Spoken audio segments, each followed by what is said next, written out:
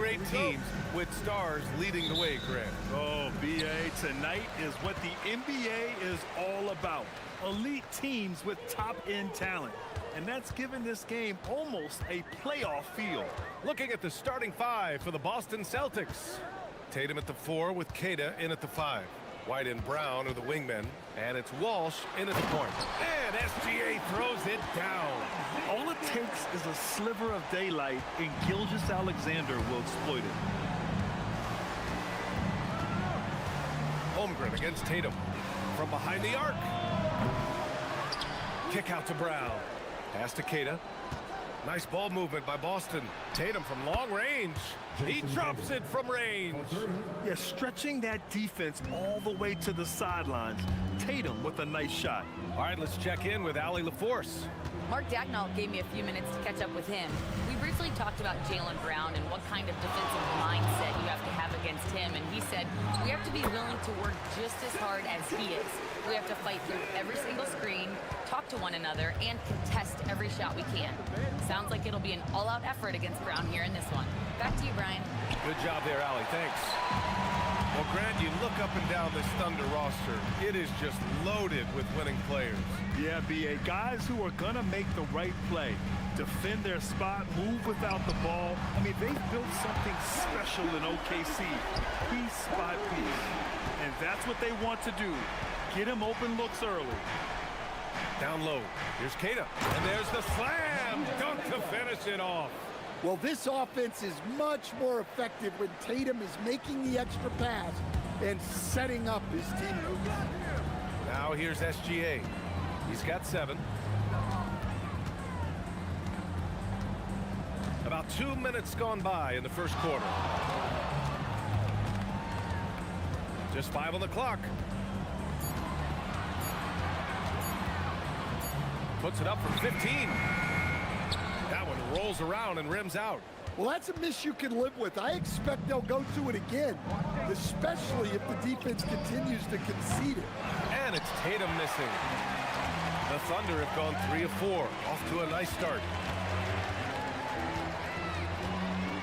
Gilgeous-Alexander looking it over. On the take. And that one's good. Holmgren. And you know, as a roller, Holmgren shows great hands, and he makes nice adjustments moving downhill. Outside, Brown.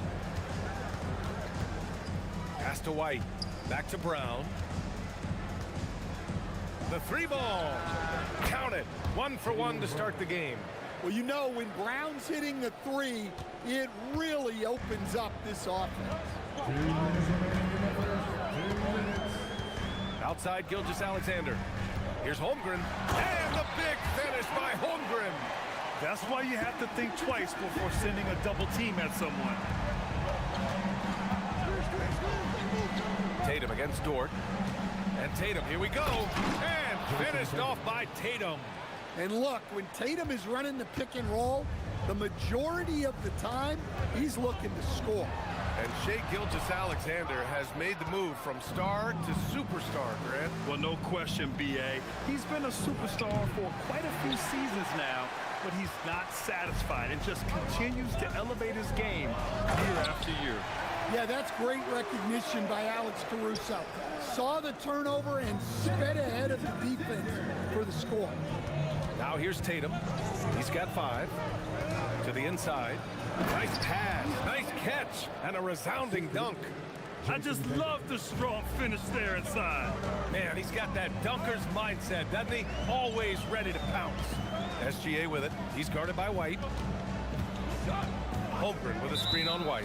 And there's the call. It's going to be an illegal screen. The screener was leaning a bit right there. His feet may not have been planted. Pretty obvious call by the officials. Look, you can get away with a lot in terms of screens today. But you can't make it that obvious. Now here's Tatum. Oh, they get a hand on it. Dort with a steal. He goes up. Oh, a huge slam. An exclamation point on that break. And Dort just wanting that basket more than anyone else. Give him credit for out-hustling everyone. Dort against Tatum. We've got 22 seconds left in the first quarter here. The reverse slam, that was sweet. Ah, the finesse on full display. Here's SGA, and he banks in the layup. SGA's got 9 points. And the D can't allow Gilgeous-Alexander to get this positioning, because once he does, he makes you pay. Tatum looking it over. Launches it from deep. Doesn't go for him. What a performance for Shai Gilgeous-Alexander. He has been the story for the Thunder.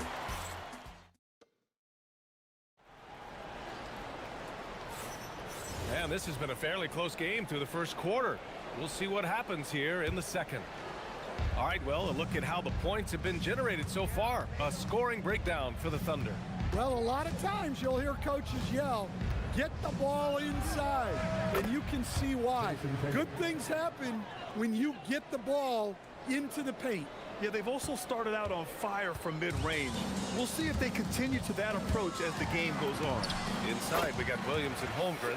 Gilgeous-Alexander runs the point with Dort at the 2. And it's Caruso in at the small forward position. That's the lineup for Oklahoma City. And last season, Grant, the sale of the Celtics franchise for $6.1 billion. It seemed like a lot at the time. Well, yeah, that was until the Lakers sale hit 11 digits last summer, BA. But in both cases, basketball decision-making doesn't change right away. In the case of the Celtics, the governorship doesn't transfer until 2028. Nice ball movement by Boston. And here's Brown for 3. And the shot is good on the assist by Tatum. Tatum's got 3 assists in the game. The drive by Shai. Plenty of space. Good as the jump shot falls. And that's 13 points for Shai Gilgeous-Alexander. Yeah, total focus from Shai there. Ready to go off the feed. Let's check in with our reporter, Allie LaForce. Thank you, guys. Jalen Williams has become an all-star and a key player for the Thunder. And Shai Gilgeous-Alexander said he allows us to really do anything out there because he's so versatile.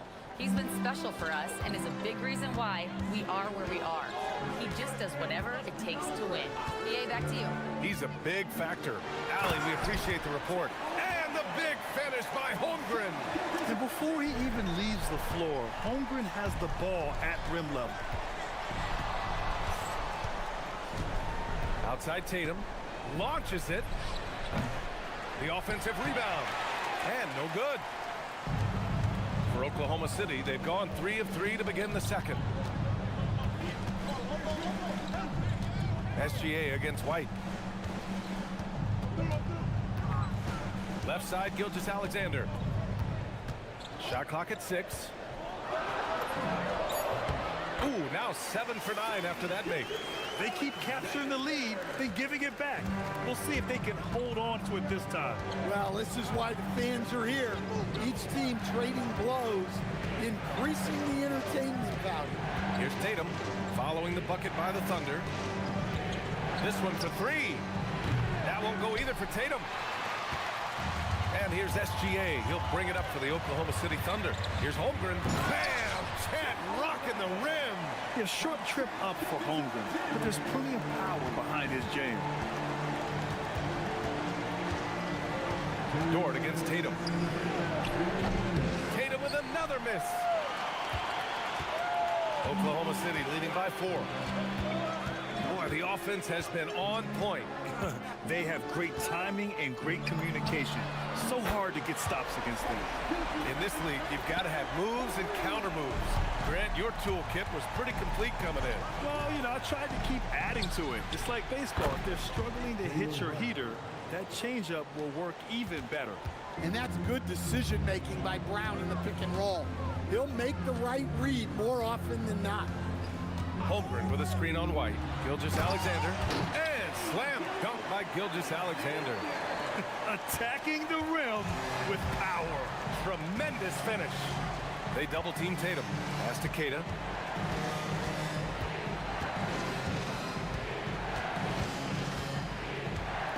Outside, Brown. Stolen by Caruso.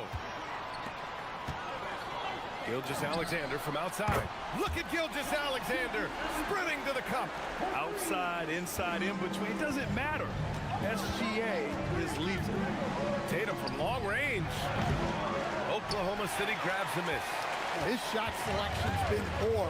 If I were coaching this team, he'd be sitting next to me. Gilgeous-Alexander against White. Screen by Holmgren. Here's Gilgeous-Alexander, and he gets it to go off the front iron. And it's a 12-point Oklahoma City lead. There's so many facets to SGA's game. He's equally good from all three levels.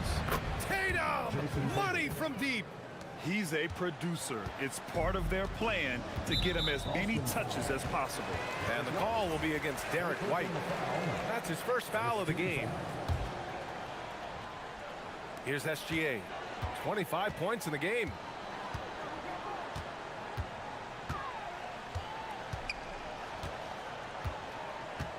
Holmgren with a screen on White. Here's Gilgeous-Alexander, and slam dunk by Gilgeous-Alexander. Hey, when in doubt, run the defender off the screen. And you know, with a result like that, we'll see them run it again. Yeah, defensive breakdown there. Gotta communicate and switch. Thank you, Allie. Good stuff. We will be right back after this break for the beginning of the third quarter. Please direct your attention to the center court and get ready for the fans half-court shot. Drums, please. They're thinking about this shot.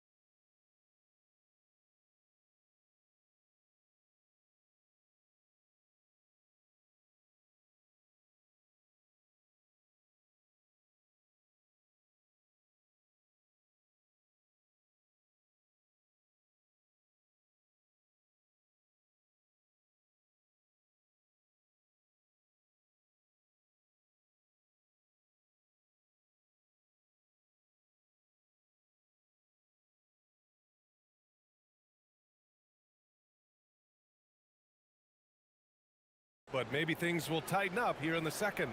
You know, Shai Gilgeous-Alexander has been exceptional here, guys. Using all that momentum behind him to finish with power. Gotta love watching him dive toward the rim. Well, when you've got a player with the energy and athleticism he has, it can make for a big night when he gets it going. Kicking off the second half, here's Joe Mazzulla's 5. White and Brown are the wingmen. Tatum at the 4 with Queta in at the 5. And it's Walsh in at the 1 spot. Pass to Caruso. Dort outside. White against SGA. Holmgren with a screen on White. And the call is going to be, yes, an illegal screen.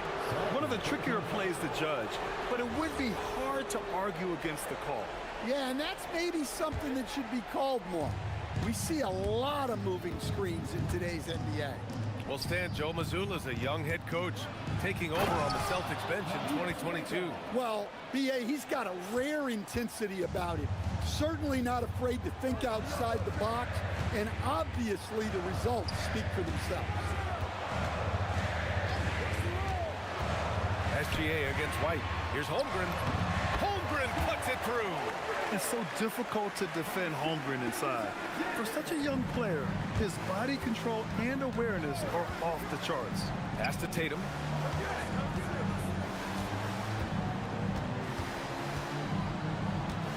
Inside, here's Queta. Takes it up with both hands and rips it down.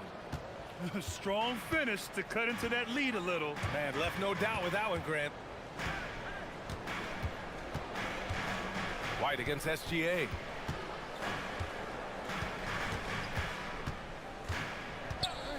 Holmgren with a screen on White. Here's Gilgeous-Alexander. Queta pulls it in. Celtics trail by 6. And there's the screen. Tatum way outside. Misses the 3. And so it's Gilgeous-Alexander with it. He brings it up for Oklahoma City.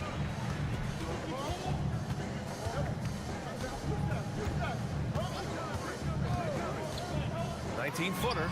And it's Oklahoma City with another. He's such a clever player in pick and rolls. Gilgeous-Alexander is unpredictable and understands how to attack defenses.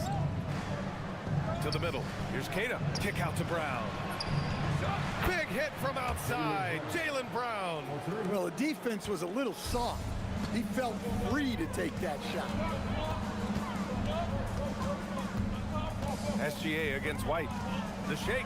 Gilgeous-Alexander into the lane.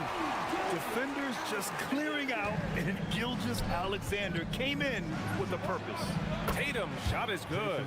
They are unconscious from outside, and so far, the defense has had no answer. Look, when the three is falling like this, there's not a whole lot you can do defensively. His first shot coming late. Cuts off the pass. Pass to Walsh. Nice ball movement by Boston. It's Brown on the wing. Gilgeous-Alexander defending. Here's Walsh. Back to Brown. Just 5 to shoot. And the jam by Brown. My goodness. Brown with the massive throwdown.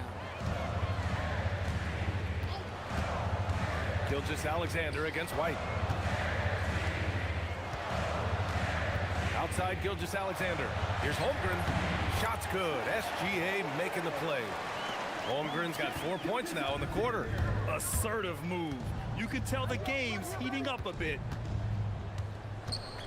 Tatum passes to Keita.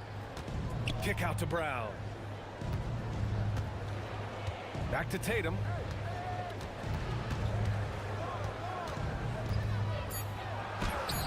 Oh, look at Tatum going to work inside.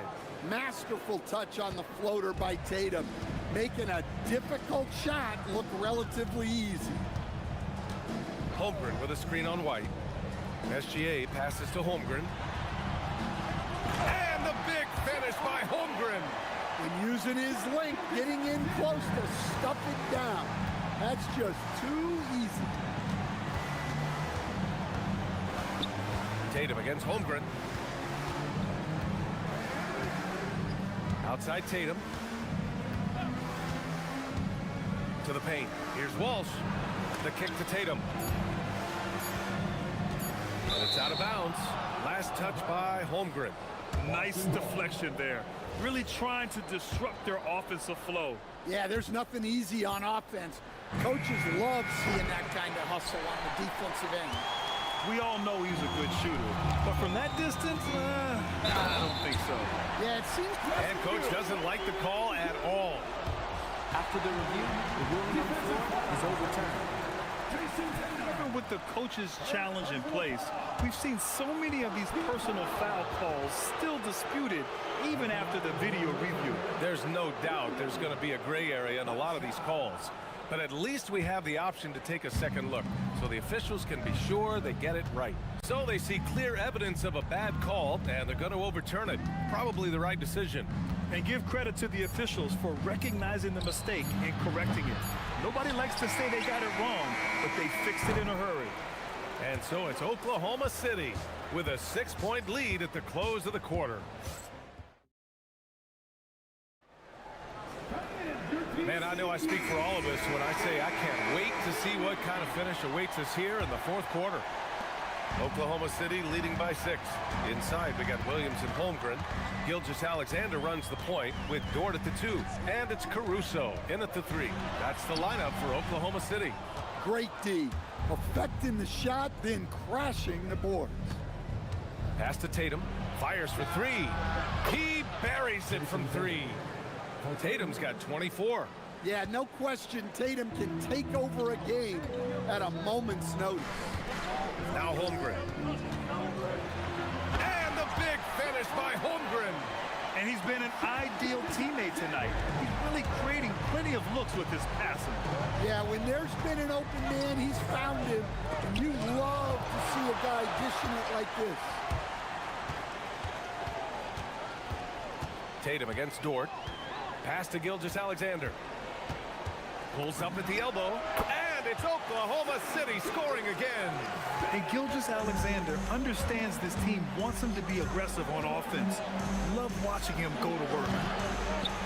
That won't go either for Tatum. And SGA has got the ball here for the Oklahoma City Thunder. They held a 12-point lead earlier. Holmgren, the pass to Gilgeous-Alexander. Back to Holmgren. And the big finish by Holmgren. And this is why so many are high on Holmgren. His ability to dominate games with his scoring. Tatum from long range. Here's Kata. Pass to Walsh. Fires the three. They get the rebound. Outside, Brown. Knocks down the triple. Brown does a nice job of staying ready and making himself a weapon off the ball. Poke loose. And Boston pushing it up now. Here's White. And White finishes off the break. Well done. Here's my question. Where is the defensive communication?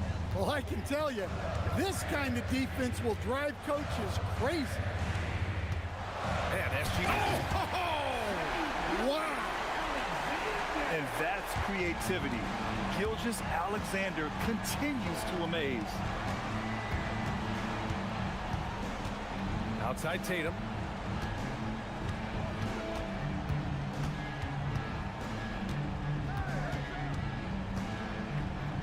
Four on the clock.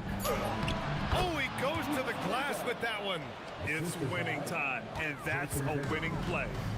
And here's Gilgeous-Alexander. He'll bring it up for the Oklahoma City Thunder. They held a 12-point lead earlier.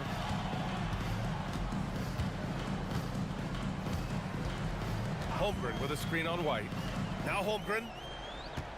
2 minutes remaining in the game. Outside Gilgeous-Alexander. It's deflected. 1:52 left to play in the fourth quarter of this one. The triple drop. Well, we talk about ice in his veins a lot, but this guy personifies that. What a clutch shot. SGA against White on the wing. Williams can't get the three. Boston on offense. A big stretch here going. 10-2. Jason Tatum. Oh, the go-ahead bucket, no good. And he probably thought he was going to bury that one. Here's Caruso. Now Gilgeous-Alexander.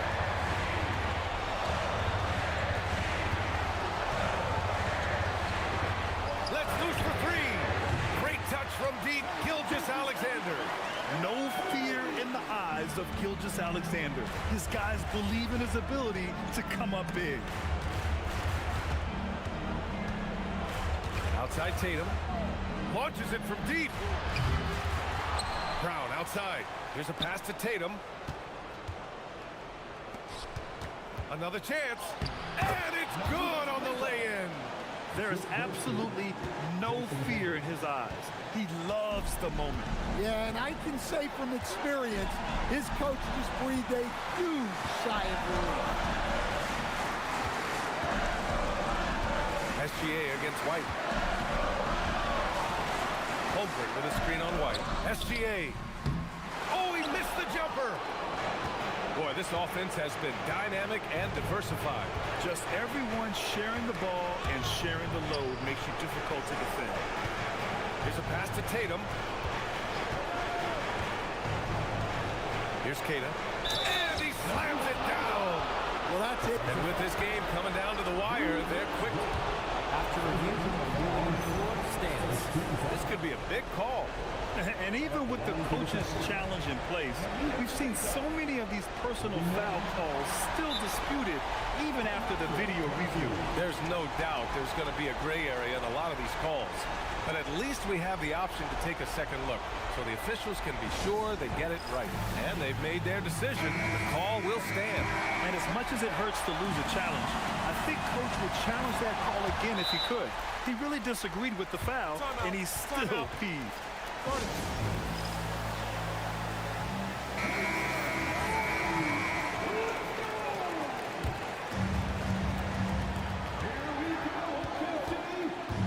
Right side, SGA. Williams. It falls! Yeah, that's like a quarterback leading his receiver. Put it right on him. And Joe Mazzulla calls timeout here. There is a lot on the line, and he is determined to make sure everyone's on the same page. All right, guys, how do you see him managing the next possession? They've got just enough time for a catch and shoot, but it needs to be immediate.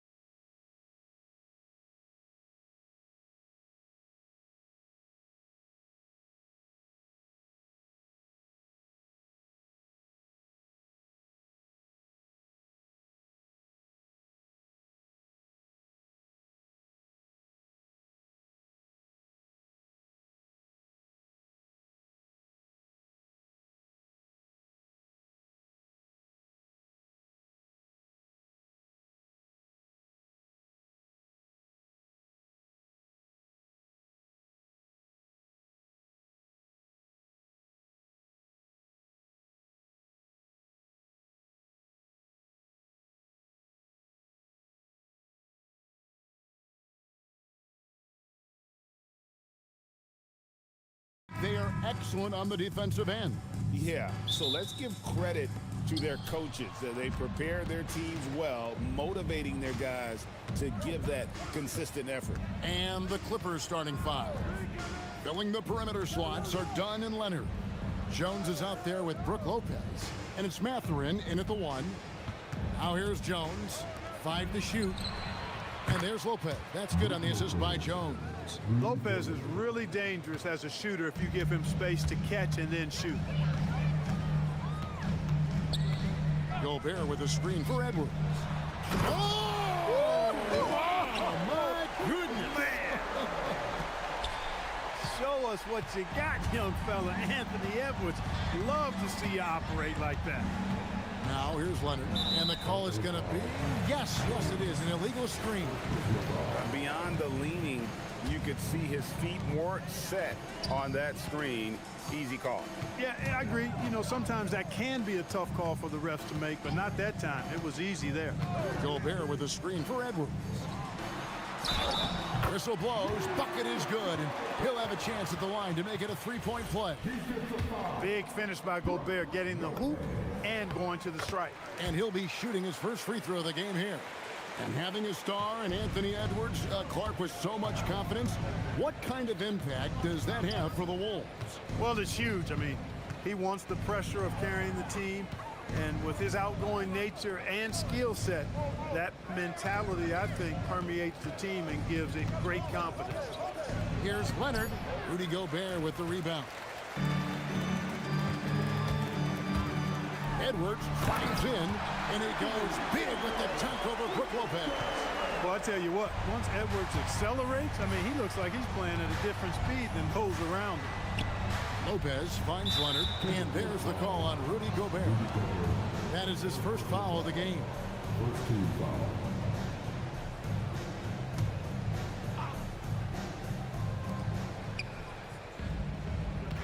McDaniels against Leonard. Drills the three-pointer. Just another place you have to take Leonard seriously. He's so capable from the outside. Edwards looking it over.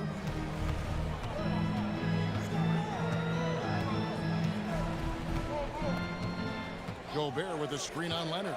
Just 5 to shoot. Edwards passes to Gobert. It's good. Gobert's got 5. And, you know, you give Edwards credit for making the right decision there, feeding his teammate. Smart, good basketball. Leonard attacking. Shoots over McDaniel. And it's the Clippers scoring again. Buckets, but he should have just gone straight up with it instead of trying to fade away. For Minnesota, they've gone 4-4 to start. So a nice offensive rhythm to start here. Now here's Edwards. Gobert with a screen for Edwards. And finished off by Gobert. What a move by Gobert. Closing that open space in the pick and roll. Pass to Dunn. Outside Leonard. Jones with the screen on McDaniel. And here's Leonard from 3. And the Clippers hit again from deep. And he likes to get in a rhythm early. Nice triple. Well, year after year, Clark, we continue to see Anthony Edwards increase his scoring. Yeah, and I like the fact that his efficiency has gone up as well, Kevin. That's a nice combination. Scoring going up and efficiency improving. And that's a problem for sure for the rest of the league. Excellent putback by Gobert. Perfect timing, reading that ball off the rim. Lopez finds Dunn. Outside Leonard. Shoots over McDaniel. And again, the Clippers good for 2. Well, the pick gives Leonard some space, and he wisely calls his own number. Edwards against Leonard. Gobert with a screen on Leonard. Edwards drives in. Edwards is a load to stop on the bounce simply because he's got a football player's build. Lopez a screen on McDaniel. They now take the lead. Leonard's got 13 points. And really, he came into the game with that long-range shot looking great. Boy, he can wind up with a crazy number of threes today. Now Now here's Edwards. He's got 6 and slam dunk by Gobert. Throwing it down. Gobert using all of his height there. And Mathurin has got the ball here for Los Angeles. They trail by 1. Leonard against McDaniel. Here's Leonard. 13 points in the game. Lock at 6. And again, Los Angeles with the triple. He's found his rhythm from deep, and you can see the confidence. Yeah, I'd be confident too. As a matter of fact, I mean, if you're stacking up threes the way he is, I mean, he's doing all this work from behind the arc. Reed with the block. Great denial by Reed. Boundless energy he brings. Jones, no one around him. Kawhi Leonard has been on display for the LA Clippers, and he's supplying a lot of their offense with his three-point shooting. Knocked down 4 from distance in that quarter alone. Back to the action in just a minute.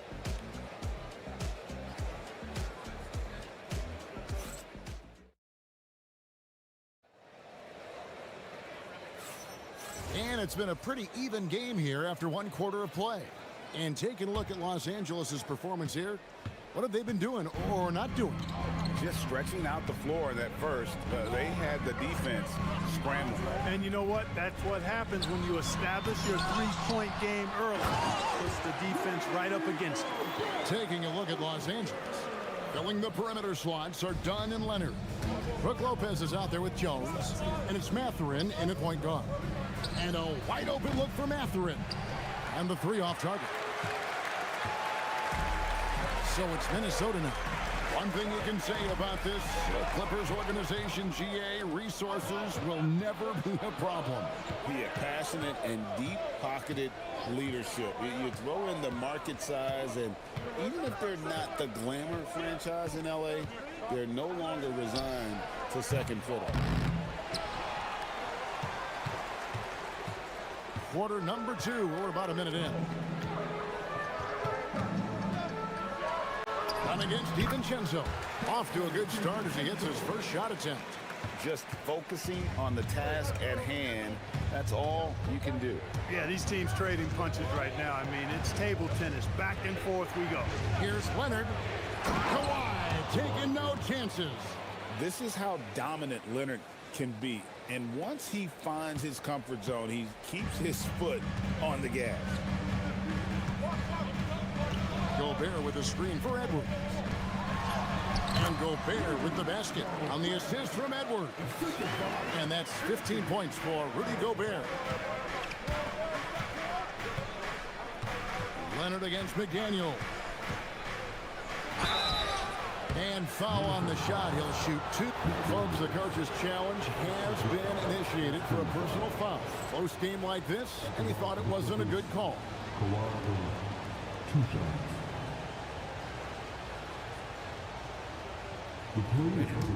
After review, the ruling on the floor stands. Fast that it's really tough to catch everything in real time.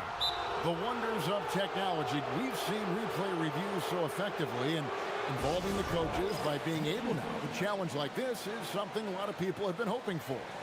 And so the word is in. They've decided that the call stands as it was made on the floor.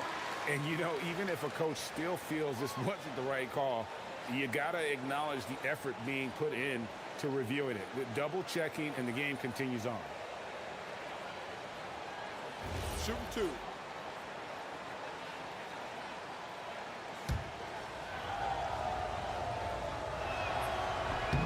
And the first one drops. Well, you often hear that the skill level in the league has never been higher, Greg, and some say this is the peak of the game. What do you think? And I'll tell you this, Kevin, I'm not complaining.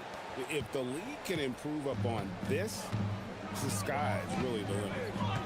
Now here's Edwards. He has 6. To the paint. It's deflected. Lopez with the steal. And Jones slams it in. Yeah, Leonard really utilizing the vision to find the crack in the defensive coverage. Edwards dishes to Gobert. Oh! Man! What a finish! The it makes it hurt coming down. And Leonard gets it to go. Well, once he gets on a roll, there isn't a lot you can do to slow him down. And the foul called on Kawhi Leonard. That is his first foul of the game.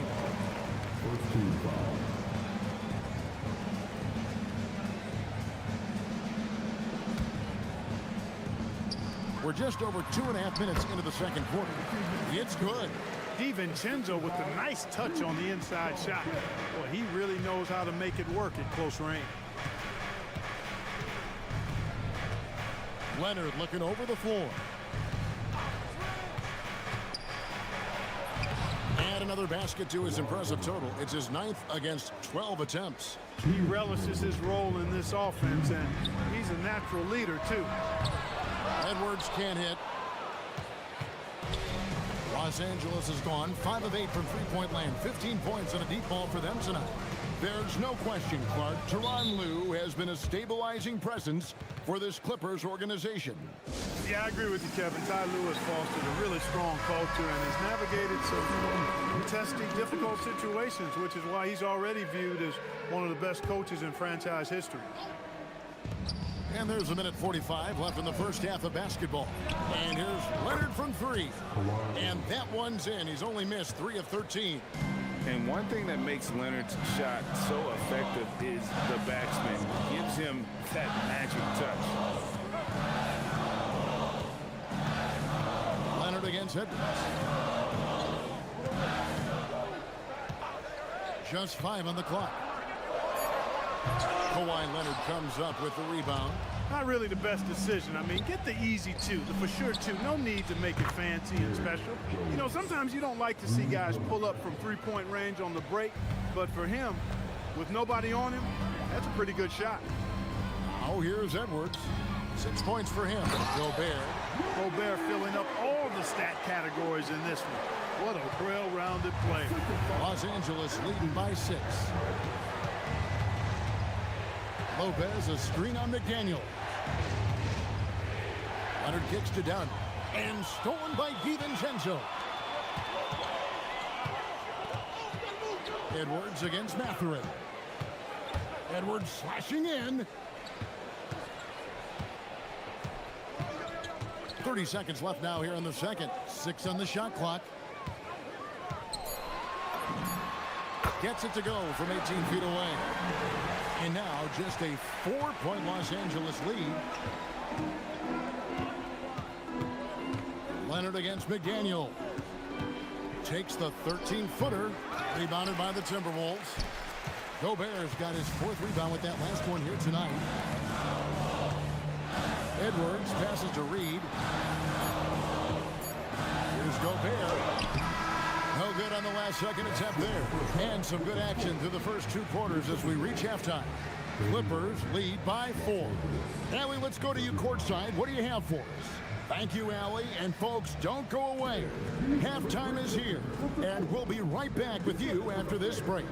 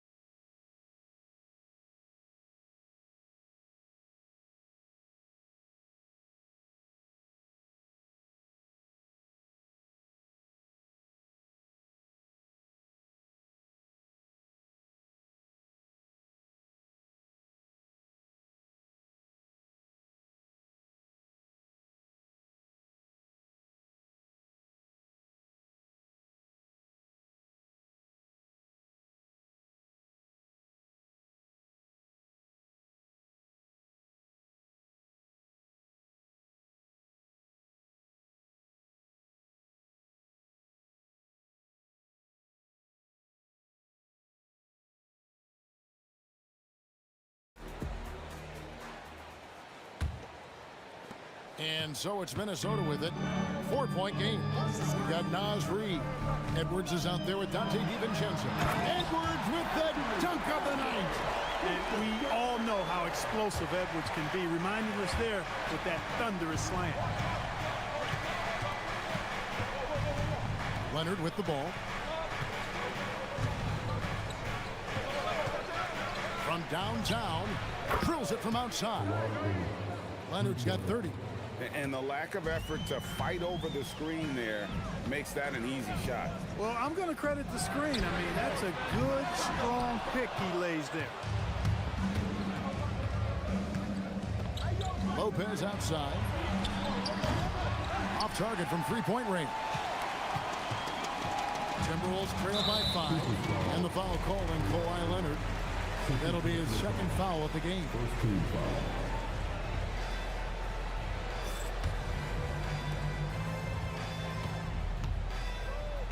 Second half just getting started. About a minute played. Edwards passes to Gobert. Count the basket and the foul. That's on Brook Lopez. Best of luck to any defender trying to slow Gobert down. He is ruthless inside. And this is his second trip to the line in the game. Leonard against McDaniel. Leonard chewing him up inside. And guys, the D has to show a little more fight on the interior than they did on that trip. And stolen by Leonard for the finish. And jammed down as he goes right over Rudy Gobert. Very few players have the combination of power and athleticism that Kawhi has. Electric. And here's Edwards from the arc. That one falls through. It's his 6th make from the floor this game, now 6 for 10. Defensively, you've got to apply more pressure to a shooter of his caliber. Mathurin finds Leonard.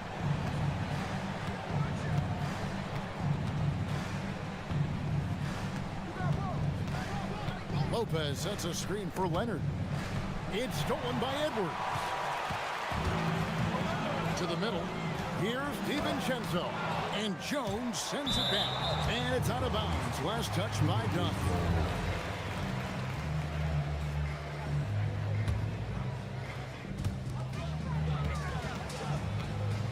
Outside Edwards. Gobert with a screen on Leonard.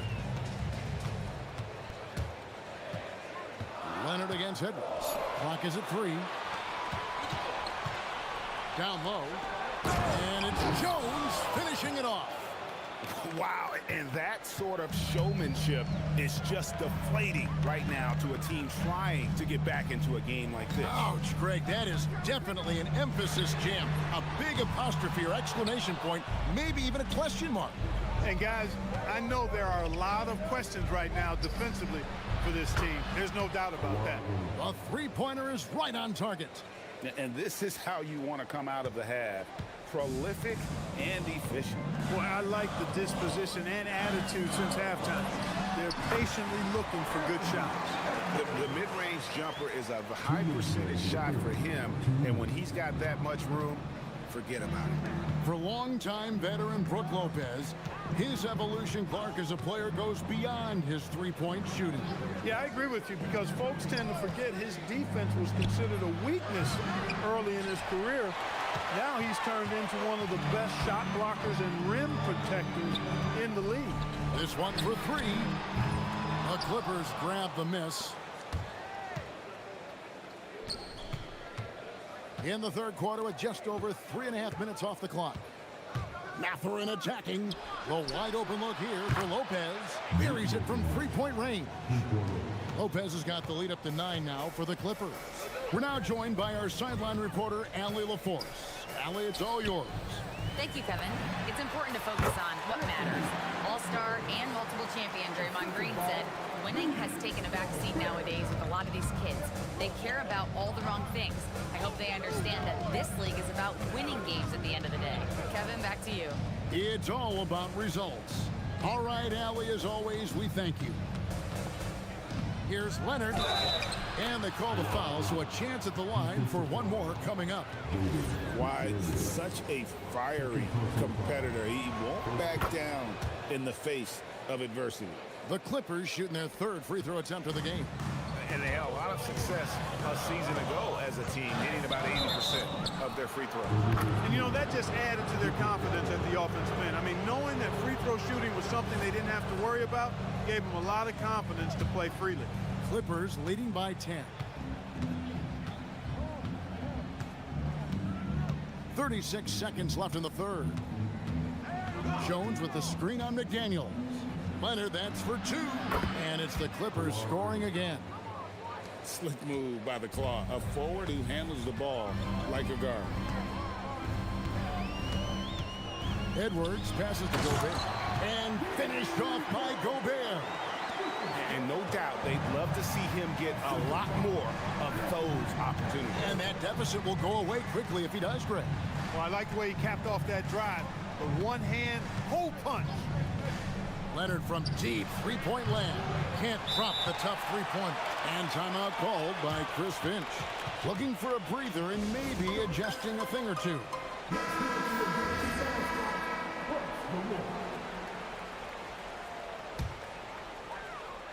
And stolen by Leonard. Mathurin for three. Beats the buzzer. Wow! Yeah, that's just an amazing. And so it's the Los Angeles Clippers. 13 points up at the end of the period. And we'll see if they can keep up their tremendous shooting they've been dialed in so far from the field. We'll get right back to the action when we return. And with the fourth quarter upon us, time is running out for this game to become competitive. And the Clippers, looking at who they've got, filling the perimeter slots are Dunn and Leonard. Jones is out there with Brook Lopez, and it's Mathurin in at the point. You could see Lopez tracking that shot the whole way. Nice awareness from him and a terrific rejection as well. Lopez with the steal. Now here's Leonard. It's up a three. DiVincenzo with the rebound. Timberwolves trail by 13. Edwards with it. Mathurin picks him up. And the foul call in Kawhi Leonard. That's his third foul of the game. So it's the Timberwolves now. Gobert with a screen for Edwards. A special move before the shot. Edwards got 19 points. Boy, great take by Edwards, making the correct decision in the pick and roll there. A little over a minute of the fourth quarter gone right now. Jones with the screen on McDaniel. The three goes down the hatch from Kawhi. It's been this way since halftime. Tremendous production from beyond the arc.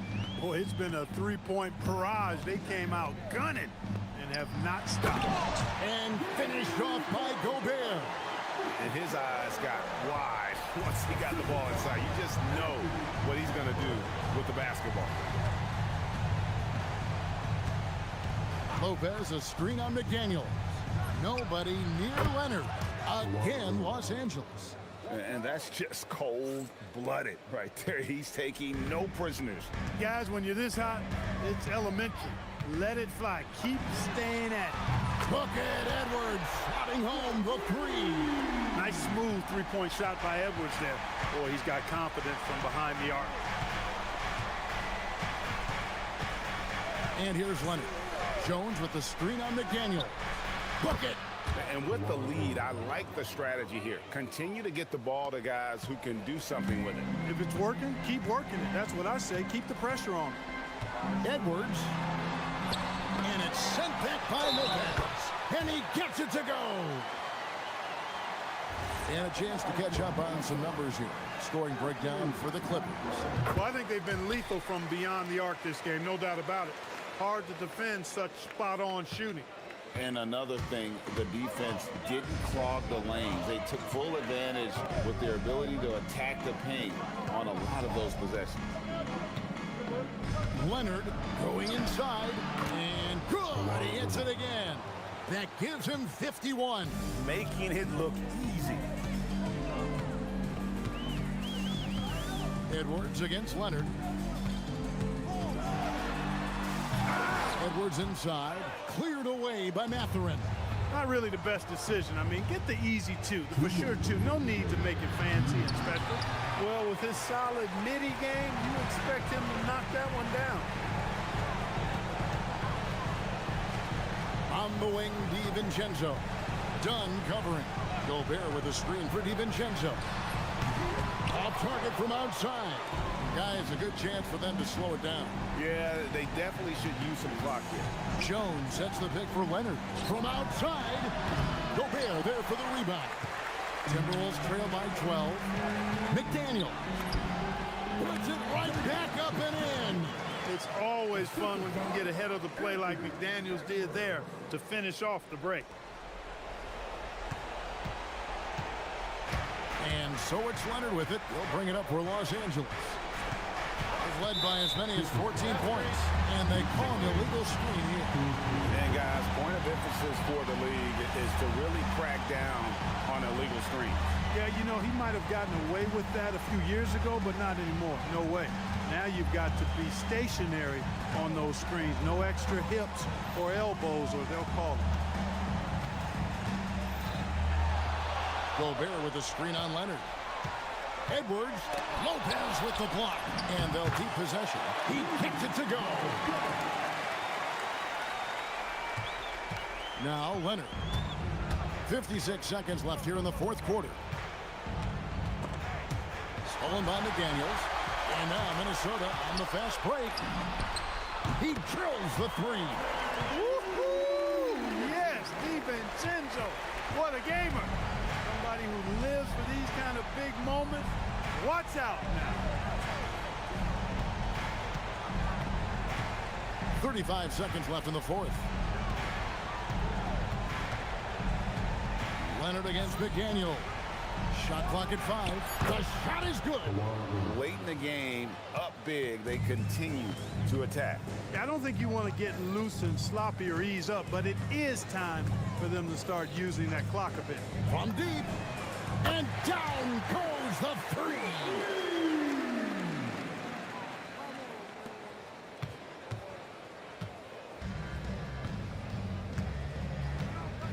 And the foul called on Edwards.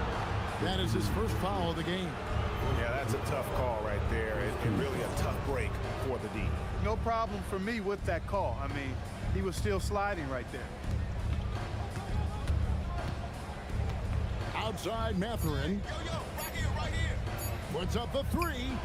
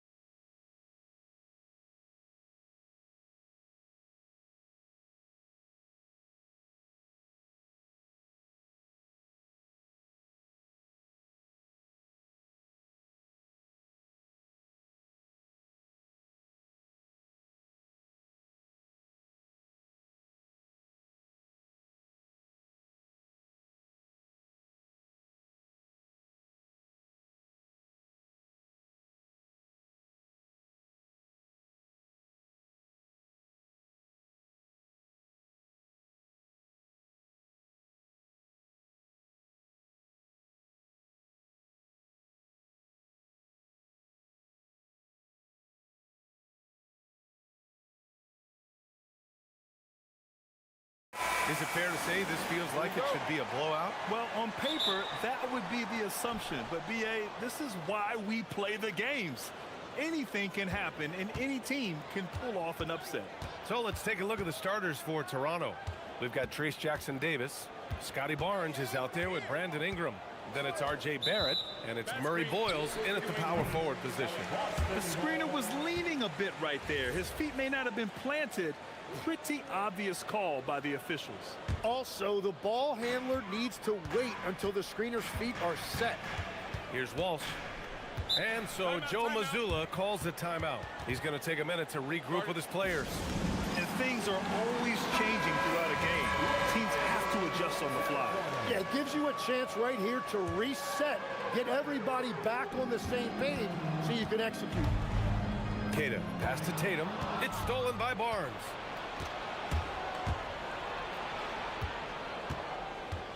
Pass to Jackson-Davis. Here's Ingram.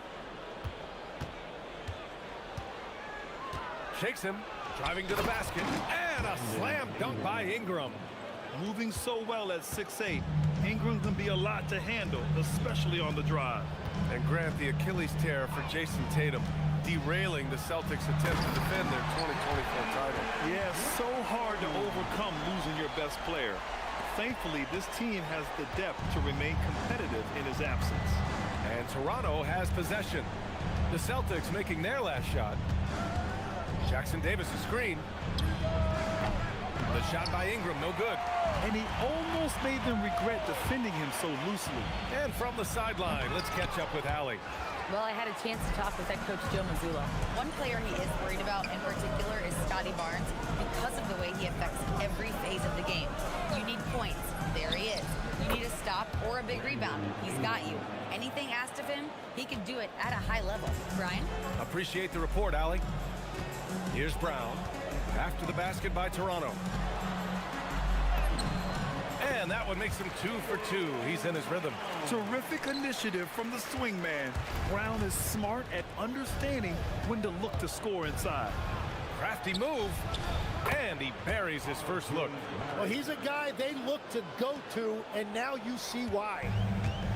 For Boston, they've gone 2 of 3 from the floor. Outside, Brown.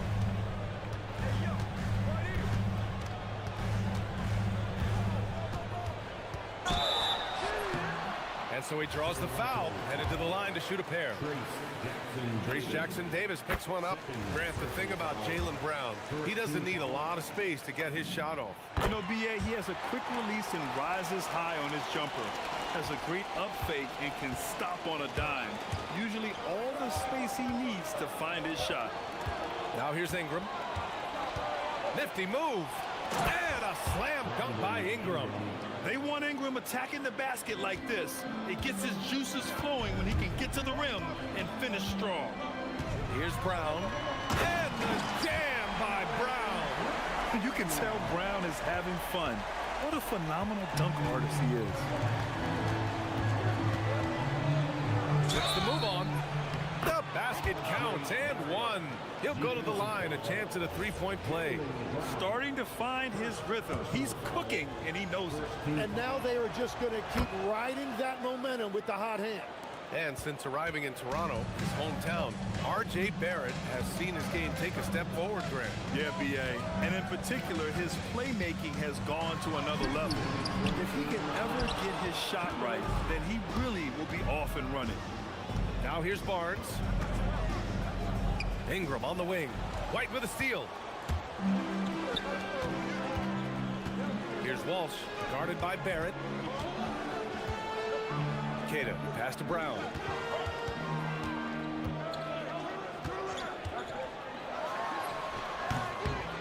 Second chance effort. Outside Tatum. From outside the arc. He's now 1 for 2 with that bucket. And we talk about guys who can score from all 3 levels. And for Tatum, it's 4 levels. Ingram against White. Jackson-Davis a screen. Here's Ingram. And he finishes. That makes him 4 out of 5. 1:04 left to play in the first quarter. And so it's Tatum who brings up the ball for the Boston Celtics. Trailing by 2. Brown with it. Jackson Davis picks him up. Brown passes to White. And the jam by Brown. Brown taking on all challengers. This kind of fearless approach is what his teammates and coaches love seeing. Ingram deciding where to go with it. And there it is for him. Ingram's got 10. Plays like that, so easy for him. Outside, Brown. Here's the pick. Goes up on the wing. Queta, pass to Brown. Here's Queta. 5 on the clock. Oh, how about that? Oh, out of my way. Yeah, taking over this one in effortless fashion.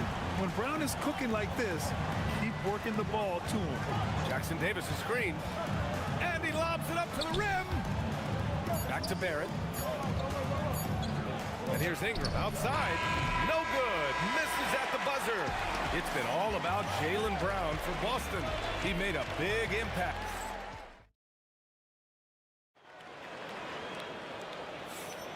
And we hope you're enjoying the game. Both teams tonight keeping things pretty even on the scoreboard so far.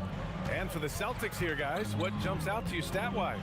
Well, it's pretty obvious. I mean, cashing in on extra opportunities. That's how they built this early lead. Well, it is tough to lose when you get that many more chances to score. So for Toronto right now, the perimeter filled up by Barrett and Ingram. Then there's Scotty Barnes. Then it's Trace Jackson Davis. And it's Murray Bolton. Oh my goodness! Wow! Oh, a huge slam from Brown. I like when he doesn't settle for a layup there. Jackson Davis is screened. Got a hand on it. And he's headed to the line for 2. He gets the whistle there. Toronto shooting their second and third free throws tonight. And the first one at the line is good. And when it comes to taking an offense out of its rhythm, what are some of the primary methods, Grant? Well, BA, you have to disrupt their flow. That can come from steals, deflections, block shots, even change shots. Anything that makes them feel uncomfortable. Brown inside. Jackson Davis on him. Left side, Brown. Oh, nice! Wow! And this is what makes Brown so dangerous. His ability to slice and dice physical defenses to pieces. Barrett finds Ingram. From about 19, and he knocks the jumper down. Ingram's got 14 points. Boston trailing. And here's Brown. He's got 16.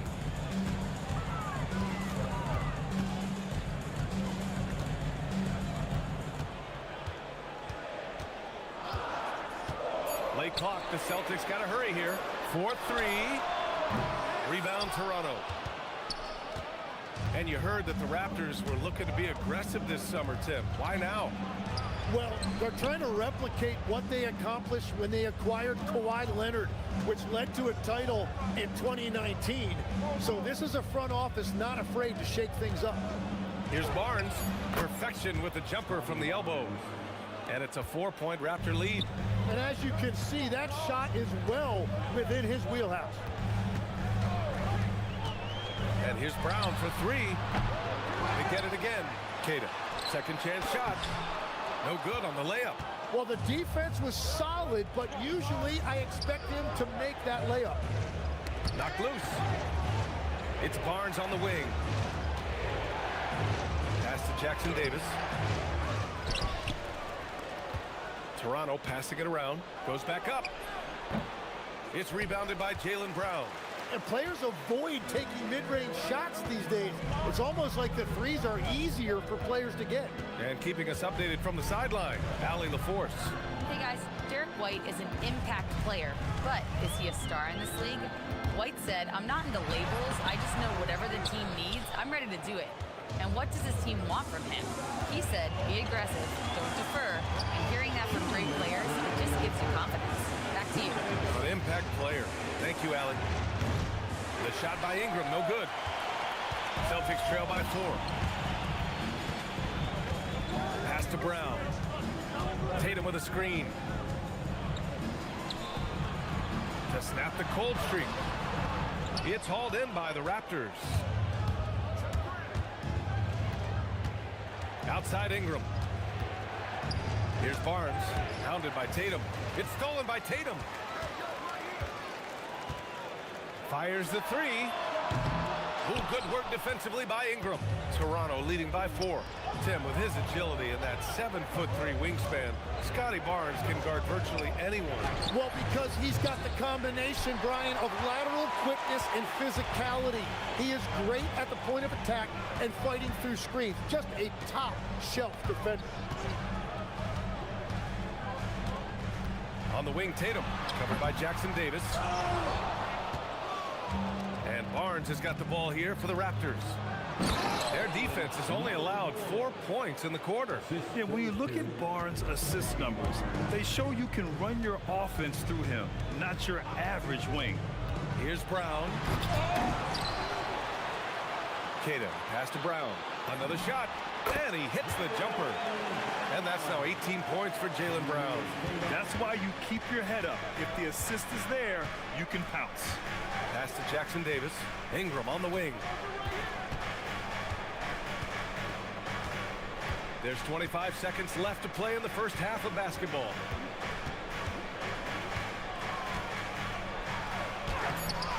Here's Jackson Davis. Outside for Ingram. Back to Jackson Davis. Tries again. Outside Ingram. He got a piece of it. They get it back. Chalk up 2 there.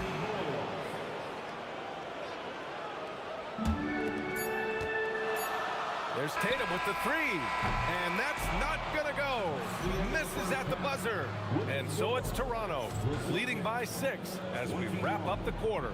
What has them in front right now, by and large, they're taking great shots. Back to the game after this break.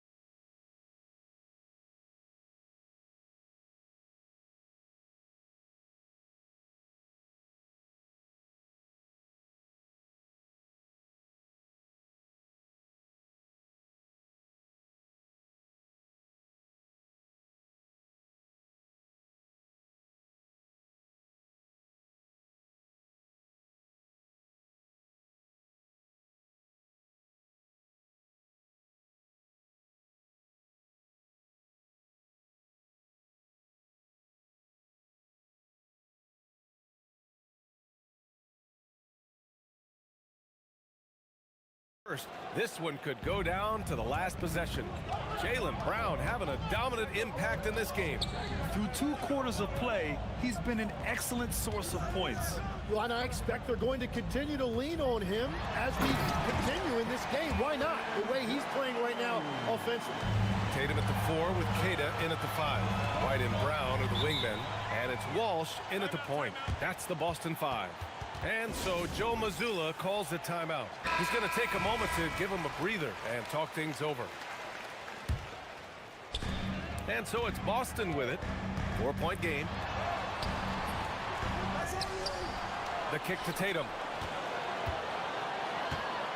Second shot opportunity. Oh, Tatum just floats it in. And it's fun watching Tatum continue to evolve as a scorer. Beautiful touch on that teardrop. Jackson Davis is screen. And that one's good. Ingram. Well, the defense was a little soft right there, and it made it a practice shot. Brown looking around. And he was fouled while in the act, and they're not happy with the call here. Coach has given the signal. He's going to use his challenge. Probably a good idea in such a close contest. At the line, Jaylen Brown. At the line for 2 shots. After the review, the ruling is overturned. call still disputed even after the video review. There's no doubt there's going to be a gray area in a lot of these calls. But at least we have the option to take a second look, so the officials can be sure they get it right. So they see clear evidence of a bad call, and they're going to overturn it. Probably the right decision. And give credit to the officials for recognizing the mistake and correcting it. Nobody likes to say they got it wrong, but they fixed it in a hurry. Slams it down with two hands. Man, they're really getting aggressive now. Outside Tatum. Oh, Tatum with a throwdown. And Jason Tatum was fearless on that finish. Went right through the contact. There's a screen. Pass to Keita. Kick out to Brown. They've got numbers. And here's Ingram outside. Knocks it down from distance. Ingram's got 8 points in the quarter. Yeah, the fluid shooting motion of Ingram makes him a real threat to knock down these corner triples. And they say you never want to get stuck in the middle. But the Raptors are in the middle, Tim. What's the plan? Well, B.A., they're still very young, and they do have some playoff potential. I think making a trade for Brandon Ingram tells you what you need to know. They wanted to be aggressive because the East feels wide open. And the defense didn't even see Brown coming, driving in hard and making a statement. And that one's good. Ingram. Oh, he's having a huge night, and so is this offense, just rolling right now. Brown finds Tatum. And a great assist by Brown as that one goes in. Tatum's got 10 points in the game. You know, this team relies on Tatum hitting those shots, and that's why he's such a high-volume three-point shooter. Ingram against White. To the inside. And he dunks it down. Oh, nice one-handed jam there, B.A. Hey, little exclamation point. 2 minutes remaining in the third. 2 minutes. Outside, Brown.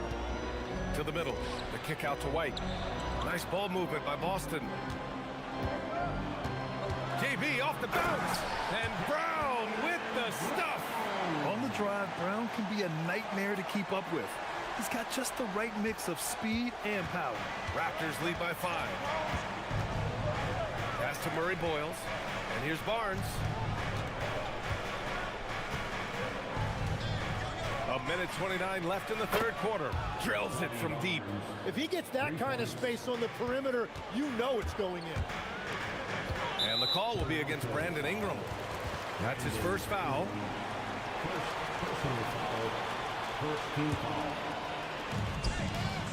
There's a screen. Brown with it.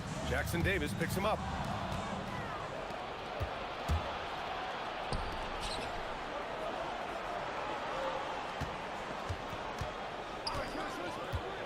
Ingram on the wing. He's got 24. And it's good. Off the back rim and in. Ingram's got 12 points here in the second half. Ingram can be shifty, especially when he's operating out of the two-man game. Pass to Keita. It's tipped. And it's going to be out of bounds. Boston will have another go. Just a millisecond late. So close to coming up with a steal there. And regardless, it's great effort. You love to see that kind of hustle on defense. There's 39 seconds left to play in the third quarter of basketball. Barrett can't hit. Celtics trail by 10. Here's Brown. He's got 24. Into the lane. Pass to Keita. Clock at 6. The kick out to White. Count it. They need to run plays for him, get him more touches, whatever it takes to get him producing. Now Ingram. Step back shot. And there's Toronto with another bucket. And just executing at a high level. I mean, taking what the defense allows and putting in the work. Well, they're making something very difficult look simple right now. A big time effort. The fourth quarter has arrived. So good to have you with us. And Barnes has got the ball here for the Toronto Raptors. 10-point lead. This is their biggest of the game. So for Toronto right now, the perimeter filled up by Barrett and Ingram. Then it's Trace Jackson-Davis. Then there's Scotty Barnes. And it's Murray Boyles in at the 4. Left side, Brown. Oh, look out! JB throwing it down. Oh, yeah. That'll do it. Wow, an emphatic two-handed slam. Here's Barrett. Pass to Jackson-Davis. Here's Murray Boyles. And here's Barnes, hounded by Tatum. Barnes feeling it out a bit. Here's Barnes with a take. Deflected. Second chance effort. And there's the shot clock violation. Couldn't get the shot off in time.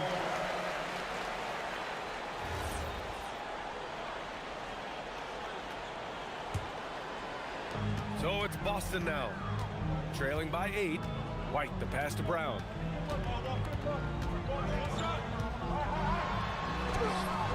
Jackson-Davis grabs a miss. Jackson-Davis has got 6 rebounds now in the game. Here's Ingram. Uses the glass to finish the layup. 30 points for Brandon Ingram. It's hard trying to match up with Ingram, especially when he's looking to score inside. Here's Brown. Oh, Brown! All the way to the rim! Man, oh man! I'm telling you, he is doing absolutely everything he can out there. He's just not getting enough help. White against Ingram. Jackson-Davis a screen. Pass to Murray Boyles. Shot clock at 5. The 3, Barrett. Boston with a rebound. Kid has got rebound number 7 tonight. Now here's Brown. He's guarded closely.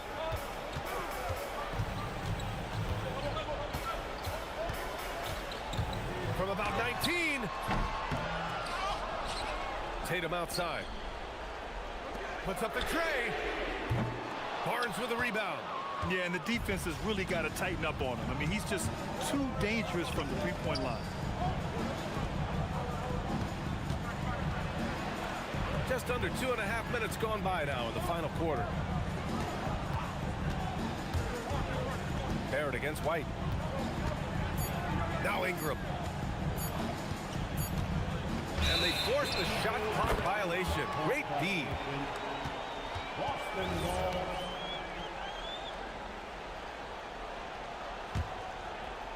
Here's White. Just over 2.5 minutes played now. Final quarter of regulation. Tatum. Barnes with a rebound. Raptors lead by 8. Here comes Toronto on the push. And he slams it home.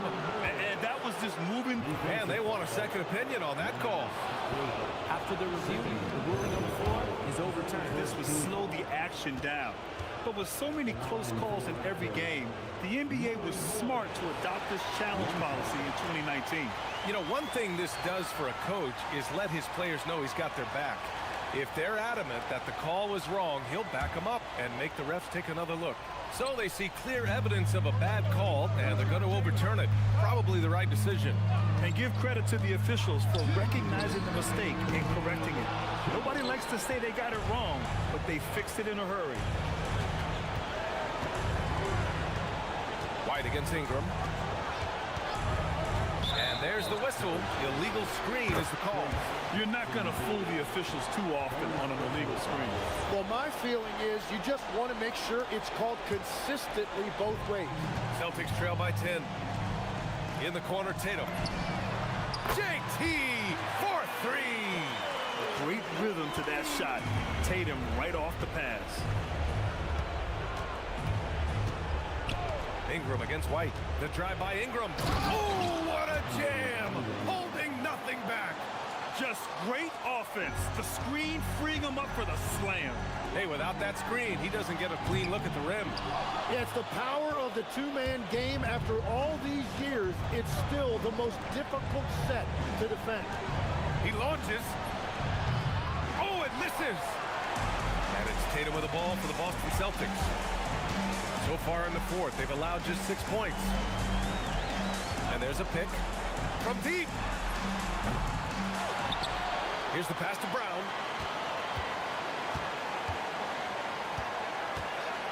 Six on the shot clock.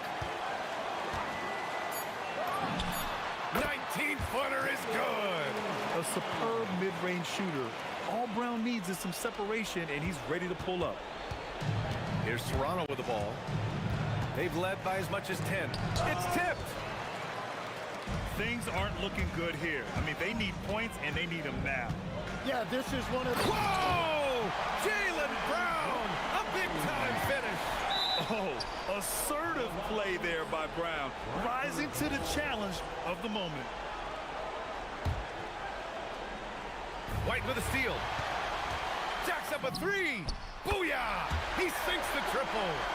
Now that's one to remember. What an impact on the game. What a big-time shot. Those are the moments you dream about as a kid.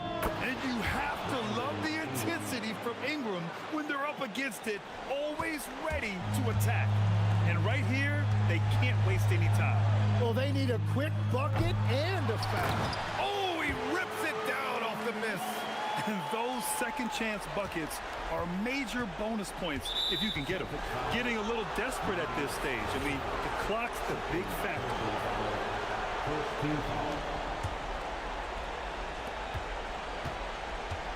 And now we've got an intentional foul.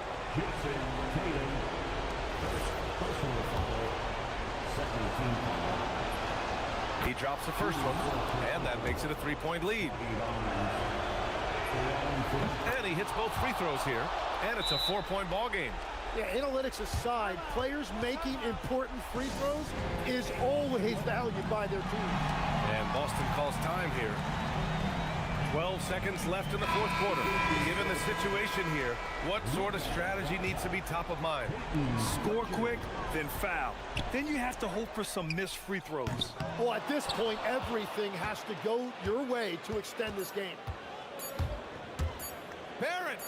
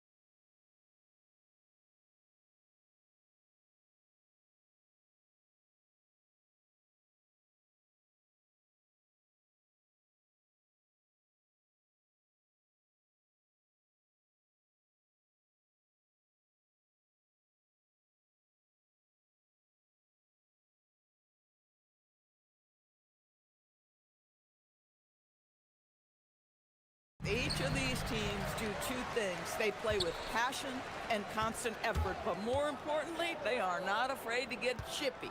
So here's Oklahoma City's starting group. At the guard spots, we'll be seeing Gilgeous-Alexander and Wallace.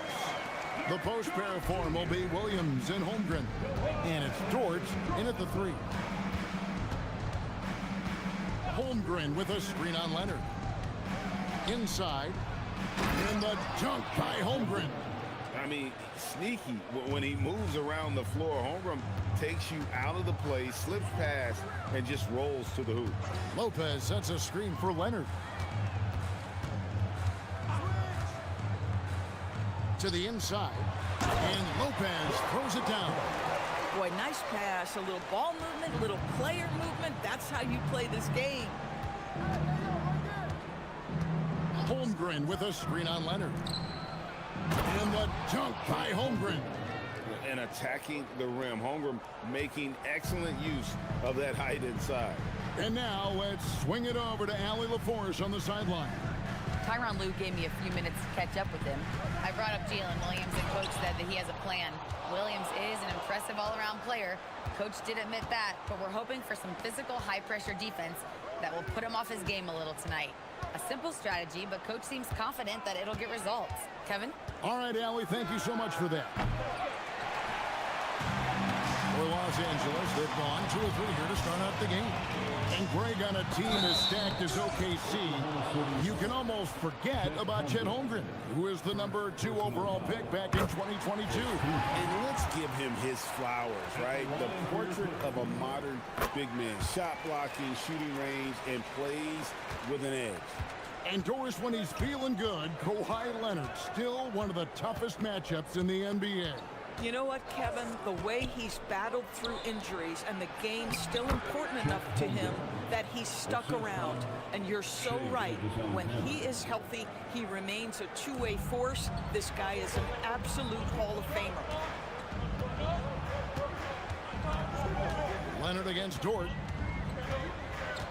Lopez, a screen on Dort. Dort against Leonard. 6 to shoot.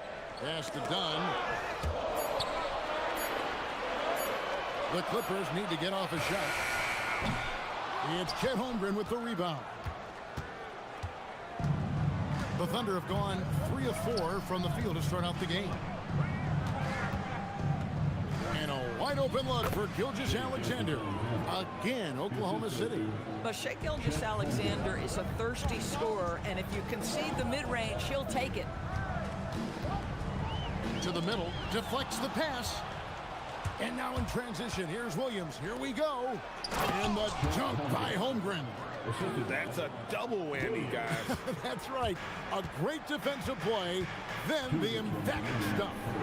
Let's see if that serves as a momentum builder. What a great sequence for this group. On the wing, Wallace. Latre.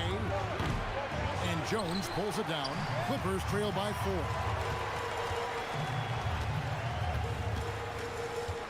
.144 left to play in the first quarter. And Kawhi Leonard with the slam. Well, what makes Kawhi so problematic in the pick and roll? He can do about anything he wants out of it, including keep the basketball. Holmgren sets the screen for SGA. Holmgren. Outside for Gilgeous-Alexander. Holmgren the screen. To the paint. And now the Clippers on the break. Leonard finds Jones. And Tyronn Lue wants a timeout. He's going to take this chance to talk to his guy.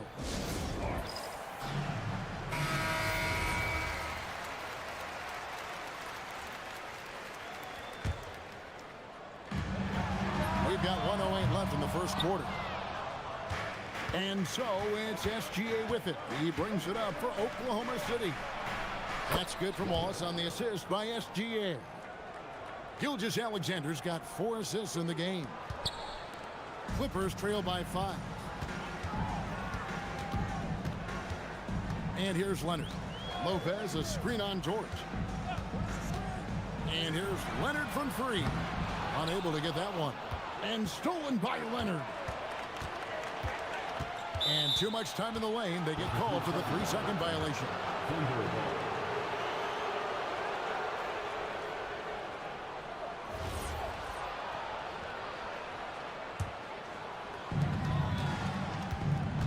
The Thunder leading by 5.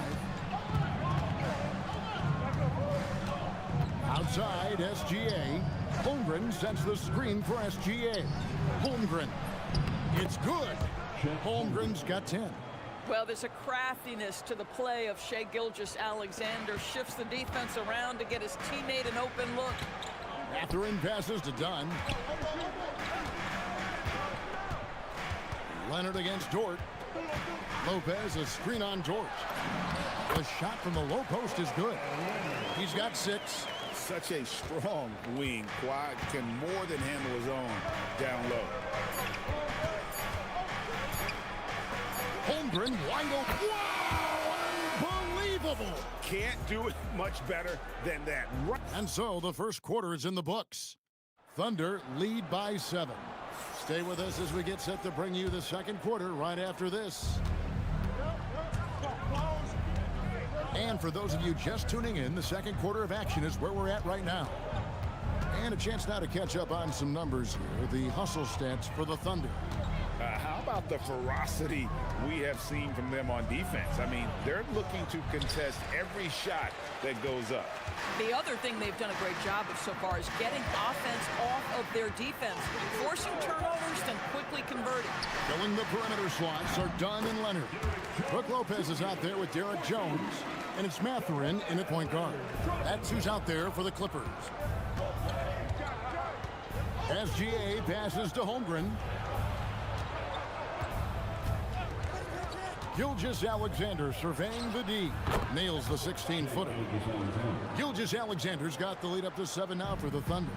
Boy, you respect the shot selection from Shai Gilgeous-Alexander, just taking what the defense gives him. Lopez sets a screen for Leonard. Frames it! Kawhi! Kaboom! Well, these are the plays he's looking to make every single trip up the floor. Very offensive-minded guy. And Greg, the Thunder, NBA champions at last, and still incredibly young. And this is no fluke. They defended, they shared it, trusted in the system and one another. The league's been put on notice. This team is just getting started. Right now, let's take a moment here to catch up with Allie LaForce on the sidelines. Hey, Jalen Williams is all-purpose. Thunder coach Mark Dagnall said, "You really can't find a weakness in his game. His greatness is the cumulative effect of all the things that he does. Basketball is a complex game. You can't be good at just one thing and be a great player, but he is good at everything." Back to you, Kevin. All purpose. Thank you, Allie. And the dunk by Gilgeous-Alexander. This guy is such an explosive athlete. Shai Gilgeous-Alexander goes straight to the cup. Shot, high post, and with that, the Thunder lead is cut down to 2 on the bucket from Leonard. Oklahoma City's gone 0-2 from deep here in the second. Gilgeous-Alexander. Now here's Holmgren from the arc. The shot's good. Gilgeous-Alexander making the play. And I know everyone's thrilled to see Holmgren scoring so well. And this is the kind of effort that can carry on well throughout the year. Lopez, a screen on George. Here's Leonard. Again, Los Angeles. Starting to look like one of those nights for Kawhi Leonard when he's absolutely dominant on the offensive end. SGA against Leonard. Outside, Gilgeous-Alexander. Holmgren can't hit. Most defenses want to protect the paint first. Oh, Leonard with authority.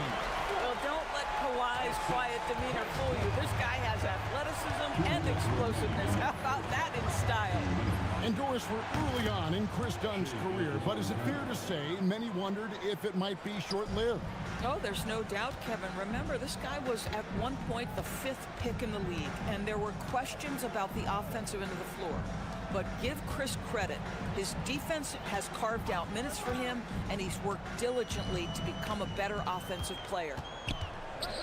The turnaround, and it's Leonard missing.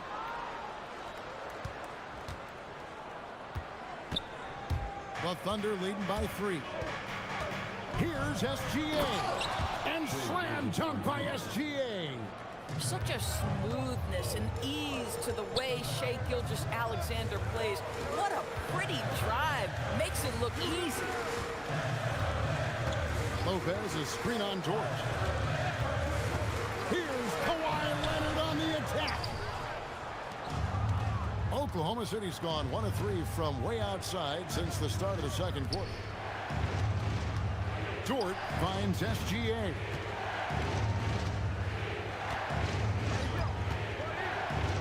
Holmgren with a screen on Leonard. Using his size out of the backcourt, Gilgeous-Alexander. Boy, delicate touch on that floater by Shai Gilgeous-Alexander. That's pretty. Lopez a screen on George. Leonard the pass to Lopez. And Lopez throws it down. Strong move to the 10, trying to get his guys going. Hard not to get motivated, GA, right when your teammate makes that kind of play. Where was the defense? No help. You can't afford to give up these kinds of buckets. 3-second difference between shot clock and game clock. 5 on the clock. Holmgren sets the screen for Gilgeous-Alexander. And the dunk by Holmgren. There it is, guys. One of those effort plays that makes a big difference in the game. And GA, it is definitely making a difference so far today. No doubt. On the scoreboard, in the body language of the players, you can tell which team is in complete command. And that'll do it for the first half. A competitive game so far. Thunder out in front. They're up by 4. And we've got more action coming your way after this break.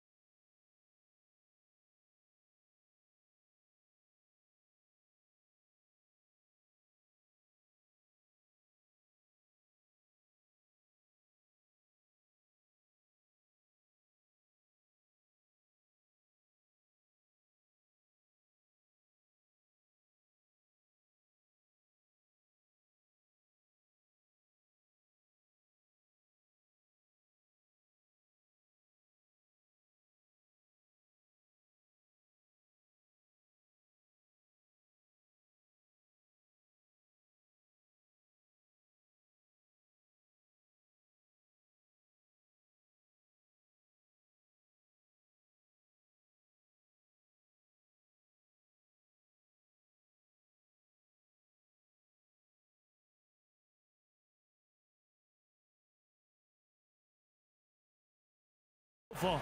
Kawhi Leonard really has his fingerprints all over this one. Yeah, and just look at the numbers from the first half. He has been very efficient. I think they've taken their time. They've showed incredible patience. It's a sign of a well-coached ball club. Here's who Mark Daigneault is going to put out there to start the second half. At the guard spots, we'll be seeing Gilgeous-Alexander and Wallace. Dort and Williams up in the forward positions. And it's Holmgren in at the 5 down low.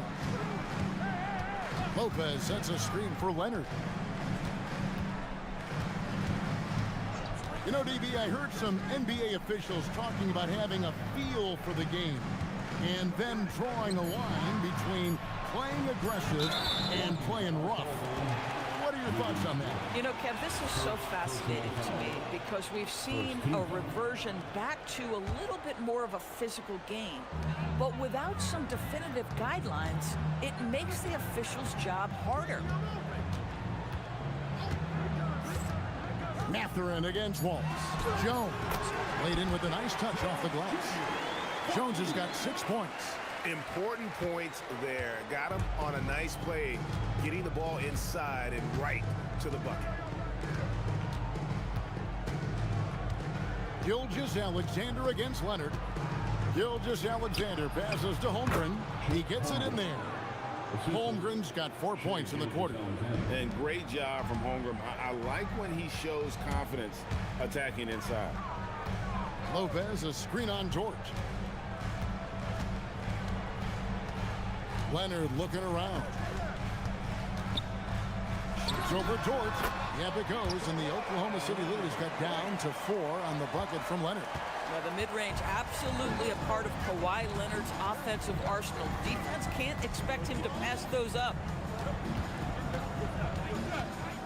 Holmgren with a screen on Leonard.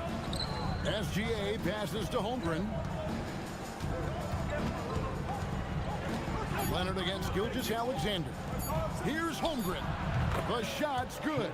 Gilgeous-Alexander making the play. And guys, you can't allow Holmgren to gain confidence from the mid-range. He'll burn you when you give him those looks. Jones kicks to Leonard. And Lopez has it in the corner. And the three ball is good. 7 points in the game. Guys with size who can shoot with range, that is a tough tandem to defend. Wallace outside. And stolen by Dunn. For the tie. Thunder with the rebound. And the foul call in Kawhi Leonard. That is his first foul of the game. First team. The Thunder leading by 3. And the foul call in Kawhi Leonard. That'll be his second foul of the game. Personal foul. Second team foul. Now, here's Gilgeous-Alexander. 12 points for him. Holmgren sets the screen for Gilgeous-Alexander. Down low. And there's Holmgren. That's good on the assist from Gilgeous-Alexander. Yeah, big night for Chet Holmgren. This guy has shown a little bit of everything, and the defense has no answer for him. Dort against Leonard. Lopez, a screen on Dort. Leonard, the pass to Mathurin. Shot clock at 6. Back to Lopez. The shake. And Lopez throws it down.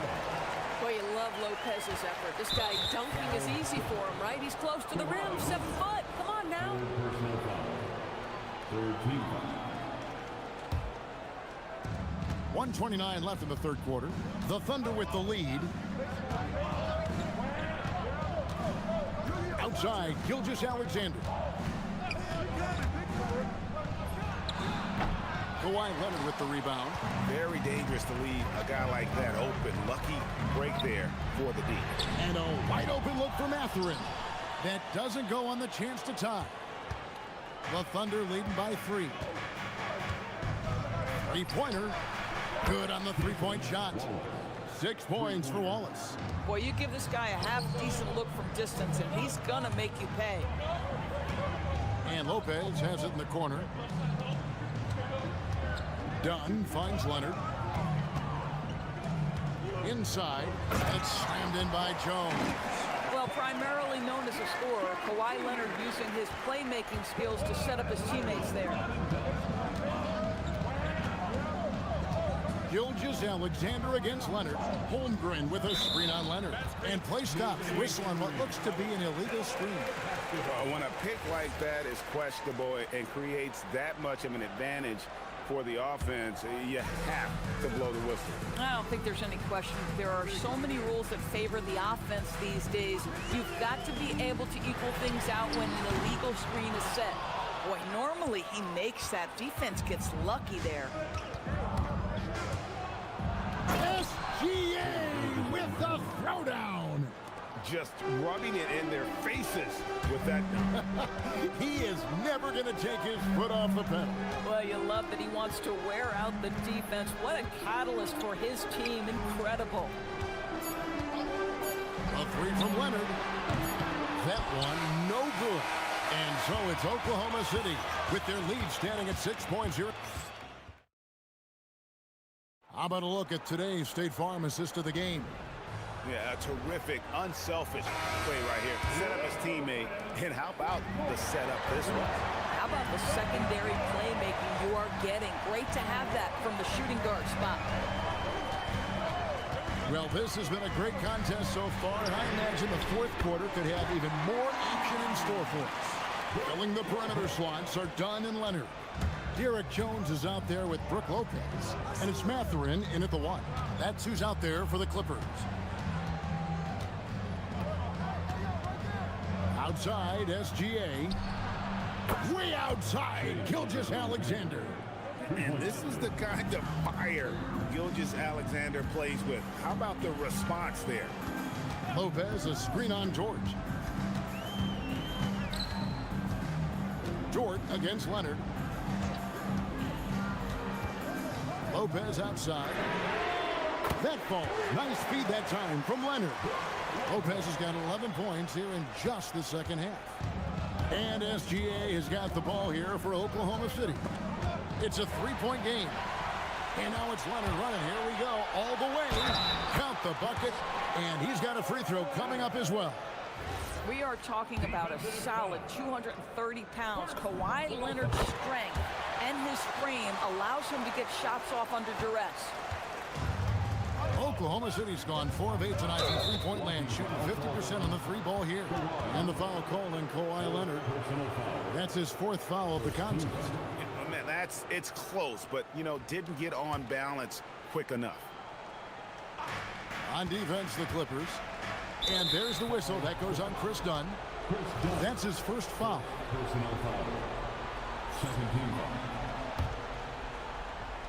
Here's SGA.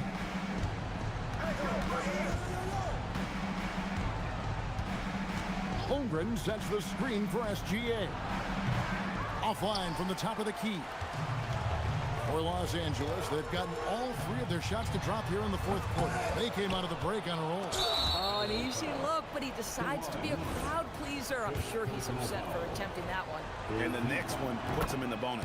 What you love about Shai Gilgeous-Alexander is this young man's work ethic. He is a gym rat who's always looking for ways to improve. A little over a minute and a half of the fourth quarter gone now.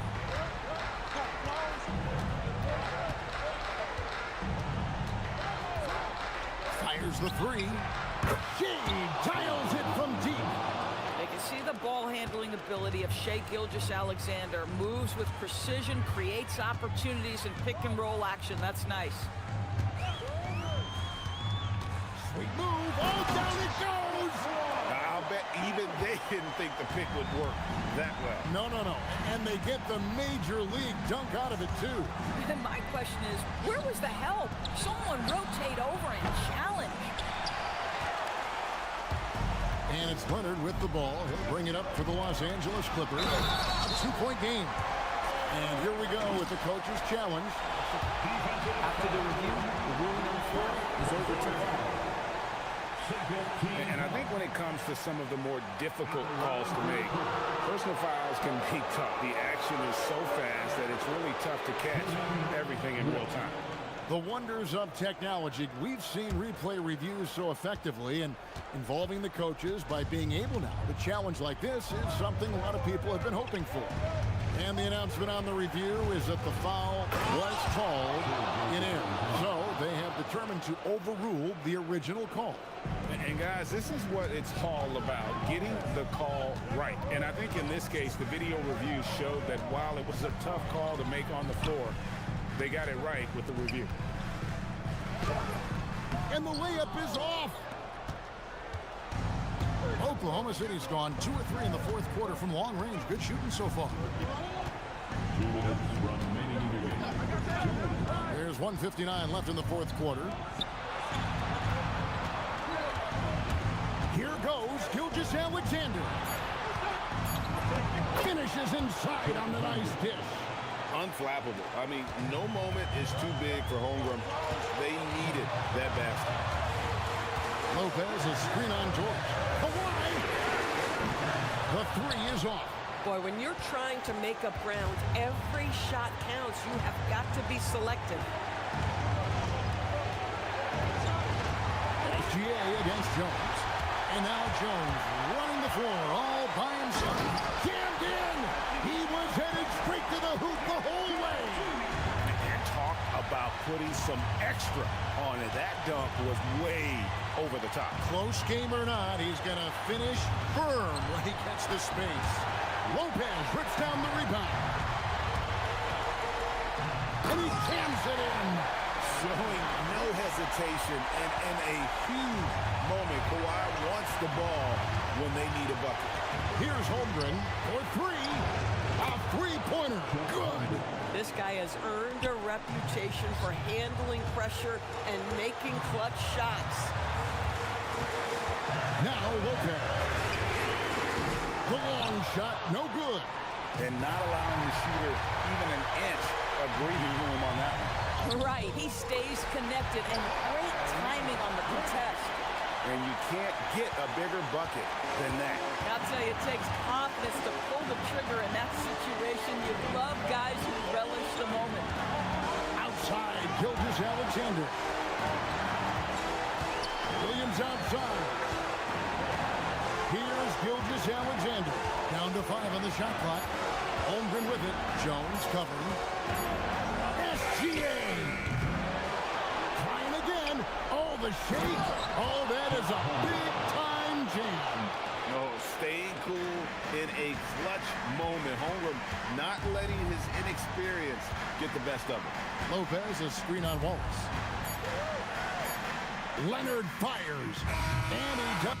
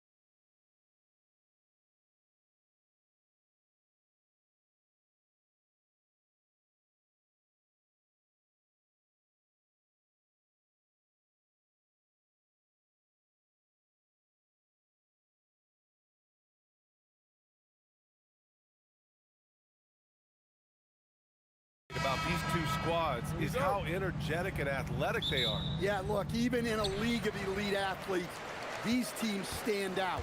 The pace is going to be pushed tonight, so that remarkable stamina is going to be tested on both sides. Let's check out Minnesota's starting lineup. We've got Edwards. Rudy Gobert is out there with Naz Reid. Then there's McDaniels, and it's DiVincenzo in a shooting guard. Now here's Edwards. Pass to Gobert. Oh, and Gobert powers it home. You're best to get out of Gobert's way. You don't want to be on the wrong end of that tug. And it's Ingram off the drive. And a slam dunk by Ingram. Hanging on the rim, just showing off.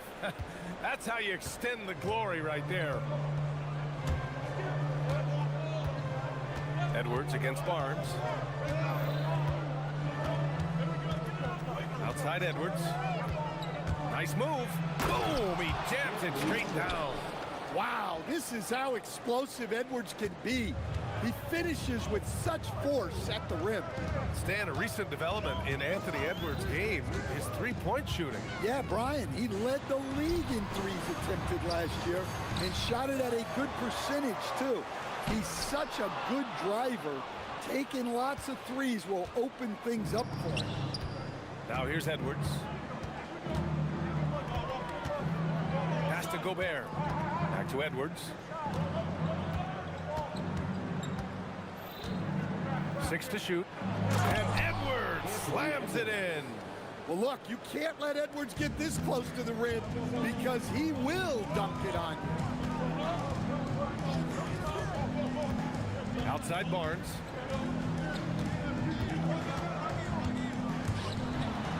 Oh, and a vicious dunk by Barnes.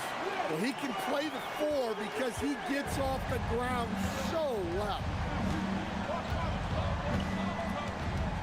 Barnes against Edwards. There's the drive, and he goes in for the dunk.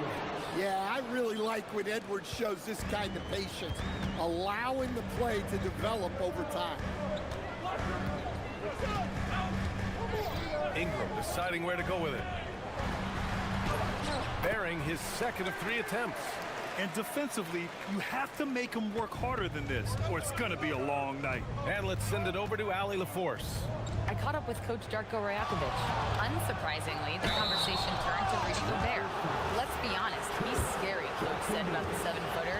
He hinted their strategy might involve trying to, quote, lure Rudy out of the paint so he's not there to slap away our layups. Maybe some tricky play here to try and push Gobert out of his comfort zone. EA? Okay, thanks, Allie.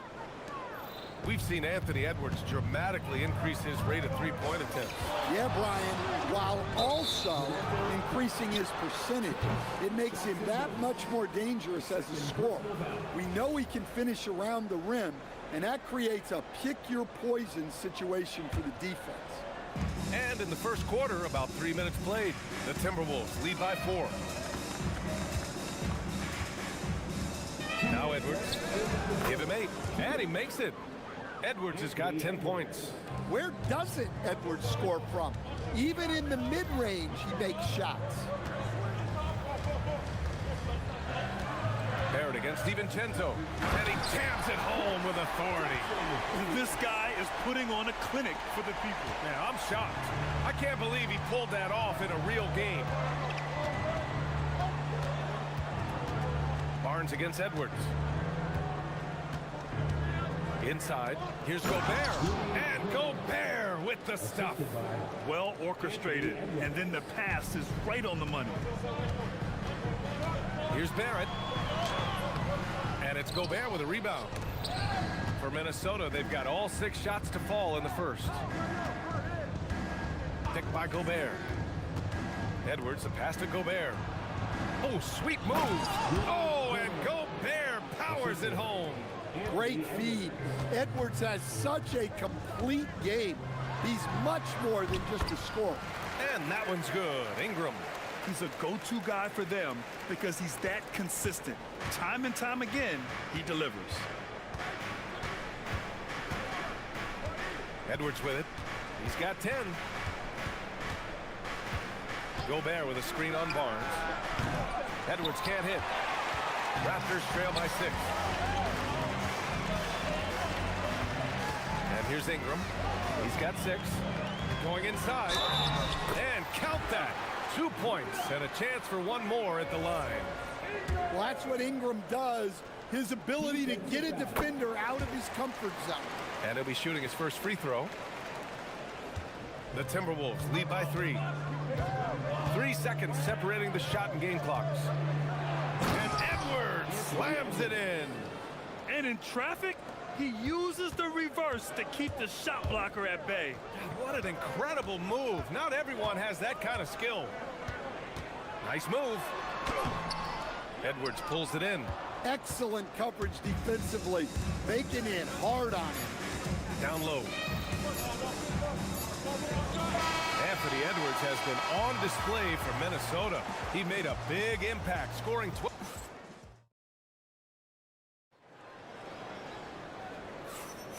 And for those of you just tuning in, second quarter action is where we are. All right, guys, what do you think about the offensive approach we've seen so far for the Timberwolves? Well, the way they've been attacking inside is phenomenal. Consistently getting high percentage looks, and that's what great offenses are all about. And following off of what you said, they've really done a good job distributing the ball, passing up good shots for great ones. On the court for the Timberwolves, we've got Dante DiVincenzo, Naz Reid out there with Rudy Gobert. Then there's Anthony Edwards, and it's McDaniels in at the 3. Jackson Davis a screen. And here's Ingram from the arc. Ooh, almost had a 4-point play. And they've stopped the action here. They're using their coach's challenge. After review, the ruling on the floor stands. At the line for Toronto. So many of these personal foul calls still disputed even after the video review. There's no doubt there's going to be a gray area in a lot of these calls. But at least we have the option to take a second look. So the officials can be sure they get it right. And they've made their decision. The call will stand. And as much as it hurts to lose a challenge, I think Coach would challenge that call again if he could. He really disagreed with the foul, and he's still peeved. 3 shots. 3 shots.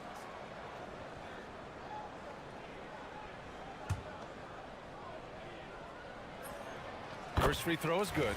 Well, Grant, as more and more teams look to get up and down, you think that lends itself to going deeper down the roster? Oh, definitely, B.A. Also, with the G League and bigger coaching staffs enabling end-of-the-bench guys to get more reps, it helps them stay ready when their number is called. Well, Ingram's a kind of a quiet scorer. Sometimes you don't even notice when he's putting up 20, 30, 40, because he just does it within the flow of the game. Edwards, the pass to Gobert. Oh, and Gobert powers it home. Oh, nice one-handed jam there, B.A. Hey, little exclamation point. Ingram against McDaniels. Now here's Ingram. Not a lot of room. Yeah, and when Ingram's rolling like this, you'll see the offense try to run even more through him. Barnes against Edwards. Gobert with a screen on Barnes. Here's Edwards. Oh, my goodness! Oh, my. Well, everything about Edwards' drive makes it dangerous. His speed, his agility, and his lack of fear. Jackson Davis a screen.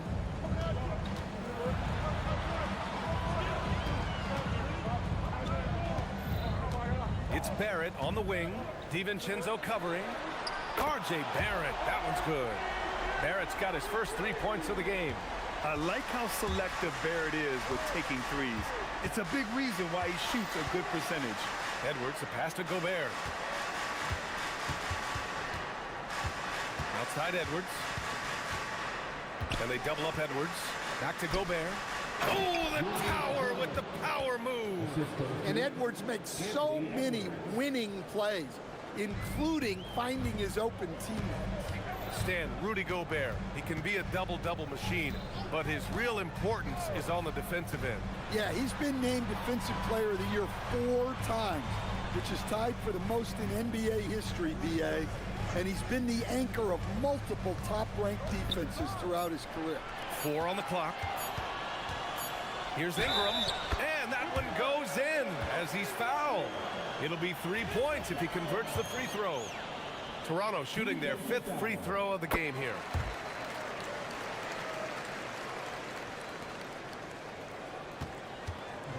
And so it's Edwards who brings up the ball for Minnesota. And about 3 minutes played now in the second quarter.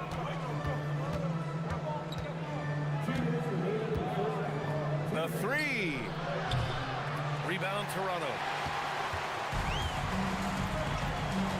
Now here's Barnes. Jackson Davis. Yeah, when you look at Barnes' assist numbers, they show you can run your offense through him, not your average wing.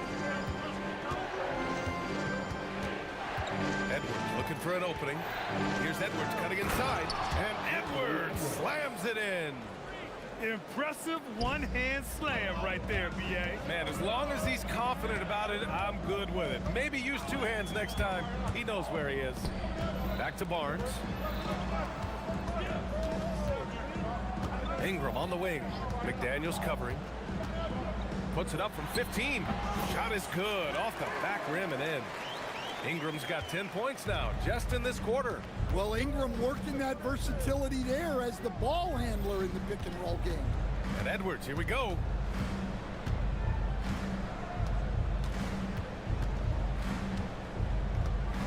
To the inside. And Gobert with the stuff. Well, he led him with the pass there, almost like a quarterback timing a route. That was impressive. Outside for Ingram.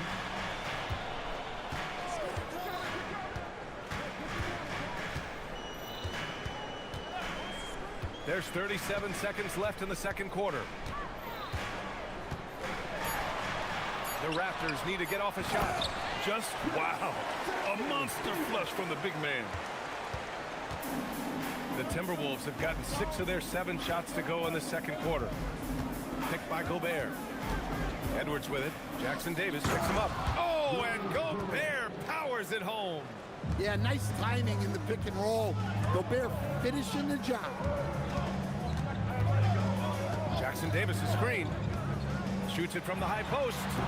It's rebounded by Minnesota. Well, the analytics don't like it, but if the defense is giving it up, I like that shot selection despite the miss. And so a close game as we wrap up the first half of play. It's Minnesota. All right, good stuff, Allie. And we'll get back to the action at the start of the third quarter.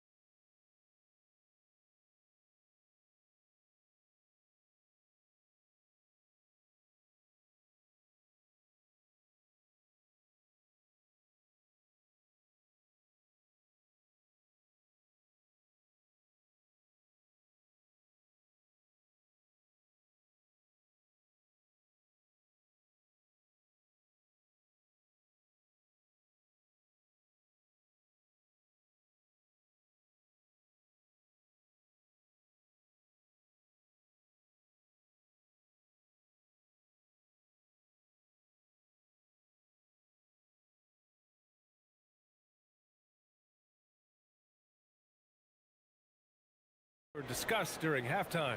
Boy, this has been one outstanding game from Brandon Ingram. The numbers say it all. He spent the first half playing efficient ball. Yeah, it's not like he's getting everything at the rim. He's playing smart and just taking what the defense gives him. The perimeter filled up by Barrett and Ingram. Then there's Barnes. Then it's Trace Jackson Davis. And it's Murray Boyles in at the 4. That's the group starting the second half for Darko Rajakovic. And offensive rebounding, one of Rudy Gobert's specialties, Grant. Yeah, in some games, over half his points come from second chance opportunities. And you know, B.A., even when you block him out, he can reach right over you and get that ball. Edwards, the pass to Gobert. Oh, and Gobert powers it home. What a night for Rudy Gobert, playing with confidence, looking for ways to score. Ingram against McDaniels. And the layup is good off the glass. Ingram's got 21. When it's this close, every bucket matters. You need good looks. Minnesota in the lead. Edwards rises up and powers it down. Well, when Edwards gets this hot, all an opponent can hope to do is limit the damage.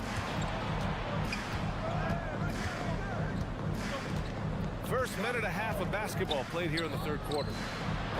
That's his third miss of the game. 9 for 12 overall. Barnes feeling it out a bit.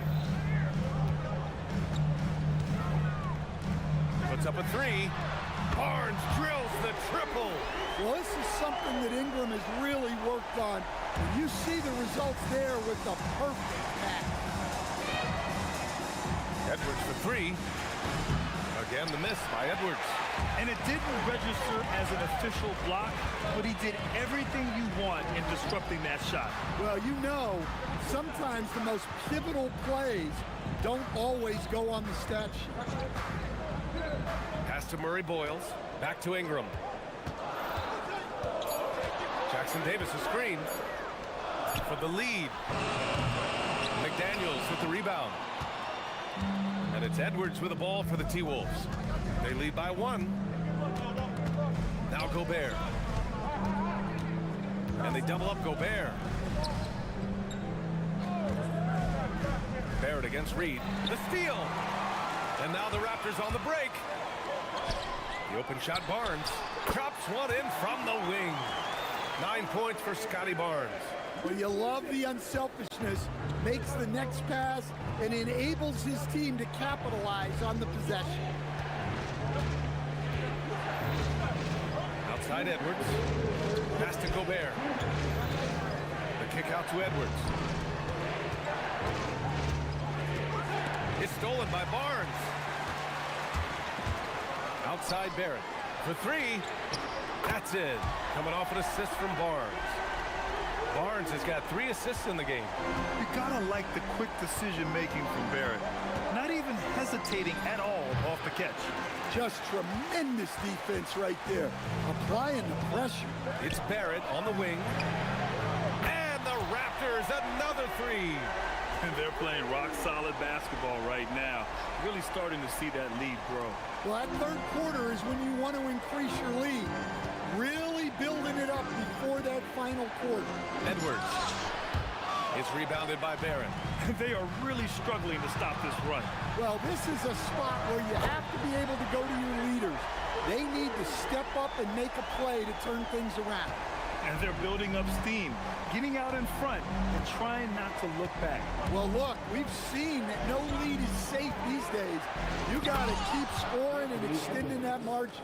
Look, he's doing what he can to try to keep them afloat offensively, continuing to stay aggressive. Here's Ingram. And a slam dunk by Ingram. And I like that. Ingram using his length inside.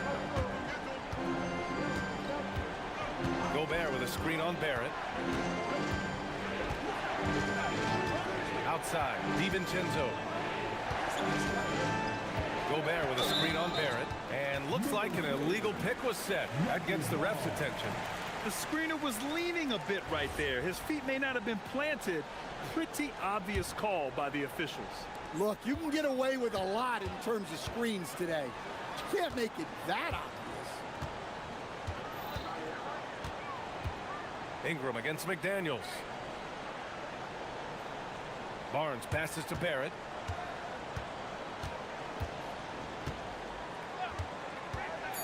And there's the lob. And stolen by Edwards. Well, through 3 quarters of play, down double digits. It may be difficult to overcome. All right, let's take a look at our assist of the game presented by State Farm. And from the 2-guard spot, an unselfish play like this sets a fantastic tone. Yeah, well, he looked like a pass-first point guard on this assist. Incredible instinct to feel the play develop and set up the score.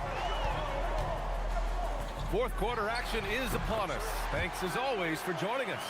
On the court for Minnesota, Naz Reid out there with Rudy Gobert. Then it's Dante DiVincenzo. Then it's Jaden McDaniels. And it's Edwards in at the point. Here's Edwards. And Edwards slams it in. Strong finish to cut into that lead a little. Man, left no doubt with that one, Grant. Toronto leading by 10. Barnes passes to Ingram. Jackson Davis a screen. Fires at the elbow. And that's good for 2. Ingram's got 11 in the second half. Well, that could be a tough shot, but easy there for Brandon Ingram. Here's Edwards. Edwards, so good inside. Yeah, he's leading the charge for them. But let's be honest, he needs more help if they're going to get out in front. Well, consistent scoring is a good foundation for a comeback. They can't be wasting possessions now. Impressive closeout on a skilled shooter. That is how you defend shots from downtown. Takes the 3. The triple hits for Edwards. Well, it doesn't matter where he is on the court. If Edwards likes a look, he's going to take it. Ingram against McDaniels. Here's Ingram. And it's Toronto with another. Ooh, they're not making it easy on themselves. Tough shot. It's Edwards on the wing. He's guarded by Barnes. Picked by Gobert. It's Edwards with a drive. Tipped. Here's Murray Boyles. Reid defending. It's blocked by Gobert. Yeah, the long arms. It's difficult to protect your shot from Gobert's reach.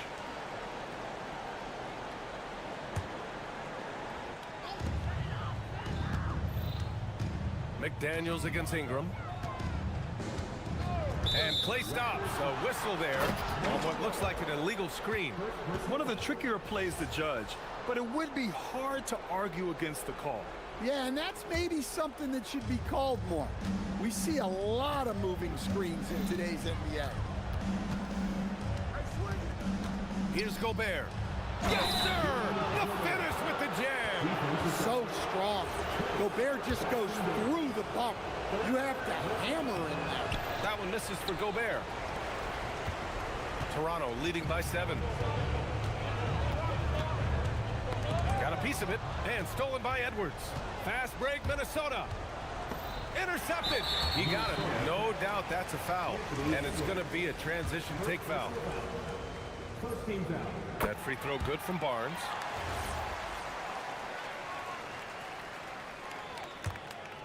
Here's Barnes.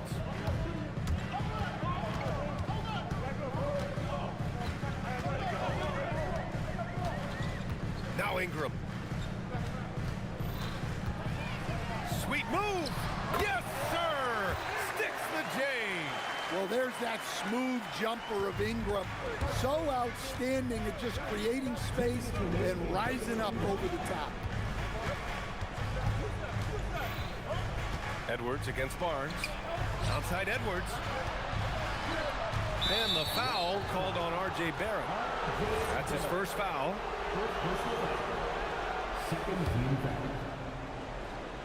Here's Edwards. Gobert with a screen on Barnes. Here's Gobert. Oh, the drop pass, and he dunks it down. And coming down the stretch, both teams still playing fantastic offense. Yeah, and hopes that your opponent is just going to go cold. That's not going to happen, it doesn't look like in this one. This might go down to whoever has the last possession. Oh, great teamwork right there. Hey, you got to love the finish. Bringing it down with some attitude. Now Reid. Using the glass to lay it in. And Reid is a very active player. Love seeing him be this aggressive inside. Here's Barnes with a take. Outside Ingram. Jackson Davis a screen for 3. Ooh, it misses. Timberwolves trail by 8. And now the team. Oh, are you kidding me? What bounce from McDaniels, just leaping into the air for that dunk. Ingram against McDaniels. Outside Ingram. Clock at 6. Jackson Davis, a screen. From 15 feet away. Yes, sir! Really feels like they're in control. They've got a big lead with time dwindling. Yeah, and at this point, the focus is take care of the ball, no needless fouls, and no threes. Oh, he cannot hit. Don't do anything silly. Just ride out the clock. Yes, if they take their time and execute, the game is all theirs. Now 8 seconds separating the two clocks. Beyond the arc. Cash from downtown. This is what winning is all about. Playing your best when it matters most. Yeah, they've got clutch guys on this team, and they never let up. It's Edwards with a drive. Anthony Edwards.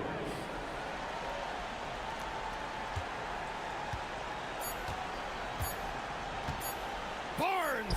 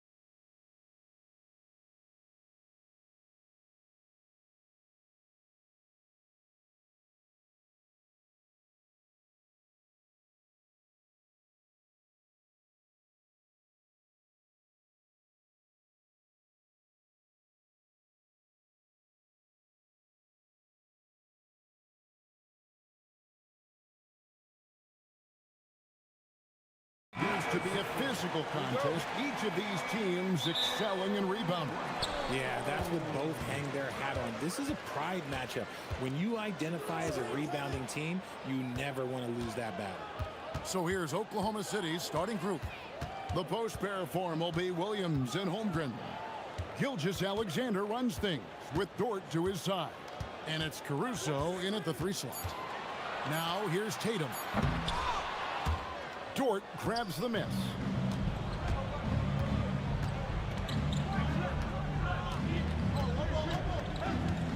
SGA against Brown.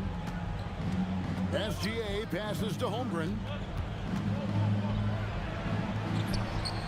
That one's in, his first shot this game. And once he got to the 10, I think he was surprised to find himself that wide open. Easy possessions like that literally are just a gift. You just dream of them. You will gladly take those. And that's how you lead a team. Literally. Hey, Greg, kind of a combo forward. Tatum at 6'8", more than capable, playing up at the power forward position. And that's where he's mostly played the last few seasons. And his rebounding is more than just serviceable. Credit him for the strength he's added over his career. I know what they say, defense wins championships, but you need some bucket getters too now. Here's Tatum. Oh, and the jam by Tatum. One of the craziest dunks we've seen. Tatum with the bounce. Gilgeous-Alexander deciding where to go with it. Holmgren sets the screen for Gilgeous-Alexander. Shot clock at 5. And denied. He sends it right off the glass. The kick out to Tatum. Connects from three-point range. Tatum's got 5. With his touch, Tatum's a threat from anywhere. The Thunder have gone 2 of 3 here to start out the game. Holmgren finds Williams. Some nice passing by Oklahoma City here. From deep, SGA. The rebound by the Celtics. And not allowing the shooter even an inch of breathing room on that one. I'm sure they'll think twice about shooting against him next time. Now here's Brown.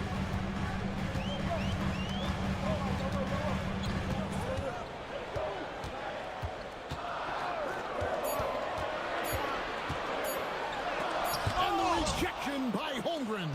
Long 7-1 with that 7'6" wingspan. Holmgren can alter a block just about every shot in his vicinity. Gilgeous-Alexander with it. Light covering. SGA passes to Holmgren. And that one goes out of bounds.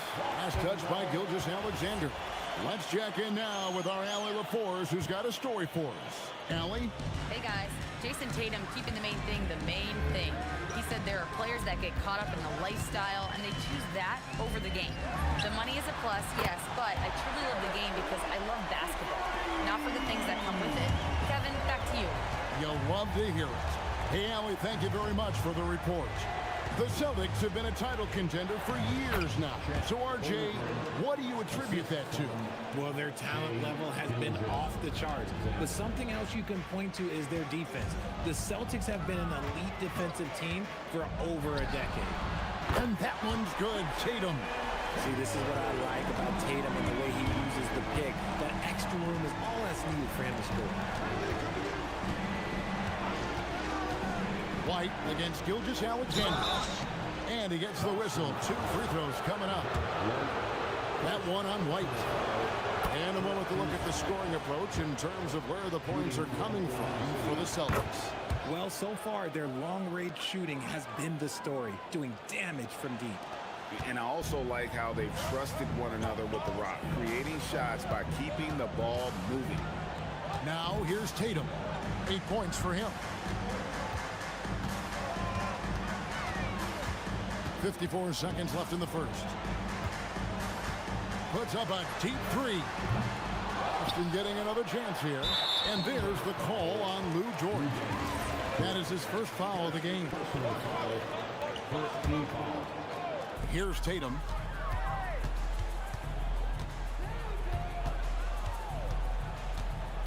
6 to shoot. Second shot opportunity. He squares up and sinks it. Tatum's got 10. And that's probably his most dangerous weapon. Tatum just has a smooth jumper. SGA on the wing. Light covering.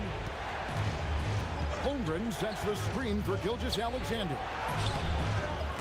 And it's out of bounds. Oklahoma City able to retain possession.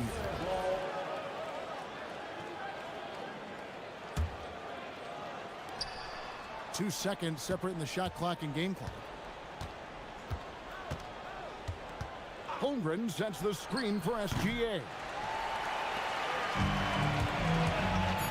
Outside Tatum. Here it's Walsh. And it's, wow, he nails the buzzer beater. Bringing the... What a performance for Jason Tatum. He has been the story so far for the Boston Celtics. He got into double digits for the quarter with 10 points total. And we'll be back with you shortly. And if you're just tuning in, we've got a wide margin on the scoreboard, but plenty of time left for a comeback. When you consider how the Celtics are doing, guys, what jumps out to you, stats-wise? Well, the offense is clicking, and they seem to have seized the momentum here early on. Credit the game plan coming in. They've identified some weaknesses, and they are exploiting them. Dynamic duo of Brown and Tatum at the 3 and the 4. Then it's White, and it's Walsh in at the 1. That's who's in the game for the Celtics. Now, here's Tatum. He's got 10. And White kicks to Tatum. Just 5 to shoot. Here he goes. Here's Kata. Tries again. And the rejection by Holmgren. Do not test Mr. Holmgren, a gifted shot blocker. Outside Tatum. And we're starting the second quarter, about a minute. Oh, Jason Tatum finishes with authority. And this sort of awesome dunk is one of the reasons this team is in charge of this game. Well, there's a swagger out there. You can see it on the court that they possess and are not afraid to show it either. Holmgren gets the bucket. And once Holmgren gets the ball in there, he can finish in so many ways. Tatum against Dort. Tatum. Ooh, what a slam! What a slam! He is a highlight reel unto himself, guys. That could be a contender for the dunk of the year, I think. And no doubt they'd love to see him get a lot more of those opportunities. And that deficit will go away quickly if he does, Greg. Now, here's Tatum. He's got 14. Down low, Kata. The kick out to Tatum. And stolen by Caruso. And he lays it up and in. Caruso's got his first points of the game. A good athlete. Caruso can really get up and down that floor. The deep three from Tatum. Whoa! Tatum stretching his range. So, Richard, you hear the phrase hold time. How long players hold the ball over the course of a game. Walk us through that. Guys with longer hold times are typically shot creators for their team, or they are post-up players. If you have a shorter hold time, that means you are catch and shoot, catch and decision make very quickly. And good work inside. SGA will make more room for himself on the perimeter when he can be effective down low. Now here's Tatum. He's got 17. Back to White. Outside Tatum. SGA with the steal. Caruso finds Gilgeous-Alexander. To the middle. Here's Holmgren. And the dunk by Holmgren.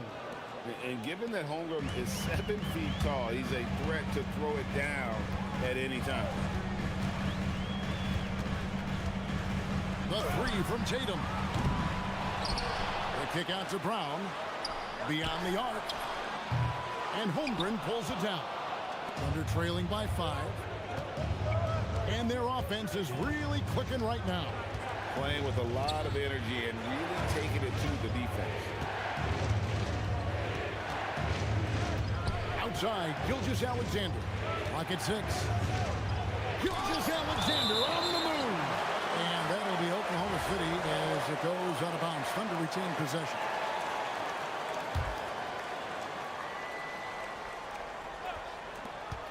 .109 left to play here in the second quarter. The kick out to Williams. And that comes off the assist by SGA. And that's really using the double team against the defense there and creating that pinpoint passing to attack. Tatum with it. Dort covering. Tatum deciding where to go with it. To the inside. Here's Kata. Banked in off the glass.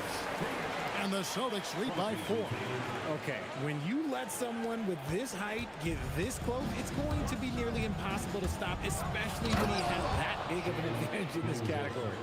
And moving with such speed, the quickness of SGA's drives, something to admire. Tatum against Holmgren. Outside Tatum. And Tatum slams it home. We see this from Tatum often, and it never gets old. Just scoring at will. And here's SGA. He'll bring it up for Oklahoma City. Trailing by 4. The 3. Cranes the three-pointer. SGA's got 9 points now in the quarter. 6 seconds left to play in the first half. Trying to answer back, but that 3 is off the mark. What a performance for Jason Tatum. He has been the story so far for Boston. He finishes with 9 points in the quarter. The D is having all sorts of problems with him. All right, Allie, thank you for that interview. And we'll be back with more basketball in just a moment.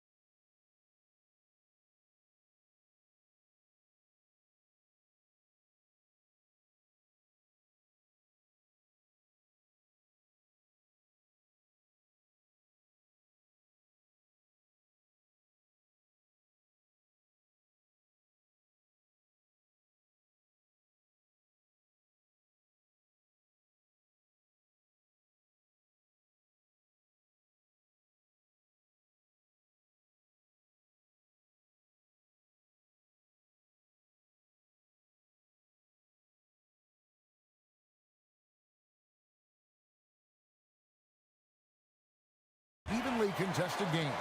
You know, guys, Jason Tatum has really been making it happen. And the way that he has helped out with the ball movement has been a difference maker early on. And it's a role we don't always see him in, but he's done a great job tonight getting the rest of his team involved. Taking a look at the Thunder. The post pair form will be Williams and Holmgren. Gilgeous Alexander runs things with Dort to his side. And it's Caruso in at the 3 spot.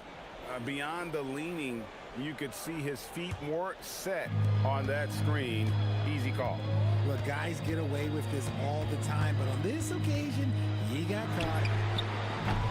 Offensive rebound. Here's Tatum, and the dunk by Tatum. Oh, this is how impressive Tatum is. Excellent job of getting to the rim and a finish. Just light work.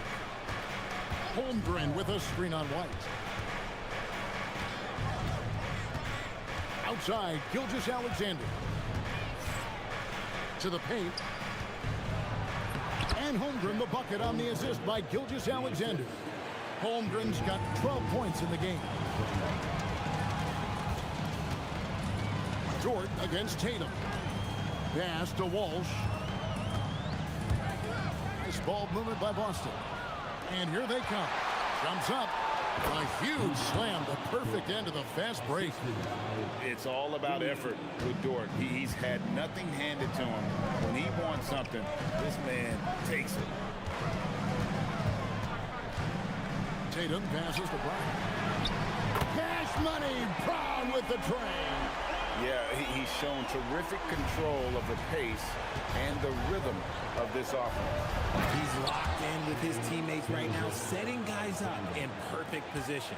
And this is SGA's role. He's out here to score and score often. Tatum with it. Dort covering. Queta, and he caught that pass in full stride on his way to the big slam. Man, he sure can get off the floor. One of the best in the business, absolutely. Holmgren sends the screen for Gilgeous-Alexander.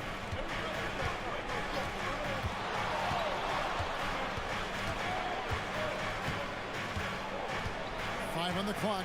Holmgren with a screen on White. Gilgeous-Alexander fouled on the shot and picks up two. And yep, we thought we might see it. And the Derek White. The ruling on the floor stands. First team foul. The more difficult calls to make. Personal fouls can be tough. The action is so fast that it's really tough to catch everything in real time. The wonders of technology. We've seen replay reviews so effectively and involving the coaches by being able now. A challenge like this is something a lot of people have been hoping for. And so the word is in. They've decided that the call stands as it was made on the floor. And, you know, even if a coach still feels this wasn't the right call, you got to acknowledge the effort being put in to reviewing it. With double checking, and the game continues on.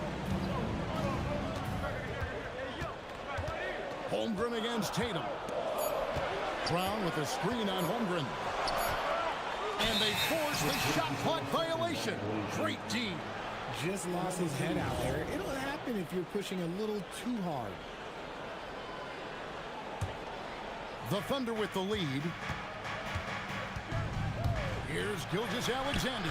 And yes, it's good. Gilgeous-Alexander's got 7 points for the quarter. And man, is he in a zone right now. Seems like he can't miss.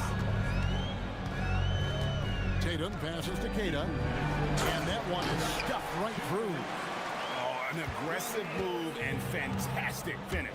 Trying to send a message with that slam, I think. SGA against White. SGA passes to Holmgren. Rebound Boston. When you think about Derek White, here's a guy, RJ, who's really grown as a player in all ways. Yeah, Derek makes smart plays. He's had that experience to see what works and what doesn't. And most often, he makes the necessary plays to put his team in a winning situation. White against Gilgeous-Alexander.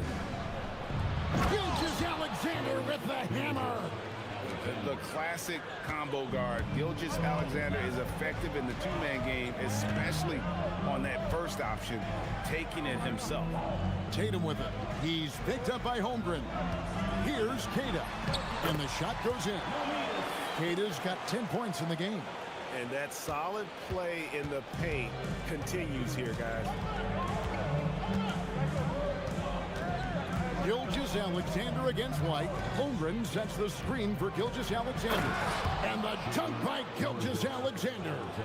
And watch out for SGA going to the basket. He will put it on your head if you're not watching. Holmgren kicks to Dort. Brown against Caruso.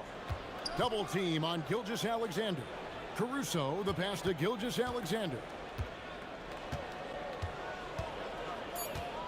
Oklahoma City needs to get off a shot. And the dunk by Holmgren. You want a high percentage take offensively, get it to Holmgren in that spot. Outside Tatum.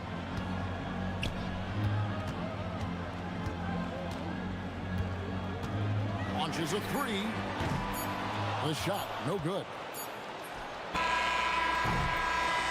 Shai Gilgeous-Alexander, guys, has been on display for the Oklahoma City Thunder. He comes away with 11 points. And it's time now to bring you our State Farm assist of the game. Just true artistry right there. I mean, great decision on where to go with the ball, and how about the perfect delivery. A lot of times a spectacular pass is more impressive than a spectacular shot. This is one of those times. Well, what a terrific game it's been so far, with this fourth quarter sure to bring more pressure-packed basketball. Down on the block, it's Tatum with Keita. The wing pairing, it's White and Brown. And it's Walsh in at the point. That's the Boston 5. And Derek White picks up the foul. That's his third foul of the game. First team foul. On defense, the Celtics. 7-point differential. And a wide open look for SGA. Sinks the three-pointer. SGA's got 14 points now in the second half. Tatum against Holmgren. Tatum no good. You love to see the competitive fire, but he couldn't sink that revenge triple. And Gilgeous-Alexander, here we go. In a three-level score, that time SGA takes it all the way. Tatum draws the double. Keita the pass to Brown. Tatum with it. Dort covering. They need this. And with that, the Thunder lead is cut down to just 10 points on the bucket from Tatum. It's been like this all night for both teams. The offenses having their way. Yeah, but I think it's going to come down to who can get the stops down the stretch, because that's who's going to come away with this one. And that's just cold-blooded right there. He's taking no prisoners. This is what you expect from him, just coming alive and dominating in effortless fashion here in the fourth. First personal foul. First team. Holmgren with the steal. Here's Caruso. Pass to Gilgeous-Alexander.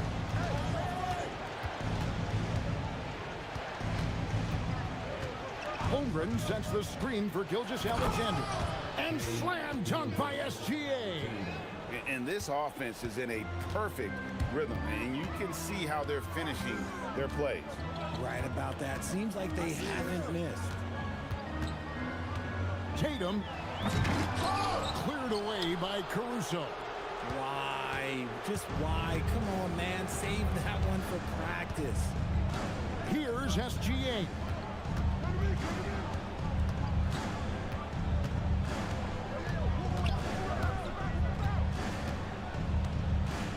Four on the clock.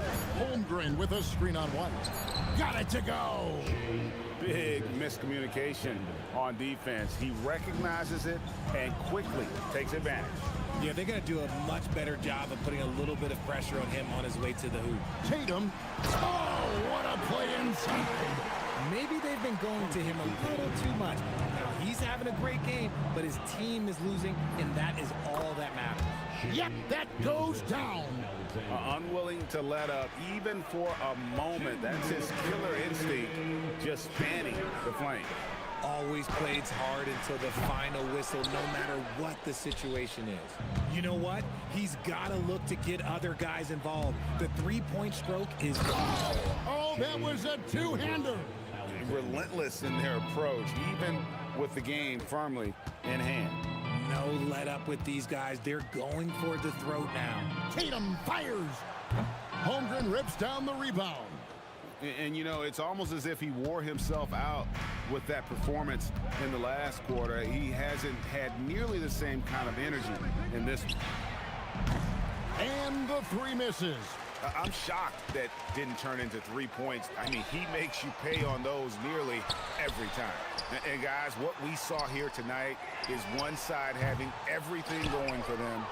Huge margin of victory for the Thunder. And one area that stands out that we've seen tonight from them, their aggressiveness in getting steals, something I know that you really value yourself. I think it sparked their offense. It deflates the opposition, and when you have the type of effort we saw tonight, it's pretty hard to overcome that defensive pressure down the stretch.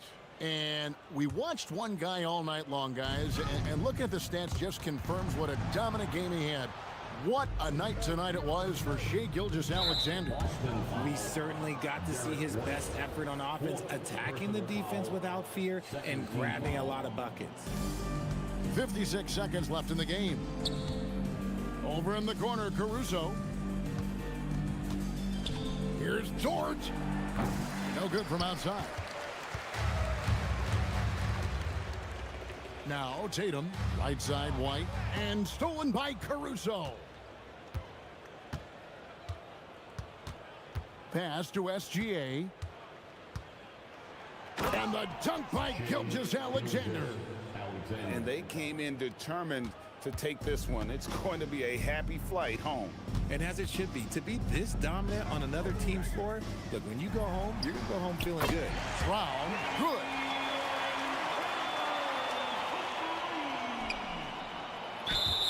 Boston foul. Derek White.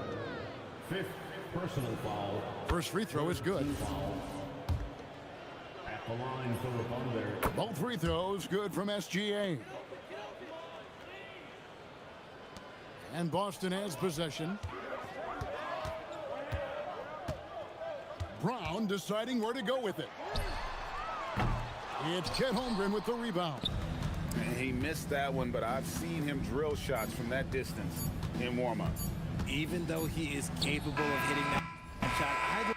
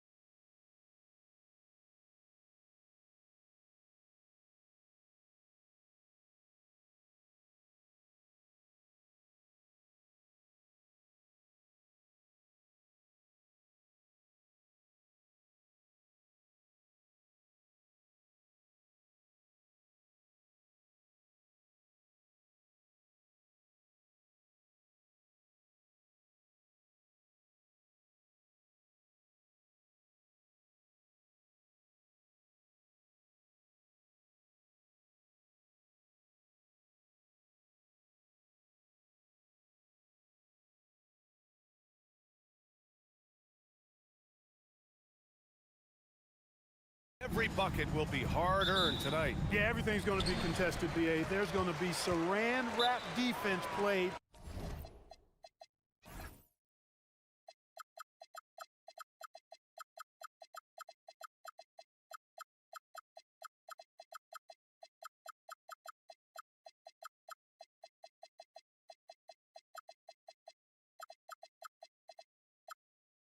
By both of these teams.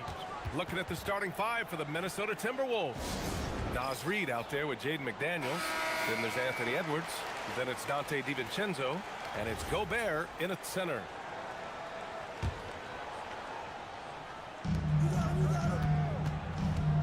Leonard against McDaniels. To the middle. Lopez passes to Leonard.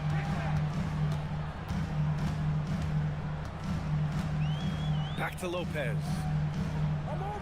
Shot clock at 6. Three-pointer. Rebound Minnesota. Edwards with it. Jacks up a 3. Oh, it's blocked by Lopez. Here's Gobert. And Gobert with the stuff.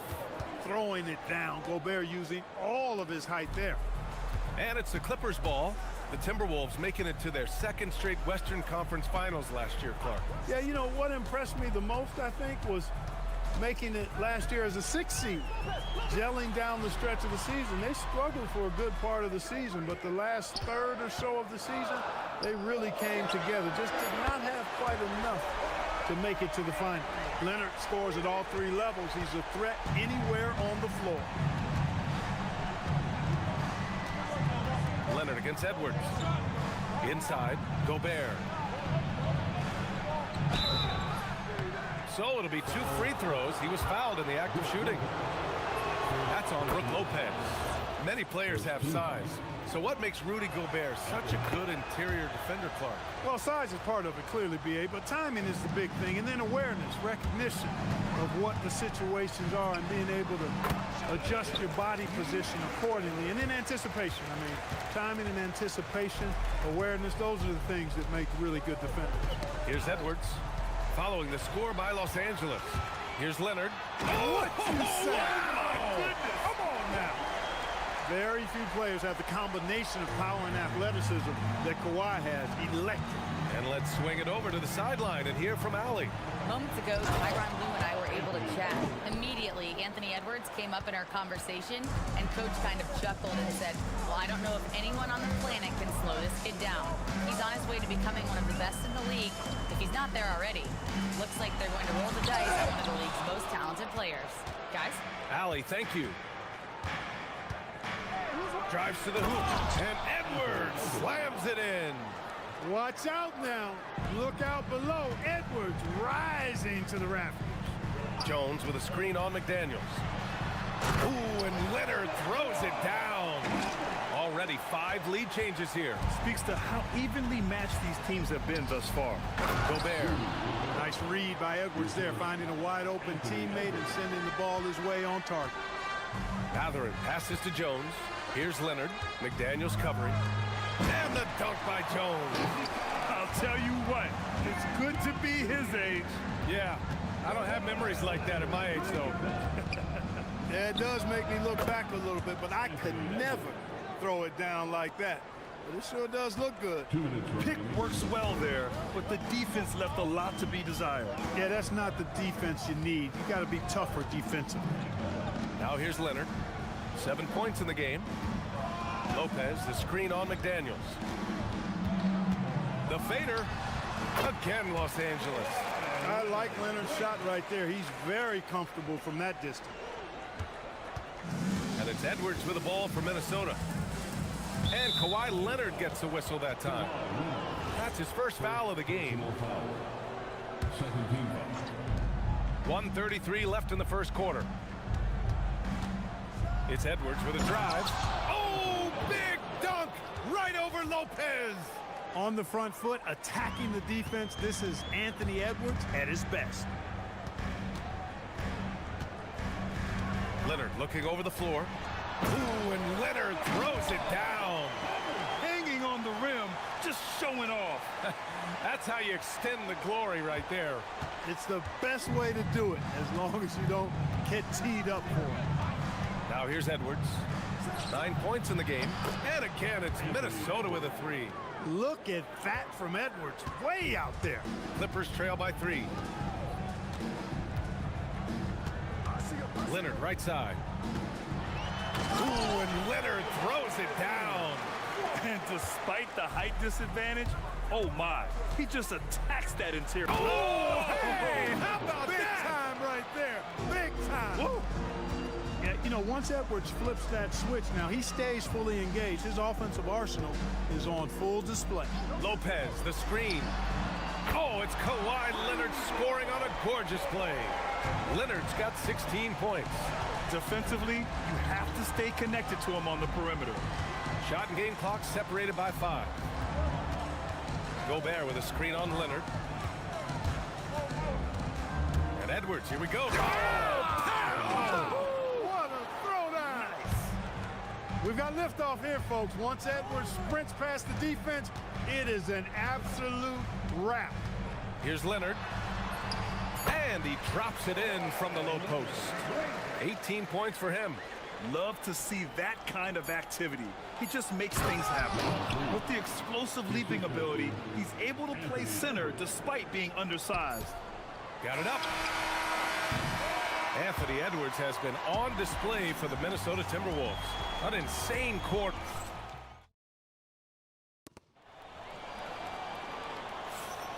And getting it going again here in the second quarter. Fairly close game so far. And let's quickly check out the scoring breakdown here for the Timberwolves. Well, guys, early on, they're driving the lane constantly, using their quickness to gain an advantage. Look at their points off penetration. And, you know, in no time at all, they've also started finding points inside, already taking apart that interior defense. Dunn and Kawhi, they're the wings. Derek Jones is out there with Brook Lopez. And it's Matherin in at the point. That's who's out there for the Clippers. Leonard for 3. Rudy Gobert with a rebound. And the shooter had very little space on that attempt. And, guys, that's exactly the kind of high-impact defense they want to see out of him.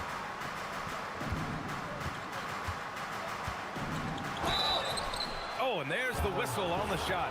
So 2 free throws for him coming up. All right, guys, we're lucky to have Shams Charania joining us now. Our 2K insider calling in with a story. What do you got, Shams? Well, for all the anticipation around NBA expansion, we might have to pump the brakes. I'm told a number of team owners are a bit hesitant to further carve up the revenue from this new national broadcasting deal, so the timeline may take longer. Oh, are you kidding me? Wow, man! An incredibly strong player. Leonard able to convert through the contact. You think back to the prime years of Kawhi Leonard, Clark. He was absolutely dominant. Yeah, he really was. I mean, so few wings could dominate the way Kawhi did when he was healthy and in his prime. I mean, he could score at all 3 levels, especially in that mid-range game. Absolutely lethal. And then defensively, he was a stopper. He would just turn people's water off. In his peak, he was as good as any two-way player we've had in the league. And Jaden McDaniels picks up the foul. That's foul number 2 for him. Tough break for the defense. I mean, he took the hit, but he didn't get the call. Yeah, but he was late to get there, so the referee couldn't give him a free pass on that one. Impressive one-hand slam right there, B.A. Man, as long as he's confident about it, I'm good with it. Maybe use 2 hands next time. He knows where he is. Somebody you can count on. He is an extremely reliable finisher. Oh, boy, look at the quickness to create space. Edwards puts defenders right on their heels. Jones with a screen on McDaniels. And that 3 is knocked down by Kawhi. That's how you up the ante. Come right back at him. A little back and forth from long range. I love it. That's a terrific answer there. Edwards against Leonard. Gobert with a screen on Leonard. Edwards, the pass to Gobert. Rejected by Lopez. Lopez showing off the length there to get to that shot. And we're going to have a jump ball. It'll be a jump ball.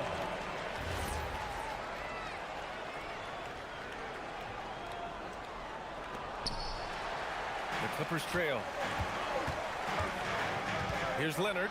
And unable to get the go-ahead bucket there. That's tipped. From deep. And the Clippers hit again from deep. Trading the lead back and forth, neither side is willing to back down. Yeah, and the lead has changed hands, and it just hasn't stayed in those hands very long when it's changed. Back and forth we go. Here's the three. Some solid defense from Edwards. Minnesota has gone 3 of 4 from distance in this game. Outside, DiVincenzo. Let's go with a three. Rebounded by Lopez. The Clippers have gone 4 for 7 in the second quarter. Leonard outside. Jones with a screen on McDaniels. And the basket is good. Leonard's got 13 points in this quarter. Well, the pick gives Leonard some space, and he wisely calls his own number. Grant, the Clippers were finally healthy in the playoffs last season, but it still wasn't quite enough. Yeah, but they gave us a dramatic 7-game series against the Nuggets, who then went on to push OKC to 7 games. So even if it wasn't the outcome the Clips wanted, still a heck of a season. Boy, it has been a huge night for Leonard. The skill is obvious, but his strength is what makes him hard to defend. And Chris Finch wants a timeout. He might have seen something and needs to review with his guys.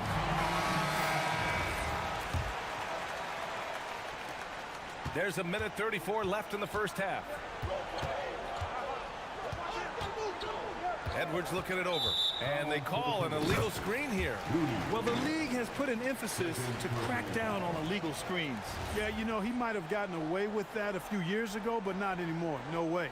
Now you've got to be stationary on those screens. No extra hips or elbows, or they'll call them. Jones with a screen on Edwards. Mathurin with the ball. DiVincenzo picks him up. McDaniels against Leonard. Fades away. Good on the shot. And now a 9-point Clipper lead. And adding to this lead right now. Riding a wave of momentum. Yeah, you get the sense that they're going to start stretching this lead out a little bit. Misses and the dry spell continues. Yeah, they just can't seem to end the drought no matter where they shoot it from. And, you know, they've got to be careful because this is when the team concept breaks down and guys start playing hero ball. McDaniels finds Edwards. Now here's Gobert.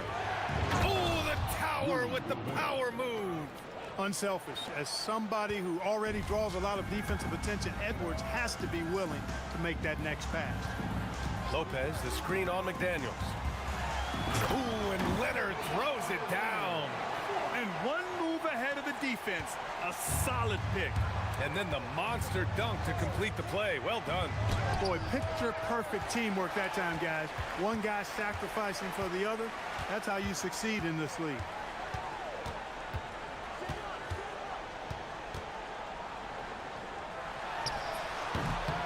A chance to push it to double digits, but it's off the mark. And that'll do it for the first half of play. Clippers ahead, leading by 9. Well, now a minute to check in with Allie LaForce. She's courtside. Hey, Allie. Thanks, guys. Along. Thanks, Allie. After the break, we'll see you right back here to begin quarter number 3.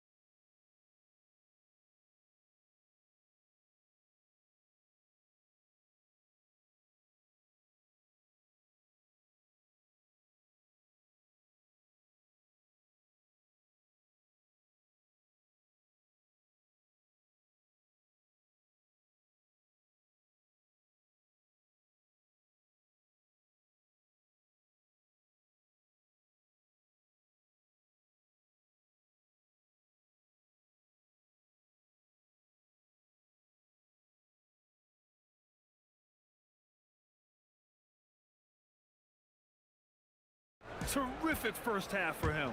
Well, you know what, guys? My question is this. Who's he going to posterize in this half? You know, we've already gotten a number of filthy dunks. Oh, a sensational slam by Amp. Boy, the athleticism of Edwards is something to behold. Love watching him sky up to throw it down. The #1 overall pick in 2020. Grant, you think Anthony Edwards has a shot to become the best American-born player in the NBA? You know, I think his aspiration is higher than that, BA. He's thinking MVP, face of the league. And if you ask me, he has the talent to do it. Here's Edwards. Rejected by Lopez. Leonard for three. Whoa! Kawhi from another area code. Hey, when Kawhi Leonard's hitting like that, there's not much you can do on D. And Chris Finch wants a timeout. He's going to gather the troops and talk it over. Timberwolves trail by 13. Picked by Gobert. Here's Edwards. Oh, big dunk right over Lopez. Playing from behind, it's amazing he chose a dunk with that high a difficulty rating. Yeah, no question. That was a stellar move with plenty of swagger. I don't care what the score is there, fellas. That's the play we'll remember from this game, clearly. Pick works well there, but the defense left a lot to be desired. Yeah, that's not the defense you need. You got to be tougher defensively. And here's Edwards outside. The shot no good. Oh, solid D from Leonard. And stolen by Edwards. Over a minute and a half now into this third quarter action. And Edwards slams it in. Getting up and then throwing it down. Oh, that was a big hammer right there. Boy, the guys on the bench loving every minute of that one. Lopez, the screen on McDaniels. Shot by Leonard, no good. Timberwolves trail by 11. And he makes no mistake. Slam dunk. These guys go flying through the air like that. I love it. McDaniels showing what he's got on the slam there. Jones with a screen on McDaniels. And the officials will call the illegal screen here. One of the trickier plays to judge, but it would be hard to argue against the call. Yeah, you know, the officials aren't nearly as lenient as they used to be on that call. As a matter of fact, I know I got away with a lot of those in my playing days, but that was 40 years ago. It's Edwards on the wing. Leonard defending. Here's Gobert. Oh, and Gobert powers it home. The endless reach of Gobert. Those long arms sometimes seems like he's everywhere. An overwhelming presence on the offensive glass. On the drive, Kawhi, and the dunk by Leonard. He is the story for them offensively, and a big reason why they're ahead. And so it's Edwards who brings up the ball for the Minnesota Timberwolves. They trail by 9. Oh, and makes it with the kiss. Edwards got 27. A composed and cool effort from Edwards inside, not rushing himself or forcing a bad shot, taking what's available. Jones with a screen on McDaniels. Leonard attacking. And yes, another basket. Oh my goodness, 50 for the game. Just putting on a show. Attacking the rim with power. Tremendous finish. Really piling on the lead with a dunk like that. Here's Edwards. It's hauled in by the Clippers. 13 points was their biggest lead of the game. Leonard on the wing. What an incredible scoring display he's putting on tonight.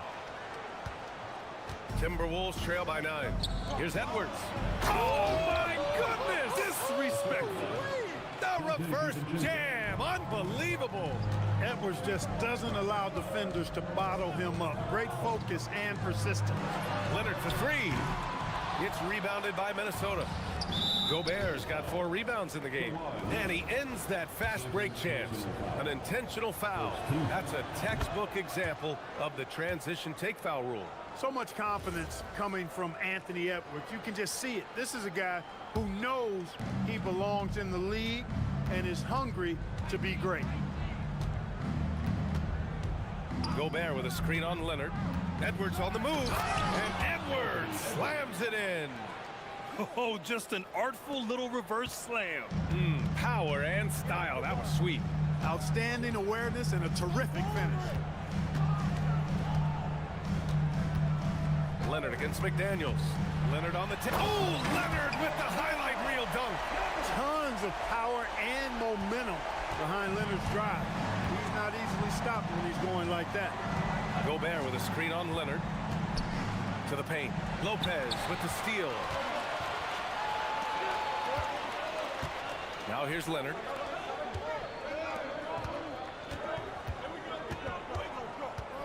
Here he goes. Oh, and the jam by Leonard.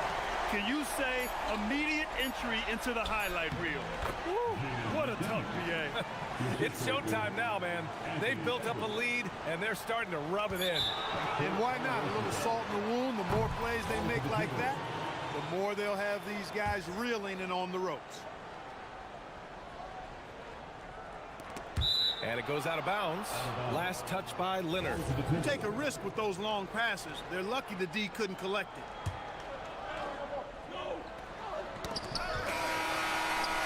And that's it for the third quarter. Both teams scoring well as we head to the fourth. The Clippers on top, leading by 6. We'll take a quick break and then get you back to the action.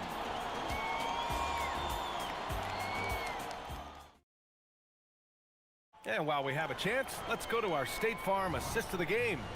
And the winner today coming from an unlikely position. It's the big fella with the sweetest pass of the day.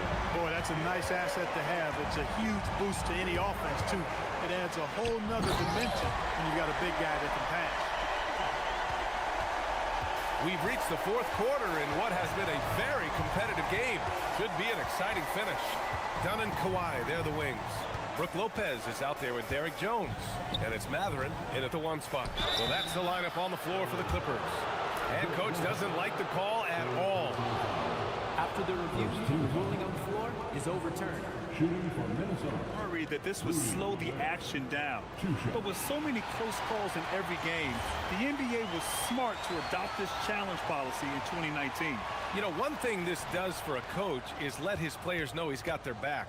If they're adamant that the call was wrong, he'll back them up and make the refs take another look. So they see clear evidence of a bad call, and they're going to overturn it. Probably the right decision. And give credit to the officials for recognizing the mistake and correcting it. Nobody likes to say they got it wrong, but they fixed it in a hurry. Adding insult to injury with the dunk off the steal. Nice to see a good play on D. That led to some fireworks. Well, turning defense to offense, we talk about it all the time. Try to hit your opponent at the other end before they can set up the defense. He is on one right now, carrying the offense. Just keep finding him. Gobert with a screen on Leonard, and the call is going to be, yes, an illegal screen. Well, the league has put an emphasis to crack down on illegal screens. Yeah, you know, he might have gotten away with that a few years ago, but not anymore. No way. Now you've got to be stationary on those screens. No extra hips or elbows, or they'll call it. Dunn outside. Lets the 3 fly. Oh, another one falls. Oh, make that 61 points. Everything is going his way right now. Gobert with a screen on Leonard. And here's Edwards outside. Rebounded by Dunn. Trying to match threes, sometimes you get too amped up, and it affects your ability to knock down the shot. Ooh, he dialed that one up from long distance. They're making it look easy out there, just having fun. Yeah, offensively, they've just been rolling. Impossible to stop. Shot to stop the run. Ant-Man flying high. If the defender is giving him that much space, the points are inevitable. The Clippers lead by 12. Now Leonard. Jones with a screen on McDaniels. Leonard, no stopping him from 16 feet out. Their offense is looking like a well-oiled machine, getting any look they want. Boy, this is borderline ridiculous. I mean, every single attempt finding the bottom of the bucket. Inside. Jones against Reed. Cleared away by Lopez. Hard to turn down a look that good. Still, long twos are losing favor, and misses like that are the reason why. Leonard against Edwards. Fires the three. Gobert pulls it down. Timberwolves trail by 14.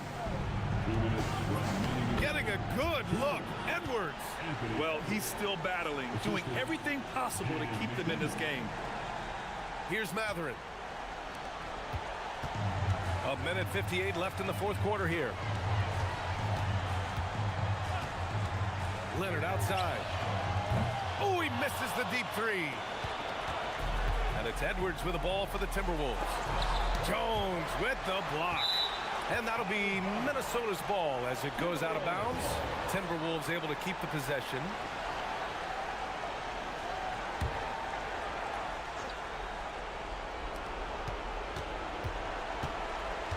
Leonard against Edwards. Here's Gobert. Up top, Edwards. And Gobert cleans up the miss. And their offensive rebounding is such a strength for them when he's on the floor. Yeah, he really helps them extend possessions, doesn't he? And you know, those second chance opportunities can be game changers. He represents so much value to this team because of what he does. Now Matherin. Leonard inside. Reed defending. 5 to shoot. Cleared away by Reed. A good scorer around the rim. He is met there by an irresistible force. Left side, Edwards.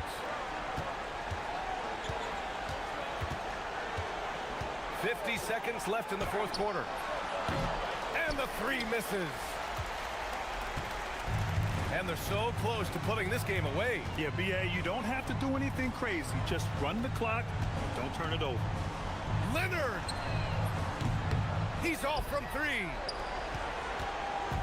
And Minnesota with possession here. Trailing by 10.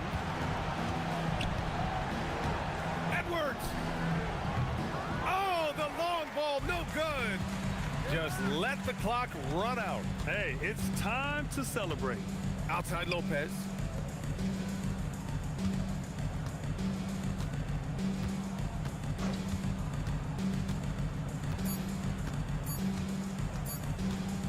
Leonard fires.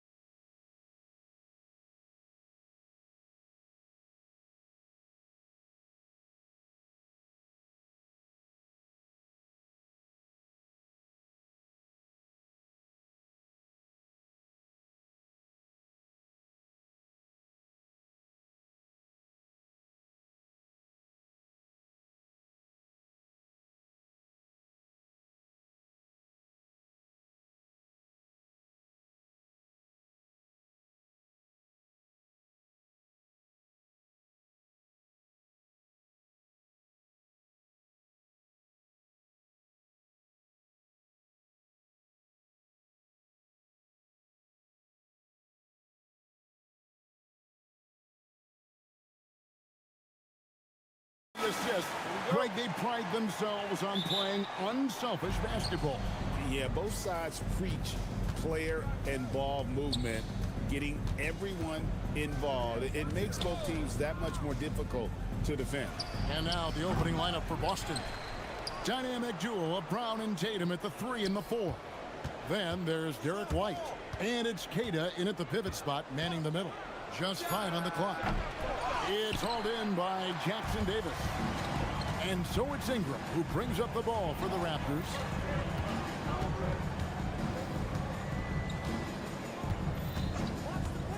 From outside the arc, White with the defensive effort. Brown outside. In the corner, Tatum with it. From past the arc, the shot goes in. First shot, first basket.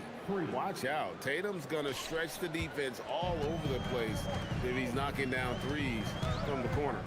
And Tim, of the teams that were not in the playoffs or even in the play-in last season, you can make a case the Raptors among many teams that have a lot of potential to get there this year. Yeah, I agree, and you could also put the Spurs in that conversation too. But if you're just looking at the East, the Raptors could easily climb back into relevance as their young talent develops. And that one drops for him.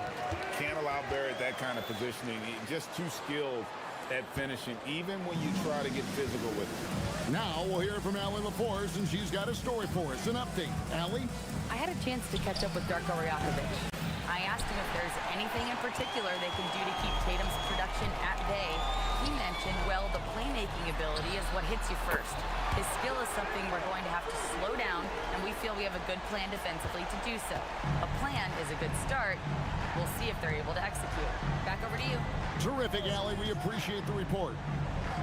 So it's Boston now, after Brandon Ingram getting his shot to go from deep. Mano y mano. This is where it can get a little personal. And within the bigger picture of the game, you have these individual matchups. Now here's Ingram. Pass to Barrett.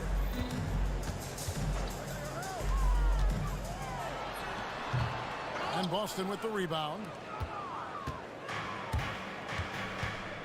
Brown outside. Here's Walsh. Tatum dishes to Brown.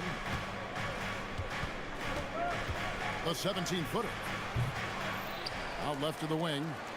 Inside. Here's Keita. And he dunks it down. That's what he gives you, a big-time presence on the glass. And you know what, Greg? Once he gets his hands on it, he's not even thinking about kicking it out. Well, defensively, you've got to put a body on him. That guy will ruin you on the offensive glass. And another of these young, talented players out of Canada, R.J. Barrett, is a high-level NBA athlete. It's in the blood. His father played for the Canadian national team. Barrett, an attack wing who loves to get downhill. Now here's Brown. Scoreless thus far. Shoots over Jackson Davis. Brown, no good. And there hasn't been anything easy for him in this period. And with each miss, you can feel him pressing just a little bit more. Drops in the tray. And they don't want to get in a habit of giving him open looks from three. First quarter still, but not who you want to leave open. Here's Brown with the drive. He slams it down right on top of Brandon Ingram. A supremely athletic player. Brown really stuck it to them there. Ingram up top. White covering. And Brown over to help. Pass to Barnes. Launches it. Here's Jackson Davis. And he uses the glass on the layup. His hard work on the backboard really just has given them more opportunities to score. Here's Brown. Here's Keita. Tatum on the wing.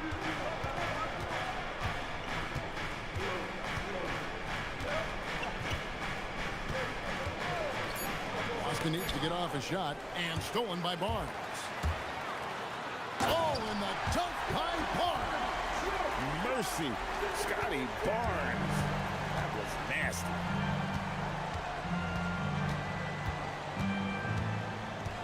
Left side, Brown. And then Brown with the dunk. Oh, Kevin, not a Petty, not a Manny, but a facial. Oh, a bounce to the outs, Greg, yeah. Showing off the bunnies. A three from Barnes, and that shot was up in time, but doesn't go in. Some great action here early as we end the first quarter.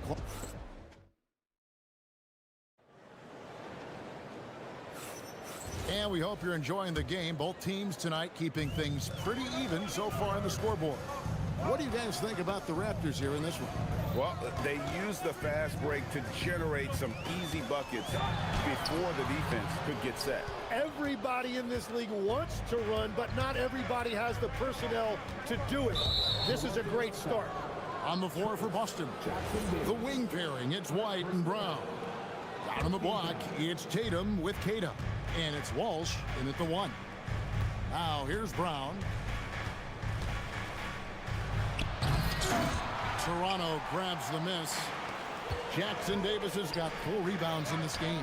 And Greg, with the absence of Jason Tatum for the time being, perhaps a hiatus for the Celtics as a title favorite? Well, not to mention some of the salary cap casualties. It's not the same team that won it all in 24, but in great position once Tatum returns. And here is Tatum, following the three-pointer by Scotty Barnes. Outside Tatum. It's rebounded by Barrett. And priority number one has got to be the finish, guys, not the fancy stuff. Oh, inflicting some punishment with the two-hand flush. Yeah, they're going for the throat. Now here's Tatum. Launches it from deep. Oh, Tatum from way outside. I mean, how do you guard that? Tatum's range is off the charts. From about 16, again, Toronto. He's an absolute beast to deal with for the defense. Sometimes he can even leave you feeling helpless. Brown with a screen on Barnes. Tatum against Barnes. It's blocked. And so it looks like the Celtics will retain possession here.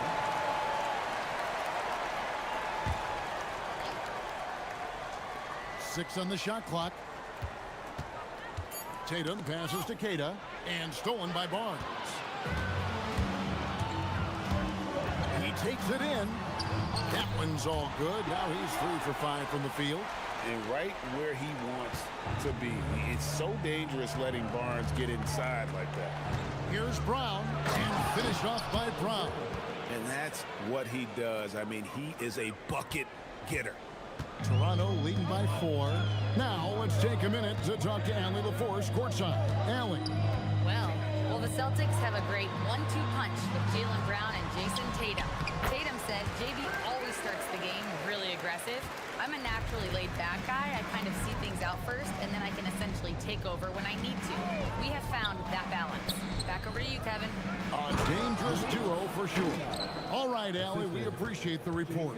Yeah, and Tatum's passing ability really makes him a problem in that pick and roll.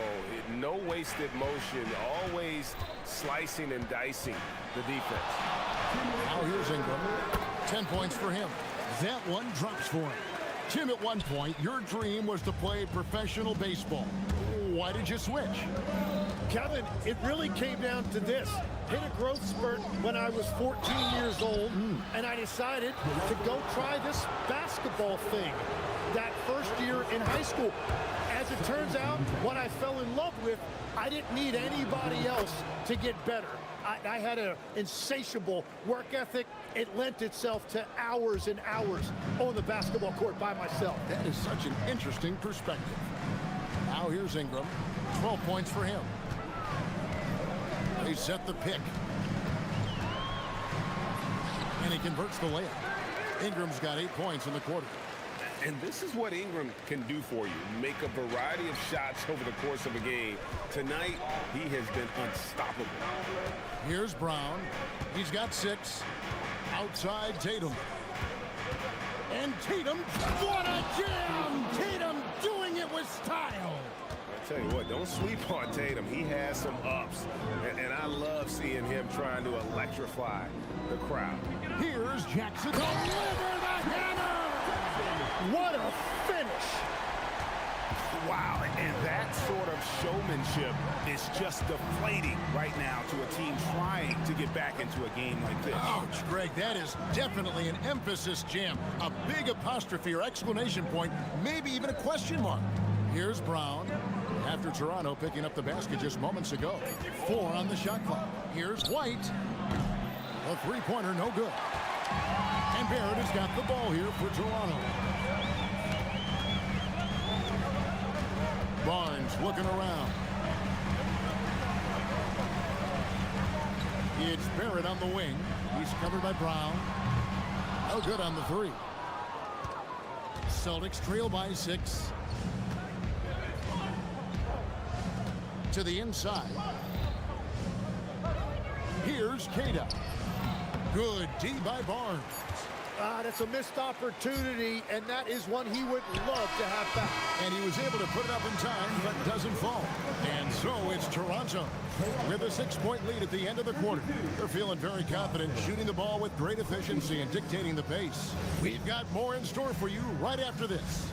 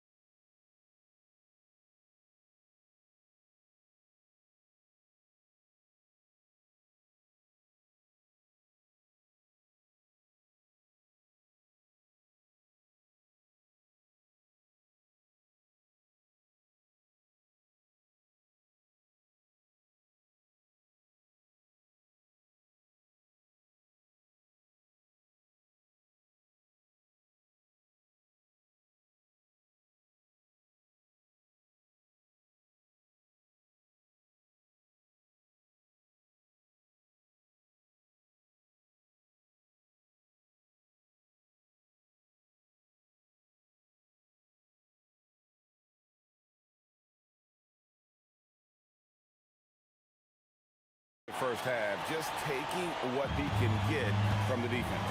And what more can you ask of him? That is helping out your team. Perimeter pairing, Barrett and Ingram. Then it's Barnes. Then it's Trace Jackson-Davis. And Murray Boyles in at the 4 slot. That's the group starting the second half for Darko Rajakovic. You know, Tim, we see a lot of talented wings in this NBA. Where does R.J. Barrett separate himself? Well, he's very difficult when he puts it on the deck, Kevin. He's got some moves, and he's got an array of finishes, both the layup package, or he can pound it on your head. Barnes dishes to Ingram.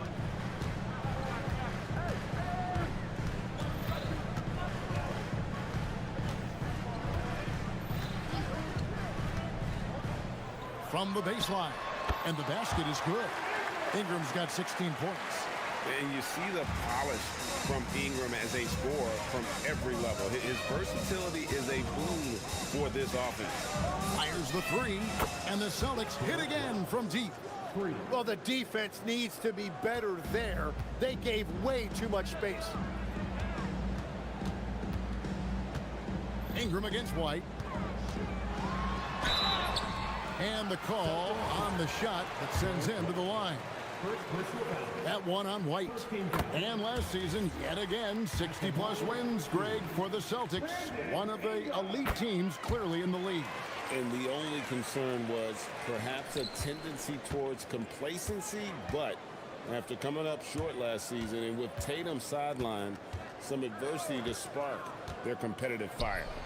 And it's White missing. Raptors leading by 6. Now Barrett, Ingram outside. Trying to find Jackson-Davis and gets it to him. Counts the basket. And really the story of this second half, one team getting the shots they want, the other not so much. And that's just good coaching. They have made the better adjustments. And no doubt they'd love to see him get a lot more of those opportunities. And that deficit will go away quickly if he does, Greg. Ingram outside.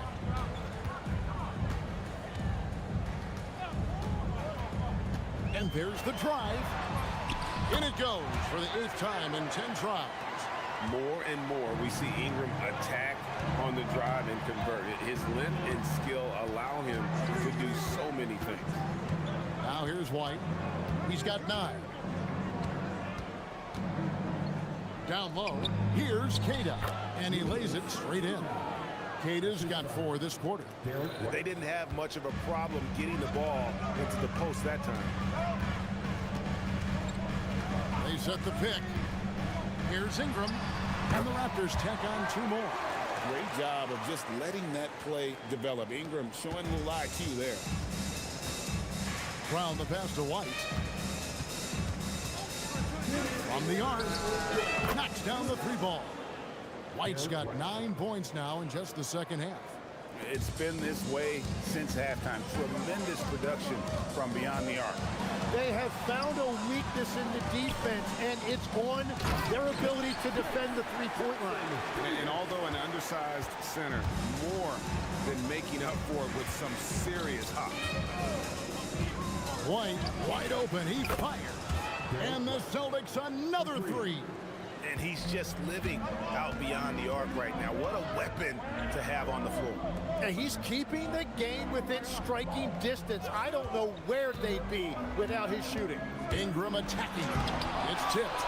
They get it back. Jacks up a 3. Up and in. That's his 10th make in the contest. He has only taken 13 shots. And you love the work Ingram has put into his shot. You can put him in the corner now and force the defense to extend. There's a good screen from deep three-point territory. They get it back. The kick out to Tatum. Some nice ball movement here by the Celtics. White with another miss. And Barnes has got the ball here for the Toronto Raptors. They lead by 7. And that one's good. Ingram. A solid shooter from outside the arc. Ingram is fantastic at realizing when he should take those shots. Here's White.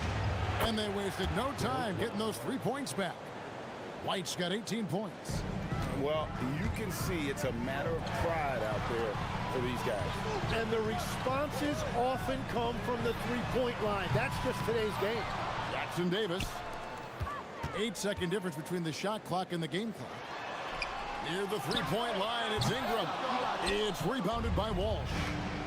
He bailed out the defense because that's an easy look for him. To the middle, here's Queta. And he jams it after taking the nice feed on the run. Kevin, he is tough to stop when he gets to the rim. Great, he can get up a few notches higher. And a great show through 3 quarters as we enter the 4th. Now let's take a look at our assist of the game presented by State Farm. And I'm glad this was the pick because I love this pass. Such a great dish. That's what I call court vision. Well, he made it look simple, but that's not always easy to execute. And I know I speak for all of us when I say I can't wait to see what kind of finish awaits us here in the 4th quarter. And a look at the 5 for the Celtics to start the 4th quarter. On the block, it's Tatum with Queta. The wing pairing, it's White and Brown. And it's Walsh in at the point. Yeah, clearly he had an established position there. There it finds Ingram. Kick it out! Kick it out! Pass to Jackson Davis. Slammed home, and he draws the foul. A chance for another point at the free throw line. That one on White. And here we go. Coach's challenge happening right now. This one in regards to the personal foul. Seeing if that was the right call. At the line for Toronto, Trace Jackson Davis. And I think when it comes to some... This play is only reviewed when you're using the stance. To review the play. Tough to catch everything in real time. The wonders of technology. We've seen replay reviews so effectively and involving the coaches by being able to. A challenge like this is something a lot of people have been hoping for. And so the word is in. They have decided that the call stands as it was made on the floor. And, you know, even if a coach still feels this wasn't the right call, you got to acknowledge the effort being put in to reviewing it. The double checking, and the game continues on. Let's go to the sideline and see what Allie LaForce has dug up for us. Allie, take it away. Over the break, I listened in on Joe Mazzulla's huddle. He applauded their shooting and their shot selection, saying, "We're taking the right threes, not forcing anything. Keep doing that, and they'll continue to fall." Makes the game easy, doesn't it? And as always, Allie, great job. Thank you. Raptors leading by 7. The kick out to Barnes. It's the three-point bomb. Short corner, but not an easy corner. Barnes knocking that one down. White against Ingram. White looking around. Tatum passes to White. Shot clock at 6. Down low. Here's Kata. Now, he's been reliable tonight, but that's certainly not the case for his team in general. Toronto's gotten a positive outcome on 7 of their 14 three-pointers in this game. Not bad at all. For 3, Ingram. Rebounded by Tatum. And I think that one could have easily have fallen for him. It's tipped. Barnes with it. Now guarded by Tatum. Here's Jackson Davis. Throws down the breakaway jam. Oh, he just punches that one down with a fury. He rubs it in a little deeper with the hanging finish. That one's good, and the Raptor lead is cut to just 7 points in the basket from White. Another bomb for him right now. His three-point shooting might be the key to cutting that lead. Now, he has quickly piled up the points by stringing those threes together. Ingram attacking. From 19, that one goes. And known for the jump shot, Ingram needs to keep firing away with confidence from that spot.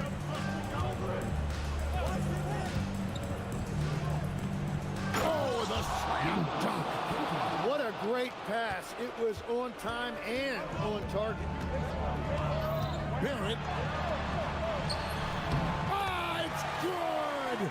Making plays in traffic. This is where Barrett's most effective. White. It's good. Wow, look at the damage this young man is doing from deep. And there's another one. Well, you would think by now they would have learned their lesson defensively. You have to stay connected to him. They set the screen. Ingram. And he hits from 17. What a move by Ingram. Taking the foul, but also getting the bucket.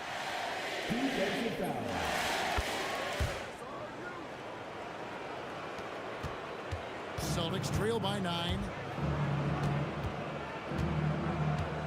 Outside, White. Ingram with the steal. Fast break. Here come the Raptors. Fires the 3. Knocks down the 3. And how about when Ingram turns on the Jets, especially there in transition?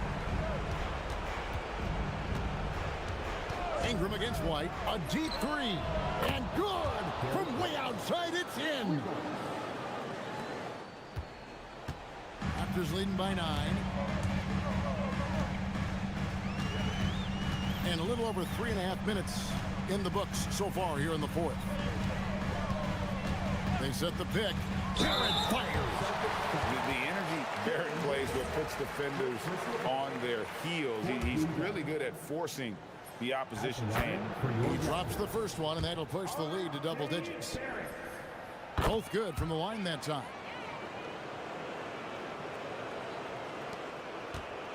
.119 left to play here in the 4th. White against Ingram. Now here's White, guarded closer. 5 to shoot. Takes the 3. Here's Brown. Lets loose a 3. Can't get it. And even though he didn't get a piece of that shot, you love the pressure he puts on the shooter.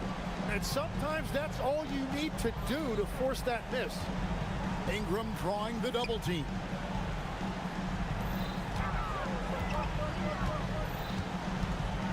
Launches from deep. Oh, he hits the deep 3. Ingram slinging from way outside. There's no stopping that. Now White. Beyond the arc. And it doesn't go. And the Raptors with possession. They're on an 11-3 run. Well, for the Raptors, they can just run out the clock. Now Ingram.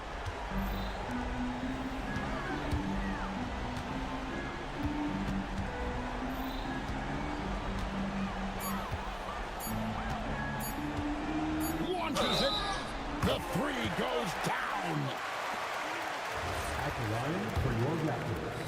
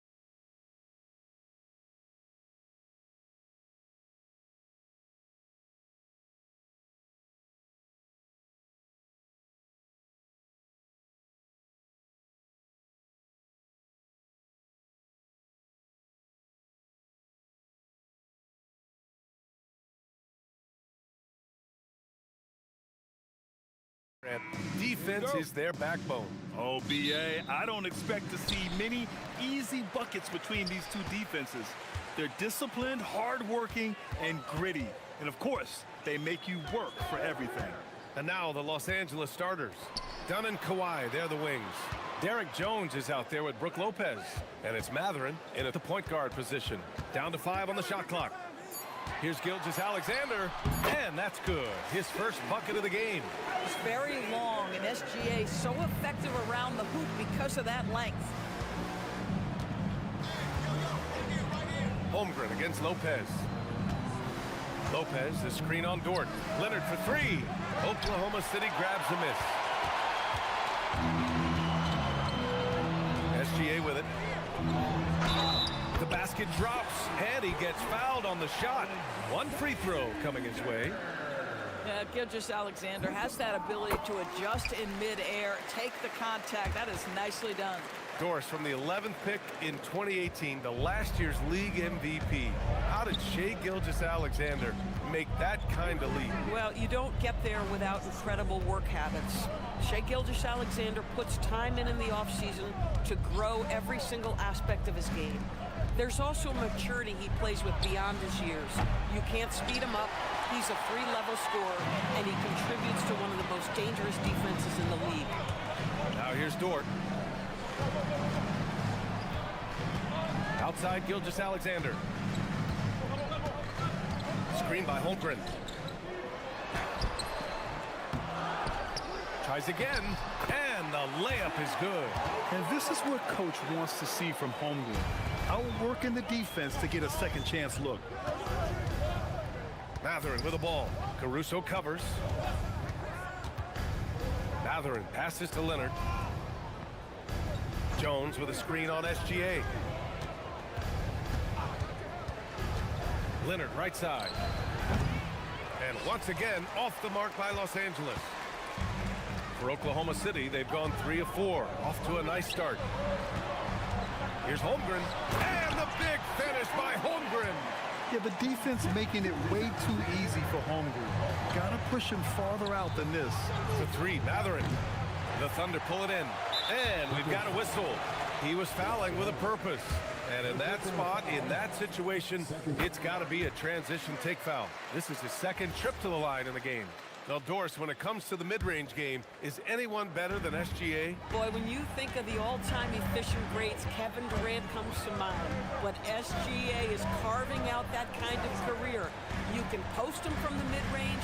His handle gets him to the spots on the floor he wants. He wears that area of the floor out. It's good. SGA's got 8. What a way to begin this game. Dominating at both ends of the floor. And give them credit for approaching this game with the right energy and intensity. This team has attacked every chance they've got. Leonard, good. What a critical bucket. This game could have gotten out of hand early if they allowed that run to go much longer. Here's Oklahoma City now. It's a 12-2 run here. Good pace. Holmgren. And that comes off the assist by Gilgeous-Alexander. 6 points for Chet Holmgren. They're not wasting any time putting their stamp on this game. What a start. And they've been doing it largely at the offensive end. If the defense does not adjust, this could be a blowout. Now here's Leonard. Pass to Dunn. Back to Leonard. Lopez, the screen on Dort. Leonard finds some space. With nobody on him, he buries that jumper. Leonard's gotten his second bucket of the game. Well, you're working the two-man game with Kawhi Leonard as your primary target. That's the first guy you need to stop. Gilgeous-Alexander, good. And just not letting up at all. I mean, you have to love this approach. You want to get the ball to the guys who make plays. One thing we've learned in the NBA, the game is never over. So you've got to continue to score, continue to build your lead. Here's Gilgeous-Alexander. Following the three-pointer by Los Angeles. And Kawhi Leonard gets the whistle that time. That's foul number 2 for him. There's 57 seconds left to play in the first. Gilgeous-Alexander against Leonard. Well, watching Brook Lopez work on defense is a thing of beauty. This is one of the longest guys we have in the NBA. The offensive game plan is clear. Get it inside and go to work. They have used their size and their strength to get off any shot they want. They've dominated on the interior. And the three-pointer goes. You don't want to let them get into a rhythm from out there. And SGA has got the ball here for the Oklahoma City Thunder. 8-point game. Beyond the arc. And the big finish by Holmgren. Yeah, that's about determination and hustle. Chet Holmgren getting the second chance opportunity because of his work. Leonard for three. The Thunder with the rebound. Holmgren's got his 6th rebound on the night. Outside Gilgeous-Alexander. 4 seconds left. Shakes him. Oh, he took the contact and tried to throw it down over the top. Instead, he'll shoot free throws. It's going to go on Kawhi Leonard. Well, that was clearly a foul. Oklahoma City shooting their 3rd and 4th free throw shots of the night. SGA hits them both. This is definitely not the guy to foul. He loves getting to the free throw line. And so it's Oklahoma City going into the break up 12. The hustle they've...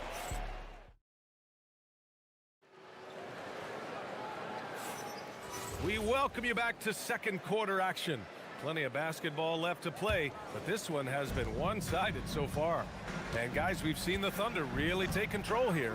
It's all about the strong inside-out game in the first period. It really helped them get some clean looks down low. It is great when you can get that established early because to me it opens up every other aspect of your game. So here are the 5 for the Clippers to start the second. Dunn and Kawhi, they're the wings. John Collins out there with Derek Jones.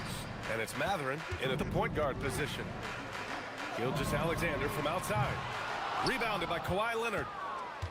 Clippers trail by 12.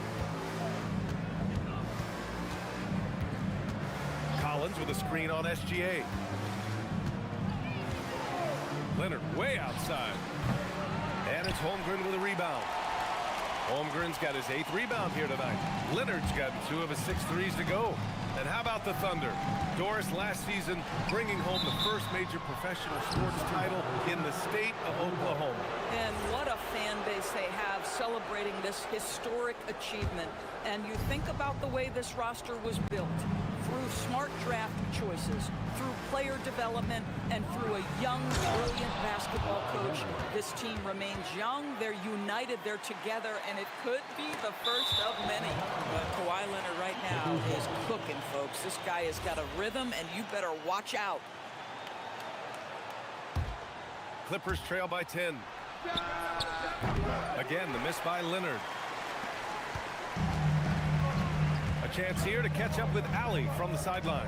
Hey, Brian. Well, a lot of French players are coming into the league, and Rudy Gobert said it's amazing. The first ones like Tony Parker and Boris Diaw, they paved the way. Now, French kids aren't scared to dream about the NBA. They have role models that they can look up to and try to follow. Back to you, BA. Merci. Ali, thanks for the report. Dort against Leonard.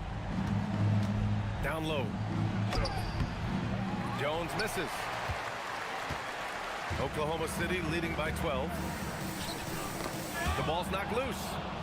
Now Los Angeles moving it up for 3. Mathurin drains the triple. Mathurin's got his first bucket of the game, and he's on the board for 3. He's got that guard quickness. Mathurin showing off his catch-and-shoot ability. Holmgren inside. Leonard defending. Powers through traffic. And once more this half, they find a way to get great position inside. Pass to Jones. Back to Leonard.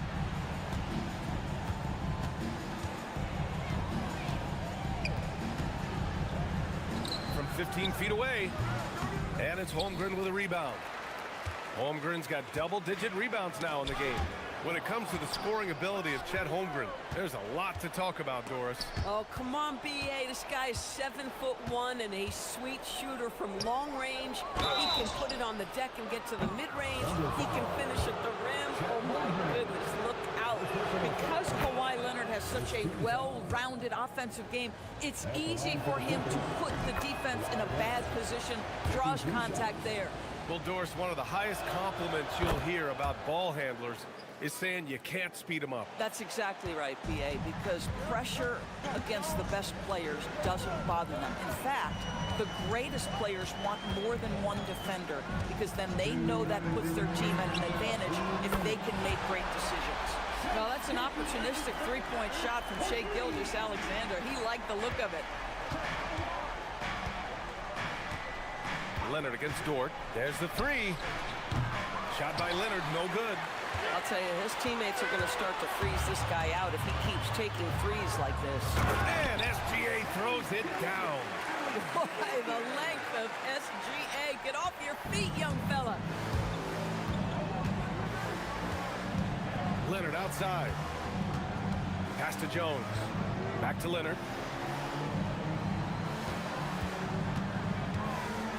And so Ty Lue calls a timeout. He'll take the opportunity to regroup. And no doubt, coach wants them to improve their interior defense. I think right now they're giving up way too many easy looks. That is a recipe for disaster. Long range from the inbound. And the rebound goes to the Thunder. Holmgren's got a rebound number 12 here already in the game. Outside, Williams. And here's SGA outside. No good there. 6 for 11 now from the floor. Clippers trail by 13.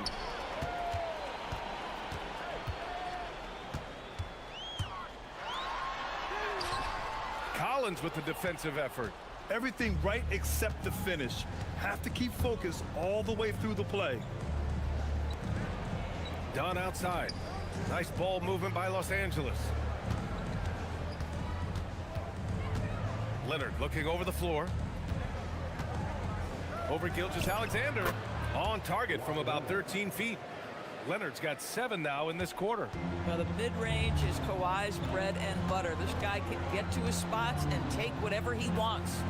7-second difference between the shot clock and the game clock. And the bucket counts. And he is on his way to the line. He'll try to make it a three-point play. And this is his 4th trip to the free throw line tonight. That free throw good from Gilgeous-Alexander. What you love about Shai Gilgeous-Alexander is this young man's work ethic. He is a gym rat who's always looking for ways to improve. Leonard against Dort. Here comes Kawhi. Whoa! Oh, I love this guy. Even when they're trailing, he works hard to put on a show. Hey, that might be just what they need right now. And the defense has no one to blame but themselves. They just let him get right to the rim. To me, this has simply stated been a complete lack of defensive attention and focus all night long.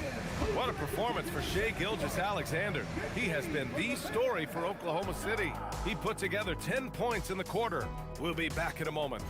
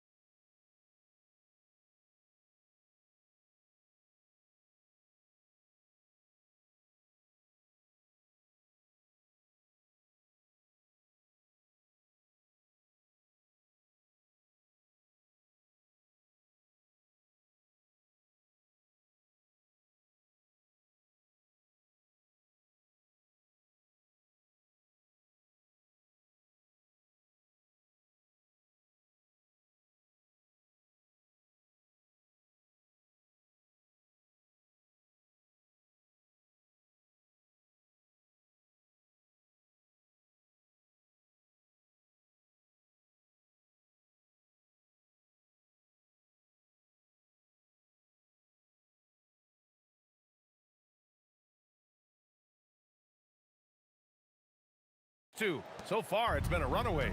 You know, Shai Gilgeous-Alexander has been exceptional here, guys. They've leaned on him to provide a lot of offense, and that's how he likes it. And one would expect that the defense made some adjustments at halftime, but he has the ability to answer right back. Inside, we got Williams and Holmgren. Gilgeous-Alexander runs the point with Dort at the 2. And it's Caruso in at the small forward position. That's the group from Mark Daigneault starting the second half. Three-pointer. And Los Angeles, another 3. Kawhi Leonard is efficient with his shooting form. Makes it look easy right there. Thunder leading by 8. Now Gilgeous-Alexander. He's got 22. The three is up. The Clippers grab the miss. Leonard's got 4 rebounds now. Second half rolling along. About a minute played here. And stolen by Caruso. SGA against Jones. Gilgeous-Alexander feeling it out a bit. To the inside, Holmgren. And the big finish by Holmgren. And this is why so many are high on Holmgren. His ability to dominate games with his scoring. Doris, Alex Caruso, known for his defensive presence. I don't know which aspect of his game on that end of the floor to talk about. His ball pressure at the point of attack is elite, but you can also put him off the ball if you need to, and he can get into passing lanes and be disruptive. If you need him to guard up a position, he can do that as well. The versatility is probably the thing that makes him dominant. And stolen by Jones. Matherin with the ball. He's picked up by SGA. And the dunk by Jones. They've been aggressive during this run, but they've also played under control. I think the communication on offense is working at every level right now. What a run for this group. And so the ball out of bounds. Gilgeous-Alexander touched it last. On offense, here are the Clippers. They've outscored them 10-2 during this run.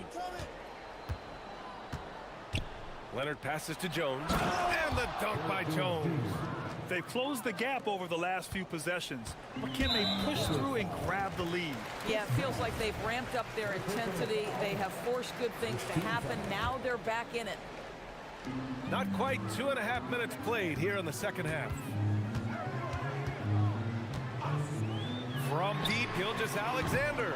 The Thunder with another miss. Clippers trail by 4. Leonard outside.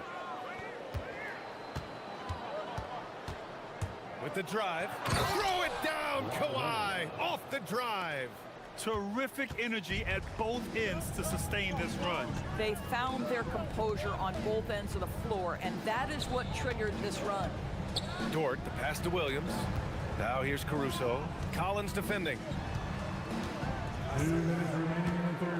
5 to shoot. Holmgren with a screen on Jones. Here's Gilgeous-Alexander. Jones grabs the board. Well, whether it's a defensive adjustment or he's gone just a bit cold, that efficiency has really fallen off this quarter. Here's Leonard. Again, Los Angeles. Boy, when this guy has got his rhythm, he can be tough to guard. And so Mark Daigneault will call a timeout. Coach taking this moment to speak to his guys, maybe alter some of the game plan. Here's SGA. 22 points for him. Just under 3.5 minutes played here in the third quarter. 13 feet out. He squares up and sinks it. Gilgeous-Alexander's got 24 points. If you're guarding SGA in the pick and roll, boys, stop the ball, because otherwise Shea's going to get to where he wants to go. And the dunk by Jones. The great read between those two guys. The defense didn't stand a chance, B.A. These two teammates right here, Grant, they are connected.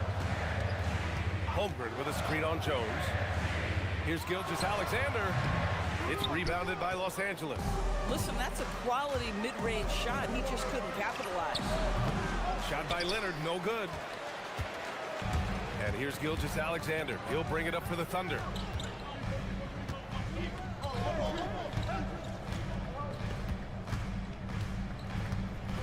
.41 seconds left to play in the third quarter here.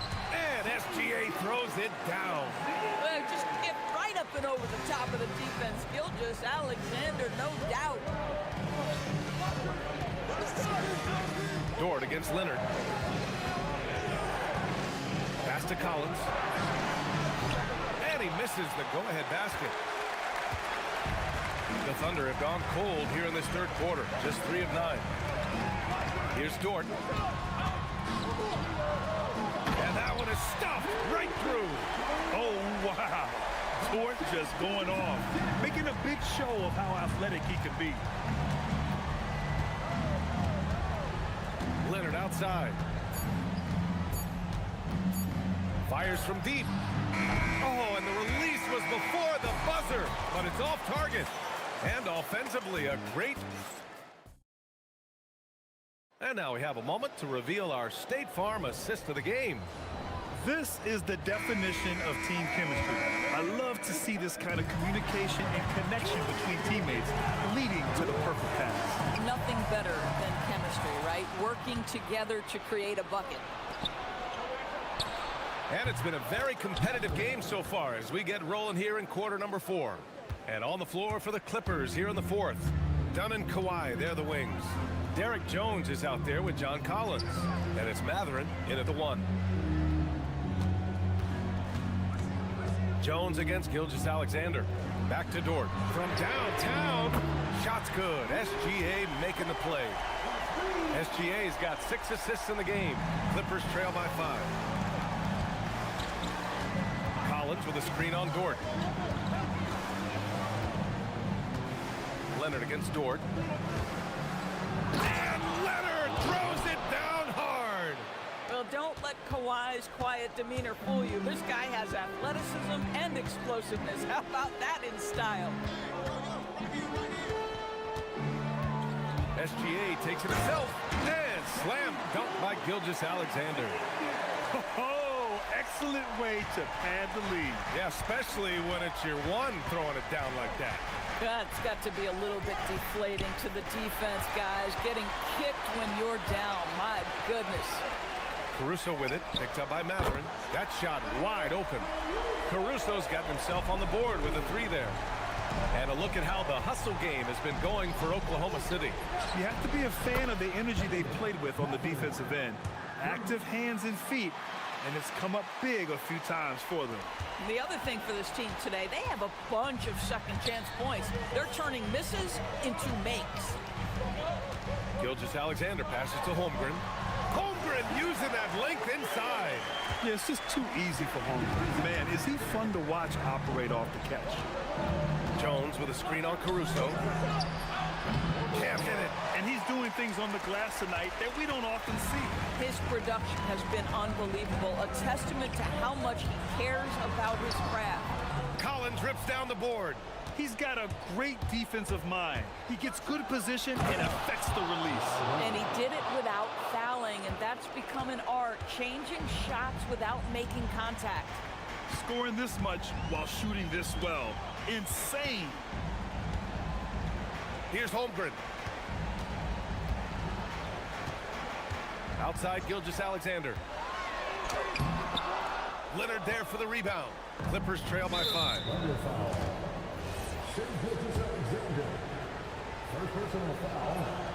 The free throw drops for Leonard. Well, this is the exact guy you would pick to take that shot. Beautifully done.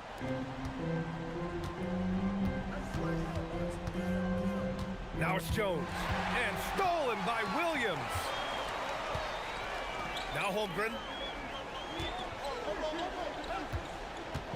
Fourth quarter keeps moving along. 3 minutes gone by now. Oh, SGA going to town inside. You can feel the temperature rising in this arena. Both teams pouring it on offensively. There's been a bit of a flurry here late, and this game may come down to which side gets a stop or two. Jams it home! Leonard doesn't shy away from these moments, embracing his role as a leader for his team. Up top, SGA, defended by Jones. SGA. Oh, SGA from long range.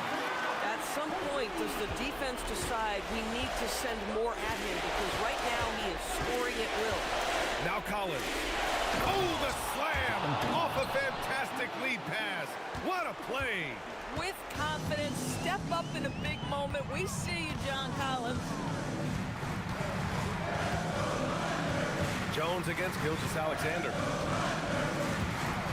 Here's Holmgren. Bucket! Straight in! And trying to put the game away, he's been nailed all evening. And he hasn't forced much tonight. I love the efficiency he's giving to them. Buries it from outside! Absolutely no fear. Kawhi Leonard welcomes these moments. He relishes these moments. Gilgeous-Alexander against Jones. Holmgren.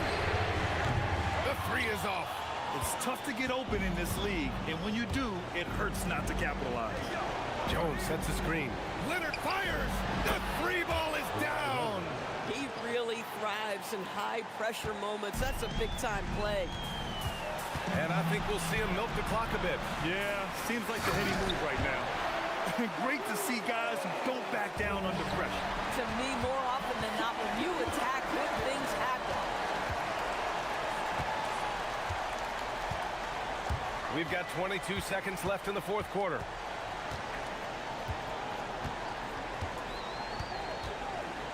Six on the shot clock. Here's Holmgren. Oh, he jammed it! And they just continue to attack, even late in the game, while they're up big. And as a result, they may be facing just a little bit less resistance right now. They are having their way.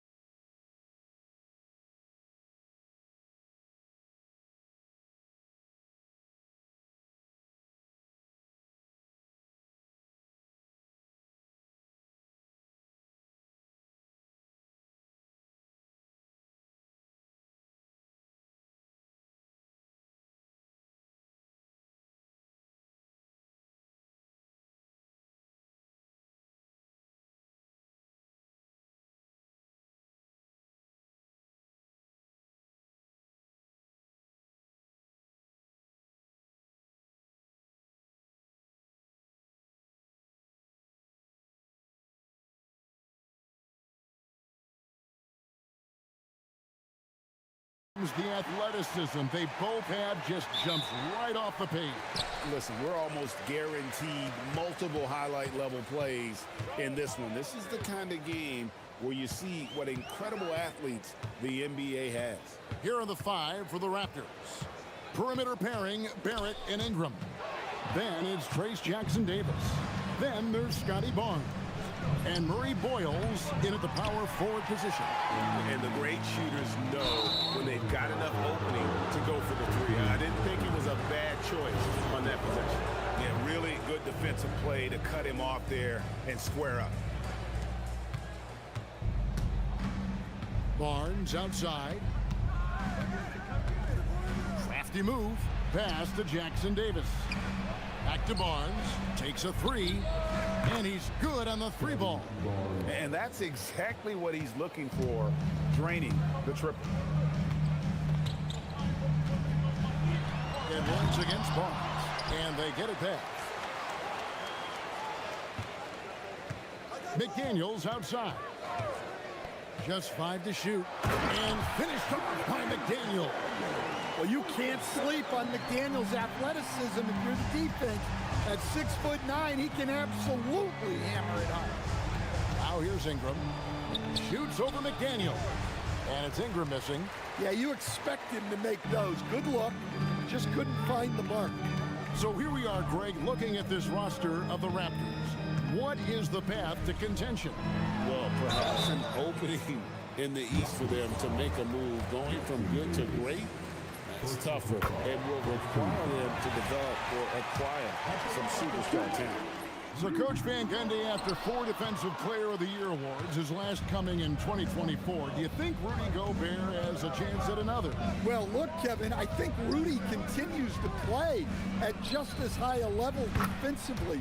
But now as the game has changed, I think we're starting to reward guys with those awards who can not only protect the rim and make it tough on teams, but can go out on the perimeter and guard multiple positions. So I think it'll be tough for him to get a fit. Barrett the pass to Ingram. There's the pick. Drives to the hoop. And slam dunk by Ingram. Well, look, you need to get up on Ingram, but then he has the quickness to put it on the floor and get all the way to the rim. Here's Edwards. And Edwards with the stop. How about the head of steam he's able to generate right there and just gets to the rack really easy. Barrett the pass to Ingram.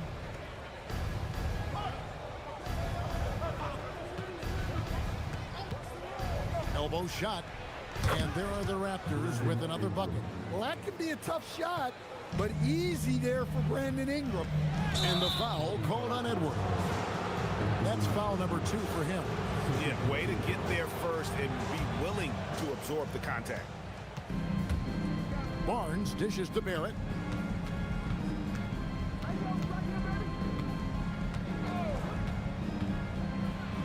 First quarter of play, we're about 3 minutes in.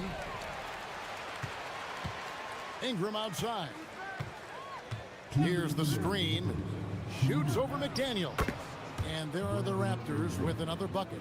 Well, Ingram working that versatility there as the ball handler in the pick-and-roll game.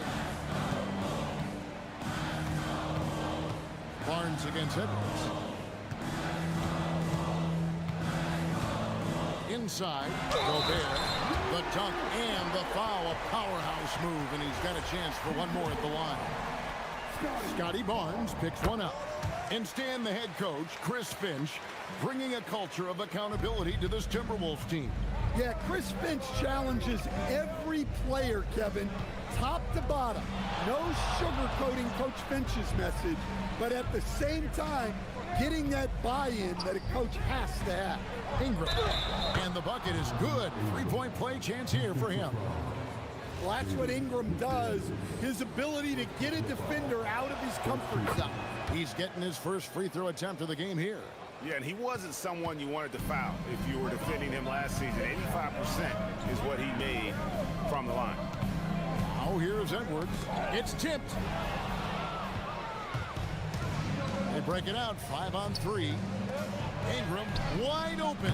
Good, and it's Barnes picking up the assist. Ingram's got 15 points. And you love the work Ingram has put into his shot. You can put him in the corner now and force the defense to extend. And if they know what's good for them, that's the way they'll defend against him every time he takes the ball in the three-point line.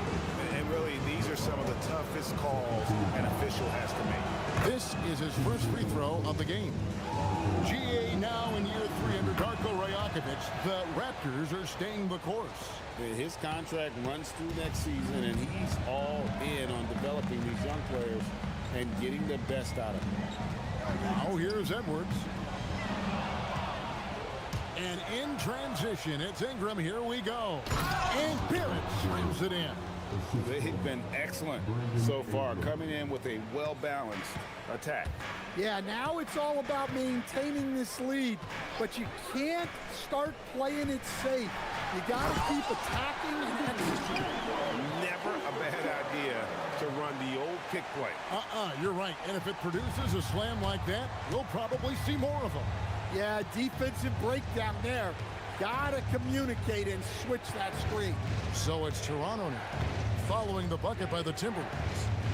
Here's Ingram, rising in, and slams up by Ingram. Yeah, we're seeing some fireworks from them already.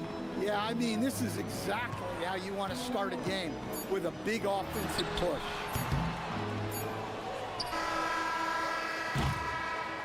Brandon Ingram.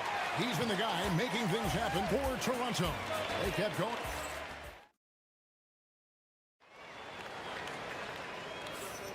And so far through one quarter, it's been a lopsided game. We'll see if that changes here in the second. And for the Raptors, this has been the game they wanted to have. Boy, their offense looks really good when everyone's in sync. Terrific first quarter. Yeah, they've looked sharp early on with their offense, getting good chances and converting what they've taken. Nice read out there with Rudy Gobert. Then there's Edwards. Then there's McDaniels. And it's DiVincenzo in at the shooting guard. So that's the lineup for Minnesota. Playing with high energy, outworking the defense up the floor. Yeah, the commitment to run is paying great dividends on the break. Now here's Ingram. He's got 17.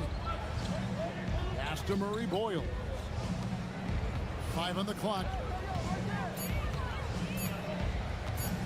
Ingram deciding where to go with it. And the shot clock expires. 24-second violation.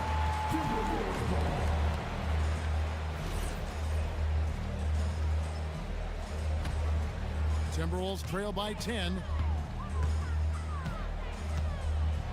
Edwards. What a sweet jam by Edwards. Wow, this is how explosive Edwards can be. He finishes with such force at the rim. Well, Coach, we know there's a lot of expectations tied to a number 1 pick. Sometimes they fall flat, but that has not been the case so far with Anthony Edwards. Oh, it sure as heck hasn't, Kevin. But I think it starts with Anthony Edwards welcomed the expectations.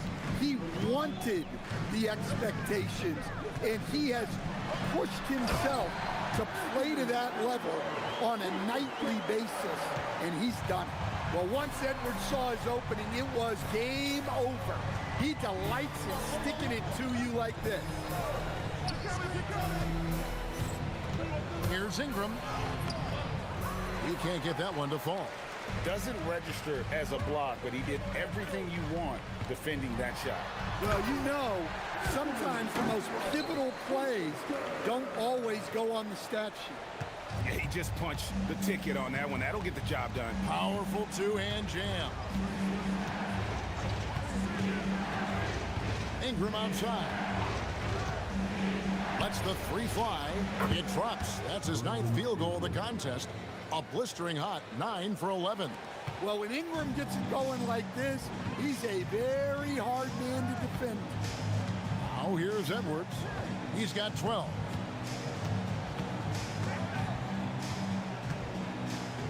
Gobert in the corner.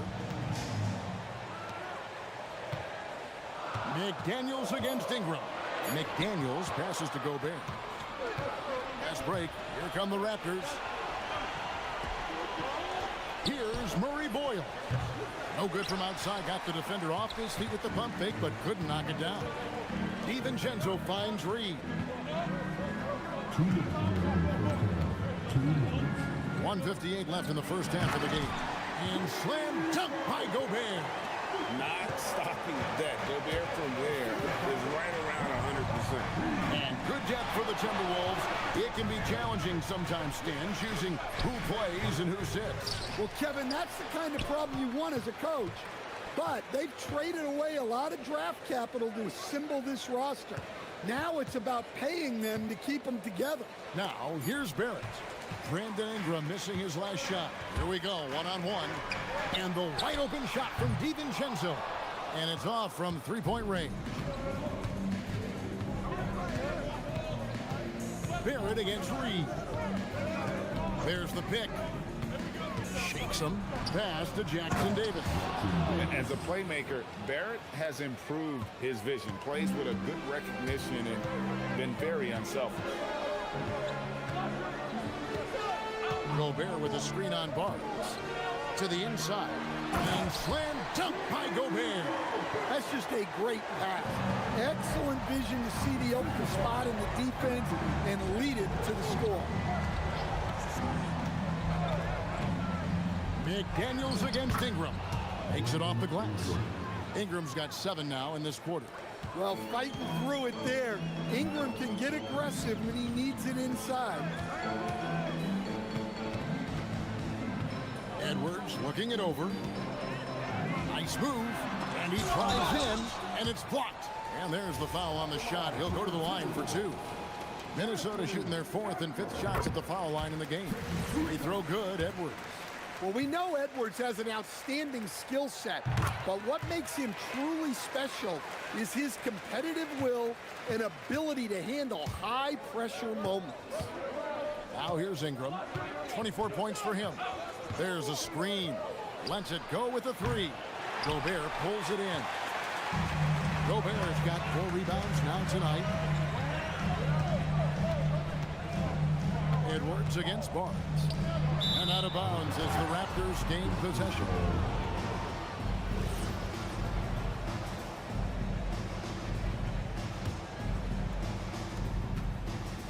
Pass to Ingram.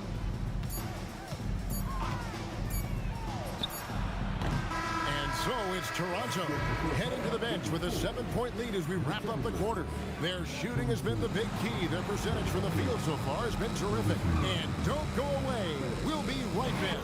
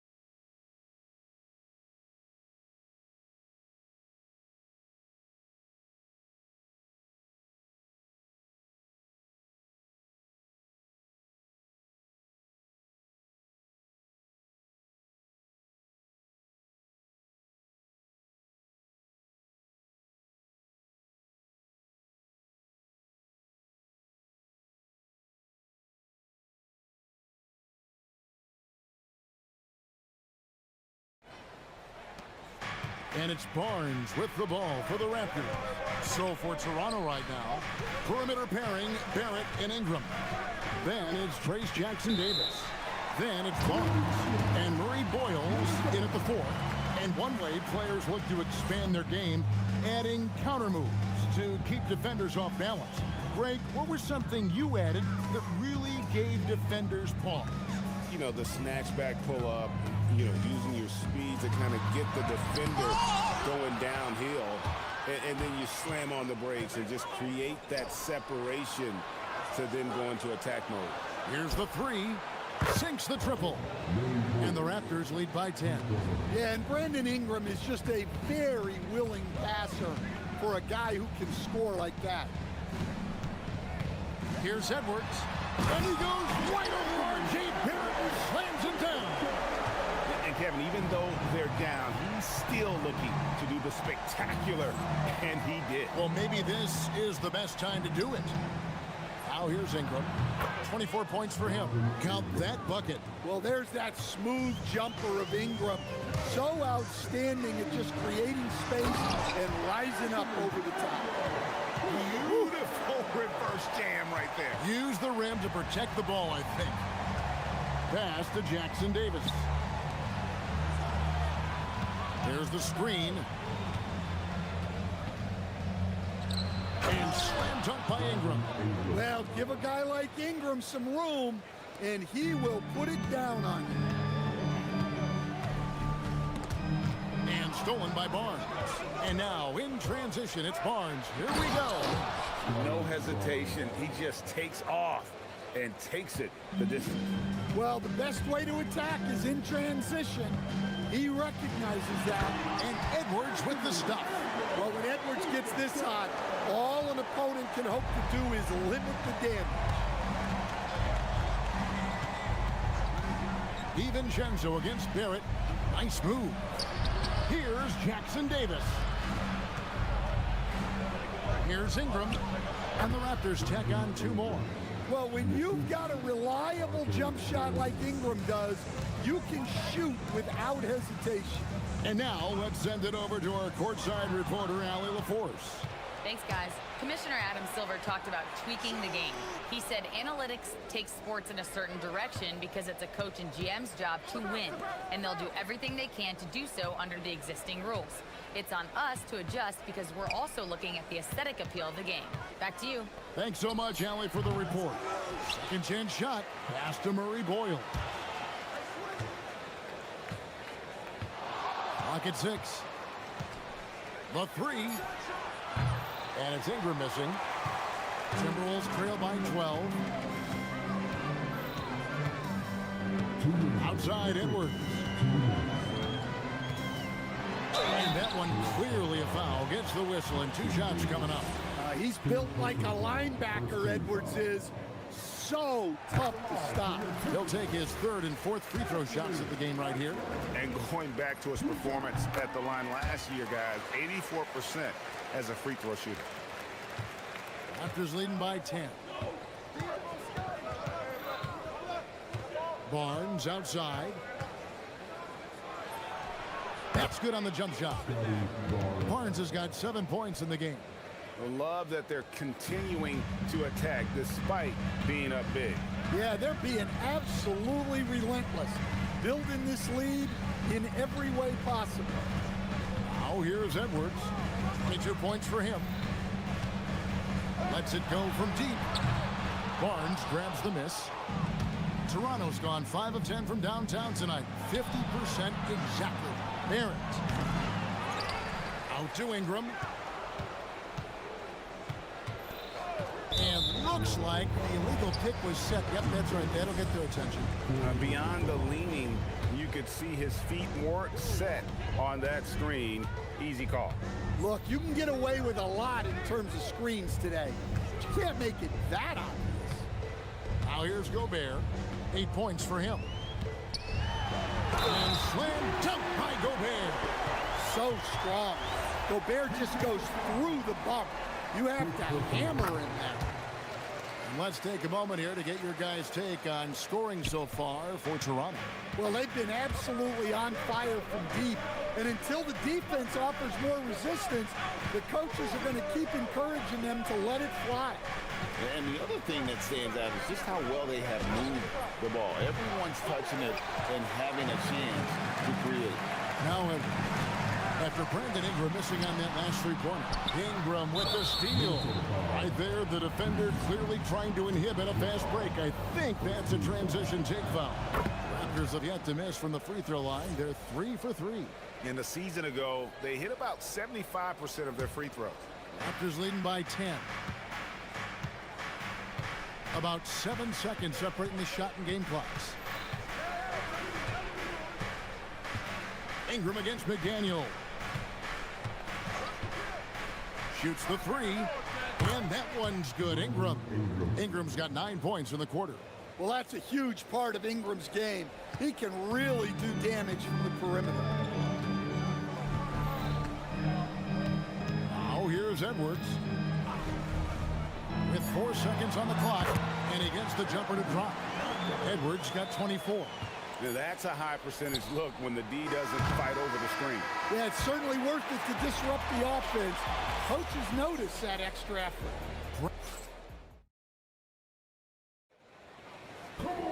And we reach the fourth quarter in a game that may be already out of hand.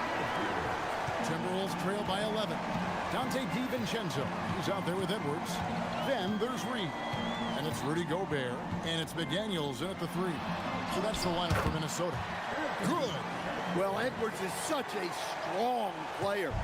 Skilled at absorbing contact and still finishing. Pass to Barnes.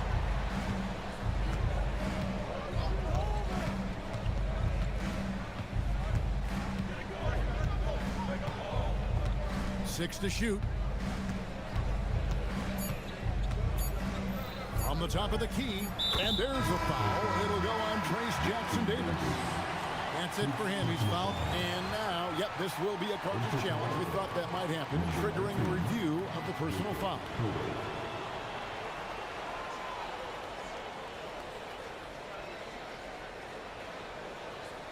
And the ruling on the floor is confirmed. Action is so fast that it's really tough to catch everything in real time. The wonders of technology. We've seen replay reviews so effectively, and involving the coaches by being able to have a challenge like this is something a lot of people have been hoping for. And so the word is in. They've decided that the call stands as it was made on the floor. And, you know, even if a coach still feels this wasn't the right call, you got to acknowledge the effort being put in to reviewing it. The double checking, and the game continues on. And let's go to the sideline. Here's Allen. I was able to listen in on what Darko Rajakovic was going over with his team, and Coach reminded his team that leads can disappear quickly in the NBA. He said if we get loose and they make a few shots in a row, then this is a ball game again. Do not let that happen here, Lord, guys. Thank you once again, Allie. Well, just look at that power. Edwards is unbelievable. Toronto leading by 12. Now Barnes. Outside Barrett.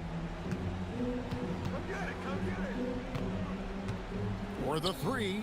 And the Raptors hit again from deep. And they have been relentless from deep. And you see the defense trying to react, but to no avail. Look, when the 3 is falling like this, there's not a whole lot you can do defensively. And here's Edwards. Oh, wow, what a great move inside. That is incredible. And I gotta say, sort of surprising he goes for a slam that difficult when they're trailing. But still a magnificent move to the rim. Here's Murray Boyd. Driving the lane. It's stolen by Edwards.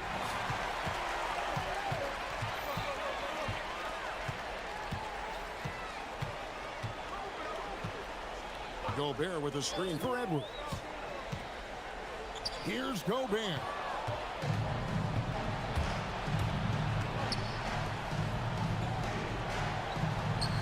Here's Murray Boyd. 3, good. Yeah, coming down the stretch, they've become reliant upon their perimeter game. Well, if you're looking to get points in a hurry as the game clock's running down, that's certainly the way to do it. And he slams it down with a one-arm hammer. No doubt about it. He has done a ton to help his team, but he's going to have to do even more if they want to have a chance to get back in this one. Now, here's Barrett. 2 minutes of the game. 2 minutes. Shot clock at 6. Gobert there for the rebound. He'll probably hear about that shot selection when he gets back to the bench. Maybe not their best option. Hurdle there for the rebound. Come on, you can't be doing that.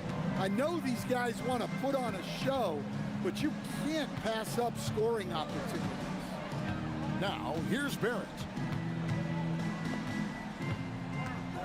Shoots the 3. Gobert there for the rebound. And here's Edwards. He'll bring it up for the Minnesota Timberwolves. They trail by 14. Well, everything about Edwards' drive makes it dangerous. His speed, his agility, and his lack of fear.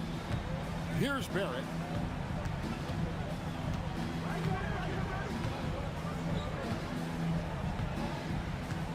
.104 left in the fourth quarter.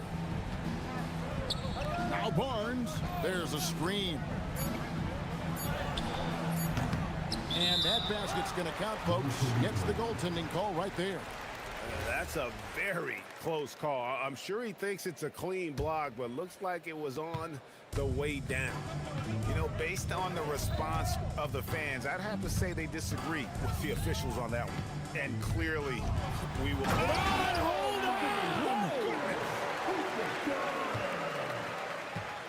This game looks like they've got it just about wrapped up. Yeah, just got to work that clock and take care of the ball. Now Pirtle. Here's Barrett.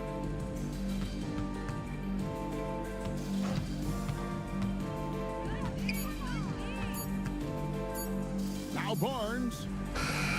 Down he goes for three. Inspired tonight. They fought hard and at crucial points just made the plays. Yeah, they saved their best basketball for this home stretch, and they certainly earned this one.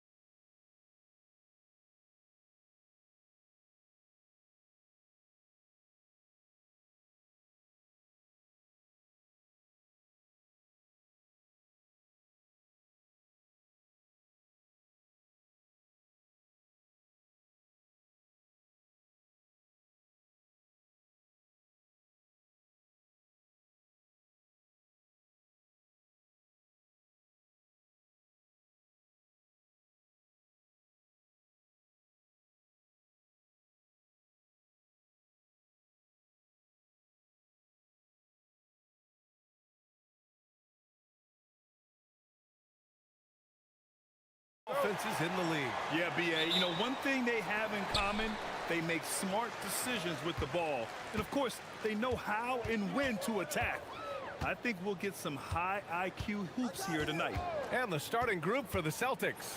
White and Brown are the wingmen. Tatum at the 4 with Queta in at the 5. And it's Walsh in at the point. There's so many facets to SGA's game. He's equally good from all three levels. Here's Tatum. The Thunder making their last shot. Tatum a screen on Caruso. Brown finds Tatum. Shot clock at 6. Pass to Queta. Oh, deflected. Dort with a steal. SGA against White. Here's Gilgeous-Alexander. Caruso outside.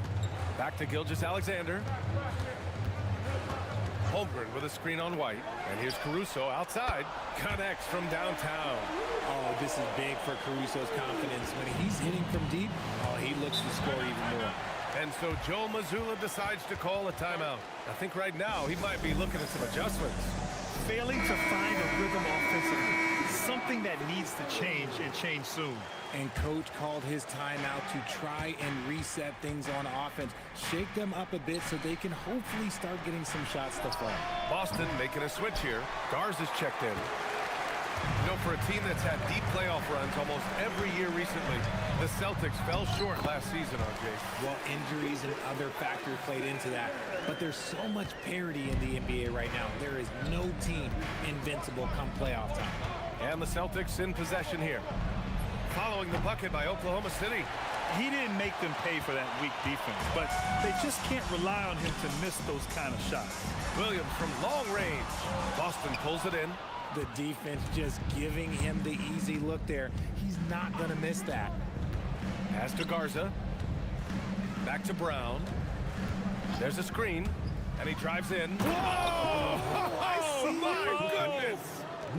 Come on, Jalen. That's just ridiculous. Time now to hear from our reporter, Allie LaForce. Mark Dagnall gave me a few minutes to catch up with him. We talked about his approach in guarding Jason Tatum. He said, we want to crowd Tatum right from the jump and prevent him from getting into an early rhythm, especially from deep. Because when his three-point shot is falling, it opens up the rest of his game. Guys? Thanks for that, Allie.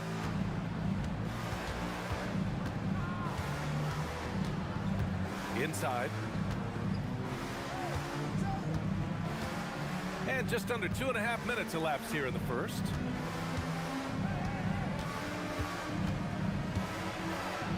Ooh, poked away. And up the court come the Thunder on the break. Here's Williams. Back to Caruso. Gilgeous-Alexander against White. Holmgren with a screen on White. And slam dunk by Gilgeous-Alexander. He's such a clever player in pick and rolls. Gilgeous-Alexander is unpredictable and understands how to attack defenses. Brown against Caruso. Pass to Walsh. Back to Brown. Here's Garza. And they'll turn it over. Couldn't get the shot off. A shot clock violation.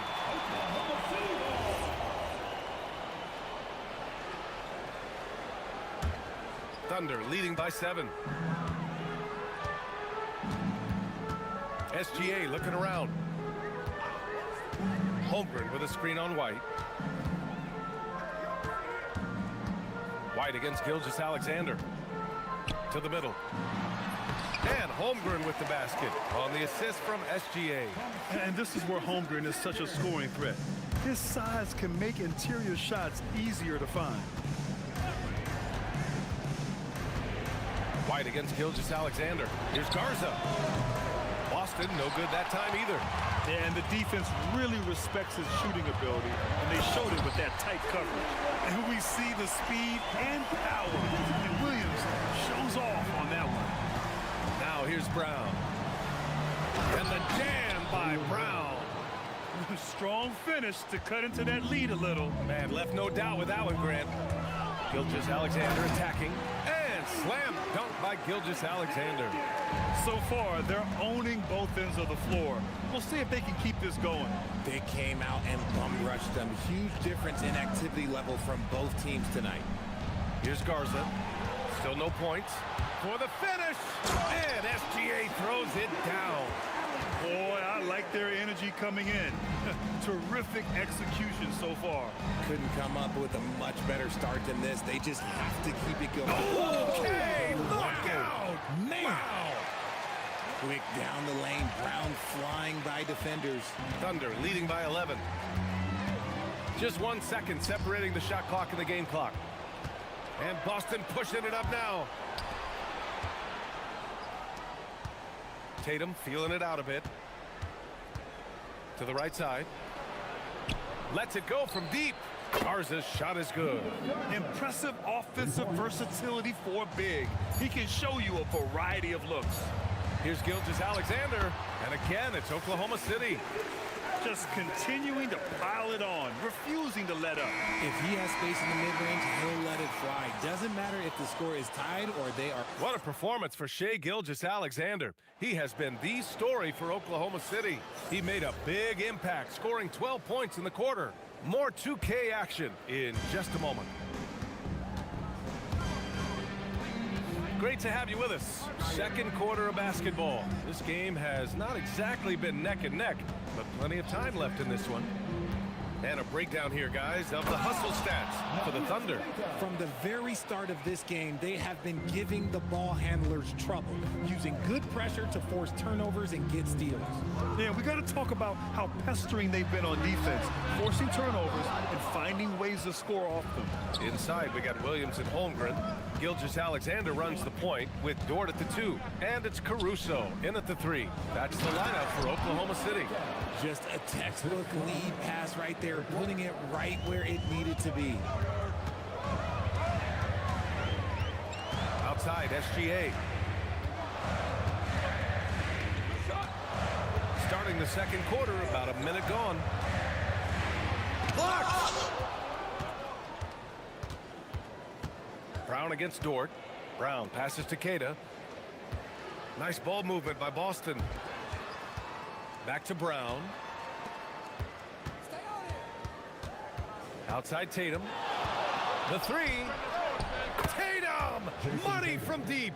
With his touch, Tatum's a threat from anywhere. And here's Gilgeous-Alexander. He'll bring it up for Oklahoma City. 13 points was their biggest lead of the game. And the call will be against Derek White. That's his first foul of the game. These calls can be so difficult for officials to make. We're about a minute and a half into the second quarter. Right side, SGA. SGA explodes to the rim. Gilgeous-Alexander lifting off and hammering it down with all he's got. White against SGA. They set a pick. Here's Queta. The kick to Tatum. They grab their own miss. Pass to Brown. And the foul on Alex Caruso. That's his first foul of the game. First personal foul. First team foul. Gilgeous-Alexander against White. From the arc. Well, when you think about how the game has evolved in recent years, RJ, the role of the big man might have changed the most. Who knew threes and assists would become a key stat for 7-footers? But I will say, size helps. You cannot teach tall. All right, let's get a report from Allie. Thanks a lot, Brian. Jaylen Brown never loses confidence. Celtics coach Joe Mazzulla said he has great short-term memory. If he misses a shot, it never affects the next one. You can't shake him. I just love his poise and his ability to attack. Brown said, every time I take the floor, I want to be aggressive. Back to you guys. You love that confidence. Okay, Allie, thanks a lot. They set the screen. Clock at 6. There's the triple. Three-pointer goes up. Three-pointer goes down for White. That right there, that's the kind of look this system is designed to create.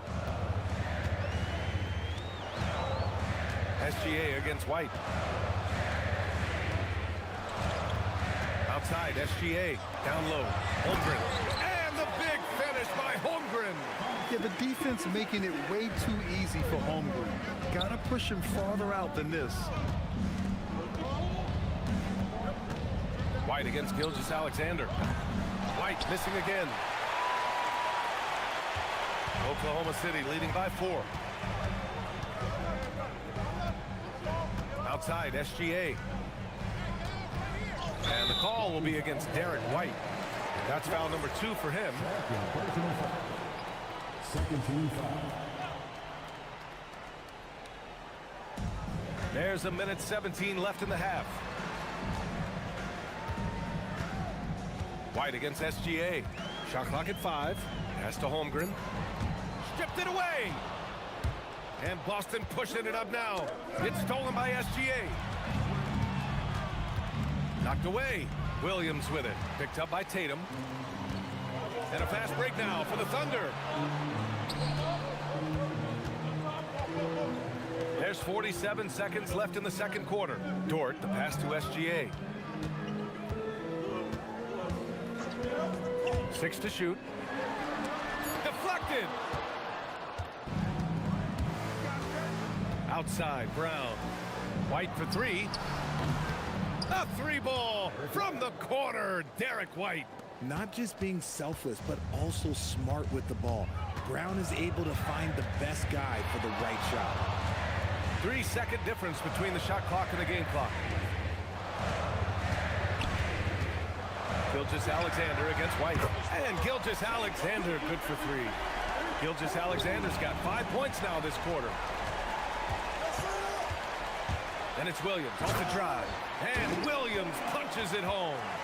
Ooh, putting on a show for the fans. Going up for the graceful reverse. Oh, that had a little extra sauce on it, Grant.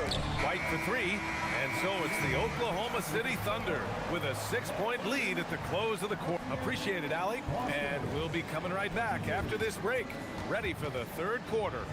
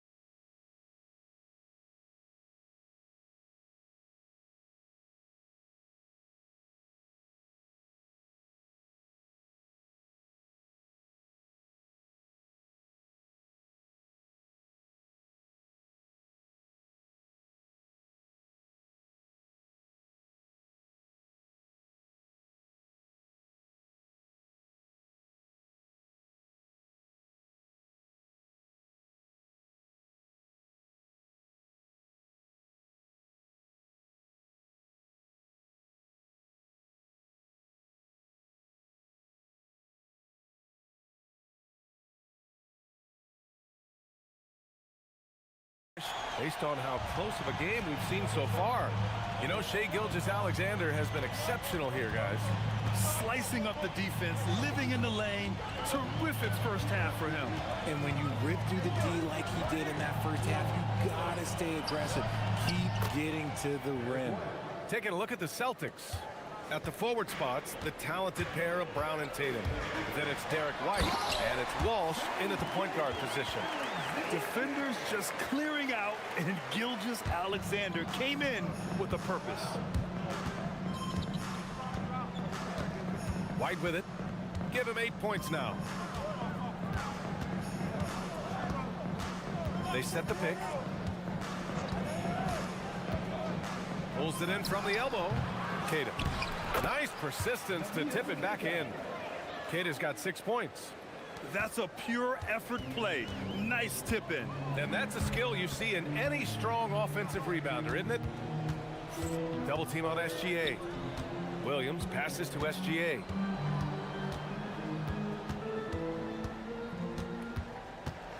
Holmgren with a screen on White. Here's SGA. Shai all the way to the cup. All it takes is a sliver of daylight, and Gilgeous-Alexander will exploit it. Tatum passes to White. Right around a minute and a half played in the third quarter. Sends it home from three-point land. Gotta fight harder to get over those screens. Yeah, as soon as these guys build contact, they are just disappearing like they're not even there. You gotta show some fire and keep defending. And the D can't allow Gilgeous-Alexander to get this positioning, because once he does, he makes you pay. SGA against White.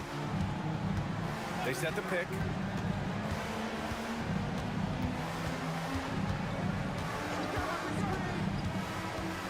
Late clock, the Celtics got to hurry here. When guys are moving the ball, sharing it, it makes the game so much more fun, both as a player and as a fan. Here's SGA. Got a hand on it.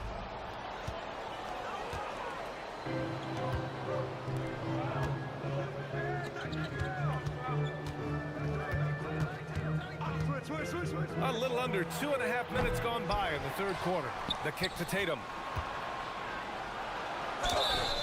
Oh, the bucket's good, and he'll have a chance at one more. It's going to be on Jalen Williams.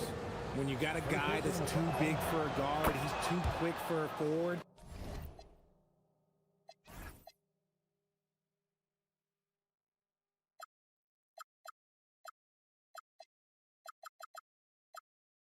What do you have there? You have Jason Tatum. He is an absolute matchup nightmare. Well, Richard, some stars are the system, but Jason Tatum is often admired as a selfless system player.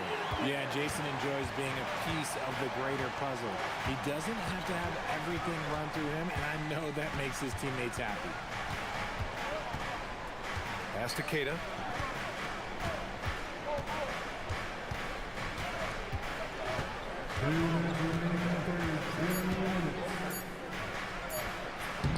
Again gets it to go. He can't miss. 5 for 5. Keeping pace here. That's an excellent move inside. Gilgeous-Alexander against White. And it's Oklahoma City scoring again. He is getting everything he wants. The defense is seemingly powerless to slow him down. It's sad. Holmgren against White. To the paint. Here's Keita. And down it goes. Jam that one home. And for them to get out in front, it feels like they're going to need him to lead the way. Here's Gilgeous-Alexander. And SGA throws it down. And you have to love it. The floor general taking things into his own hands. Just the aggression they're looking for, man. No doubt. That's the kind of play that can energize the whole team, and they will take it in a close game like this. You can get away with one once in a while, but it looked like he wasn't completely set on that pick. You gotta blow the whistle when it's that obvious. Great call there by the official. The Thunder have gone 6 of 7 and appearing confident in this half. Pass to Holmgren. Here's Dort, defended by Brown. Here's Gilgeous-Alexander. Brown with the block. Terrific anticipation by Brown, managing to see the shot coming and get ahead of it. Tatum with it. Now guarded by Holmgren. Oh, Tatum slings it from deep. He just makes it look so easy on offense. Like, who takes pleasure in torturing defenses? He does. You don't want to stop the clock right there. I'm not quite sure what he was thinking. 32 seconds left in the third quarter. And SGA throws it down. And once he gets to the rim, it's fairly automatic. Nothing fancy right there. Just takes his 2 points, moves on. Now White, 11 points in the game. Oh, send it home, Derek White. Making sure of it with the two-hand slam, B.A. Yeah, I don't blame him. With the score this tight, you cannot take a chance here. Here's Gilgeous-Alexander. Pass to Williams. Outside, SGA with 1 on the clock. And SGA throws it down. He slammed that thing through. A nasty two-hander. And we've reached the end of the third quarter. Just a terrific game thus far.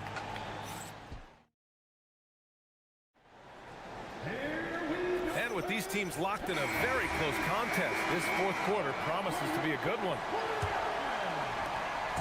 And Gilgeous Alexander's got the ball here for the Oklahoma City Thunder. 13 points was their biggest lead of the game. Inside, we got Williams and Holmgren. Gilgeous Alexander runs the point with Dort at the 2. And it's Caruso in at the 3. That's the lineup for Oklahoma City. White looking it over.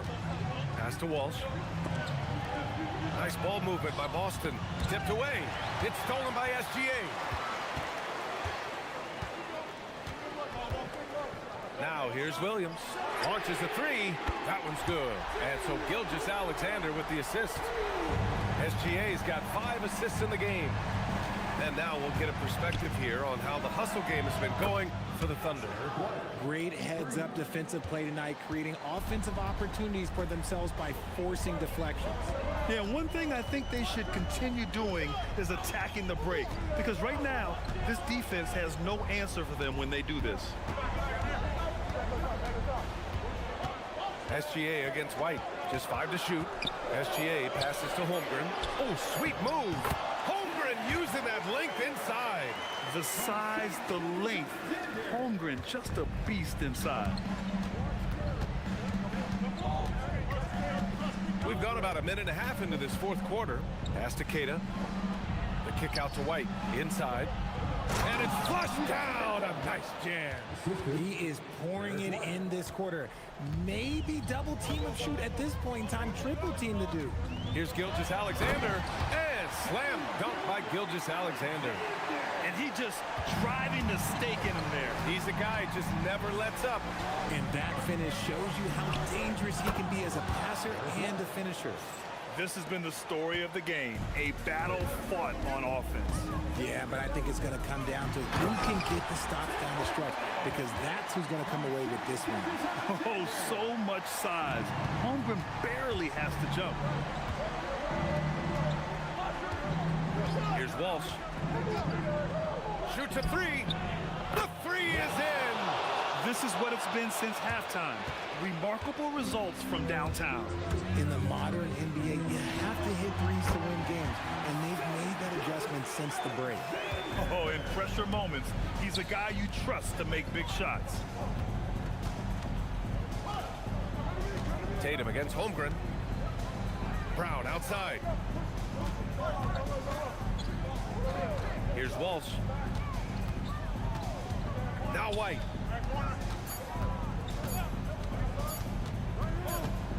And they force the shot clock violation. Great D.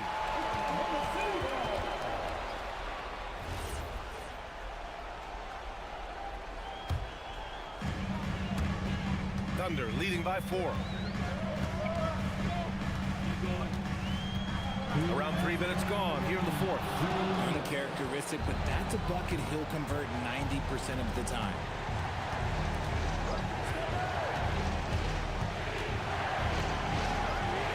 And there's the screen.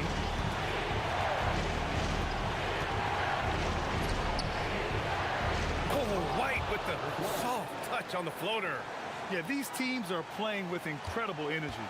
Yeah, the second half in stark contrast with the first. Coach must have gotten on them a little bit at halftime. Outside, Gilgeous Alexander.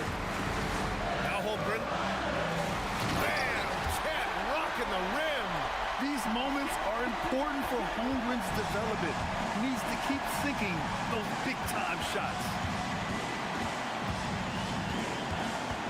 Holmgren against White. From downtown, and he nails it. He's done so much damage from beyond the arc, and he's still hitting those big shots.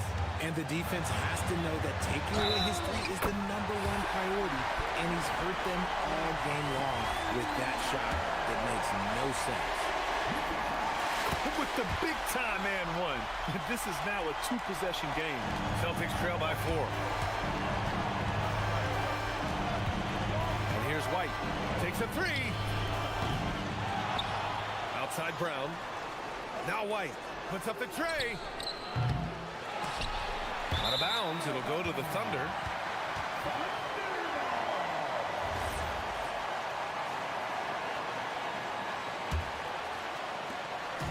And here's Gilgeous Alexander. He'll bring it up for the Oklahoma City Thunder.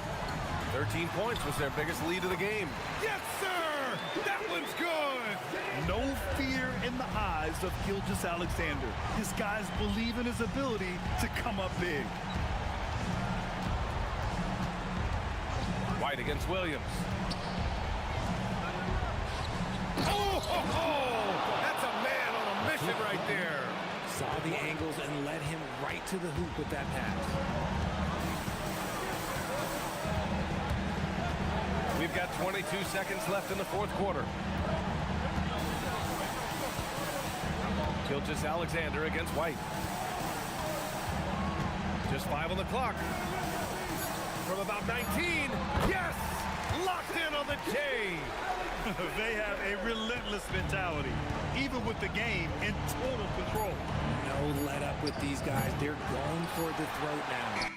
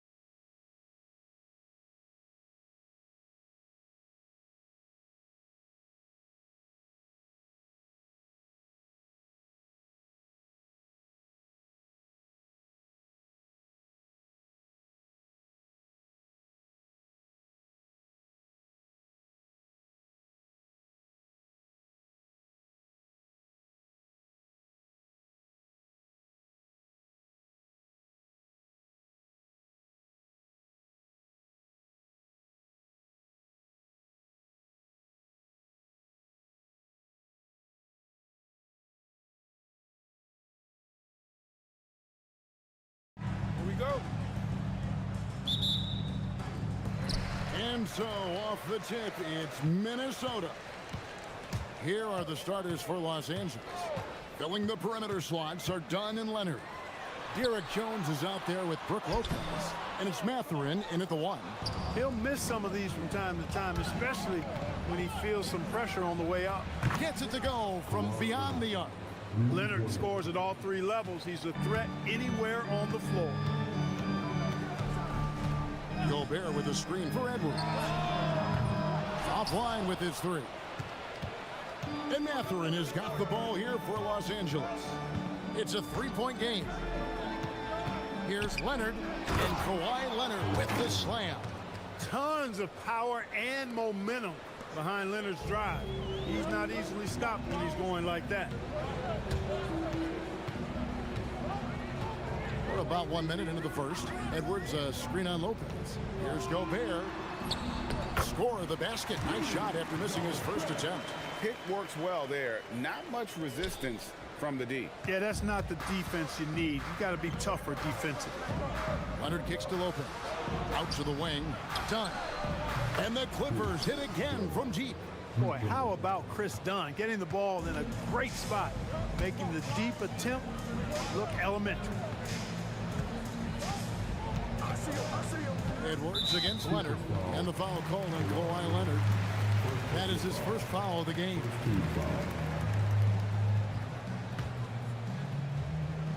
First 1:30 gone here in the first quarter. Gobert with a screen on Leonard. Here's Edwards. Well-placed jumper from the free throw line. Nice mid-range J from Edwards there. He's obviously not too concerned about what the analytics say about that shot. And a wide-open look for Mathurin. And another 3 for the Clippers.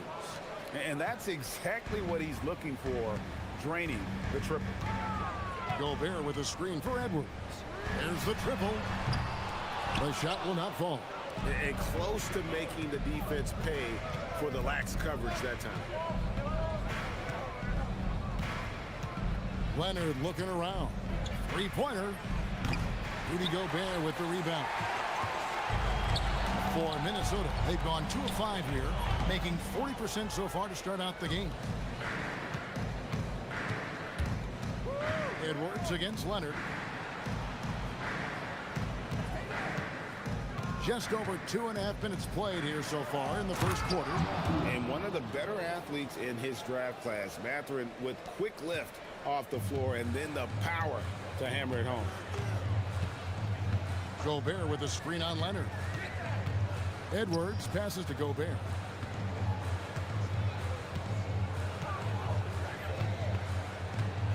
To the paint, 6 on the shot clock.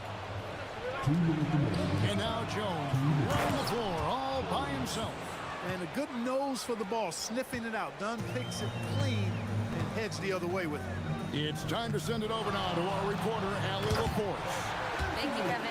The game is going global. Players Association President and sharpshooter C.J. McCollum said, with all the NBA players who weren't born in the United States, we're attracting fans from those places, and it's going to make our game better. And that's what we want at the end of the day. Kevin, back to you. Crossing over the borders. Allie, we thank you very much. Yeah, they have gone full throttle from the opening tip, showing no signs of letting up. And, you know, when you've got a chance to put a team away early, you got to take it. Now here's Edwards. They get it again. And finished off by Gobert. The endless reach of Gobert. Those long arms sometimes seems like he's everywhere. An overwhelming presence on the offensive glass. Here's Leonard. 7 points in the game. From deep. Minnesota with the rebound. There's 48 seconds left to play in the first quarter. Gobert the screen. Edwards dishes to Gobert. And Gobert throws it down. Frenchman doesn't mess around down there. Gobert, what a vicious throwdown. Here's Mathurin, and he makes it look easy, dunking it hard with one hand. Yeah, I mean, maybe could have tried for a more memorable dunk than that one. And we know he's capable of those memorable ones. Hey, they've got a nice, comfortable lead here, fellas. Might as well keep it simple. Do it a plain, simple one-hander, just like pound cake. So it's the Timberwolves now after the Clippers pick up 2. Gobert, and 2 free throws coming up, unable to get that one to go with all the contact. Staying strong against the defense. Rudy insists on getting that shot off. First trip to the free throw line for him in this one. You know, this is not an area where they expect him to contribute. You know, he's a guy that shot below 70% last season. And we saw it last year, guys, because those numbers were so low. Teams weren't afraid to put him on the line where points were hard to come by for him. And a bit of a battle here for the ball. The official signals a jump ball here.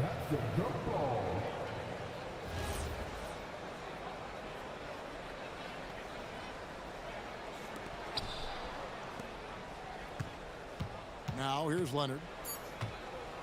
And then Leonard with the dunk. And he just dangles from the bucket after sending that one through. And you can see which team has the swagger right now. Well, you know what? You don't want to do too much to get an opponent riled up. You got to be mindful of that. Kawhi Leonard has been on display for the LA Clippers. He finishes with 9 points in the quarter. The D is having all sorts of problems with him. And we've got more on 2K Sports coming your way after this break. And glad to have you with us, folks. Second quarter of basketball. This game has not exactly been neck and neck, but plenty of time left in this one. And let's get your take, guys, on the scoring breakdown for Los Angeles. You know, right from the start, it seemed they got hot from three-point range, pulling apart the defense and racking up the points, too.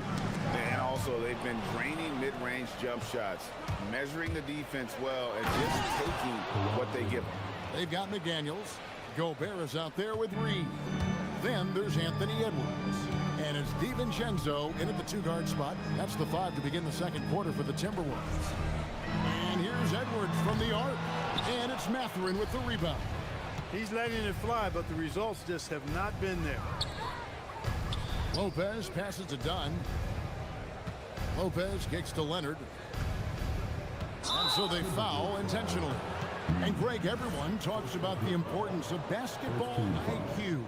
Can you win in the NBA with a low IQ team? Boy, it would be tough. I mean, there's a reason younger teams typically don't win at the highest level. But you need to take those lumps and get that experience and learn from those lessons. Here's Edwards. 2 free throws coming up, and they call the shooting foul. It's on Kawhi Leonard. How about the work ethic of Anthony Edwards? Not to mention that linebacker build and the sweet shooting stroke. But what he wants most is to see his team succeed. That's what you love about AE. Clippers leading by 11. Outside Mathurin. And we're now about a minute and a half into the second quarter. And Leonard has it in the corner. Shot clock at 5. Fires from deep. The 3 goes down the hatch from Kawhi. Boy, it has been a huge night for Leonard. The skill is obvious, but his strength is what makes him hard to defend. Gobert with a screen for Edwards. Fires from 14. And slam dunk by Gobert. How about the offensive rebound with a little extra punch on the putback? You're right, Greg. As they look to trim the deficit, could we see them send a few more bodies to the boards from here on out? Maybe, just maybe. Well, I don't think it would be a bad idea, but I mean, they could use all the second chance points they can get. Here's Edwards. Anthony Edwards hammers it home.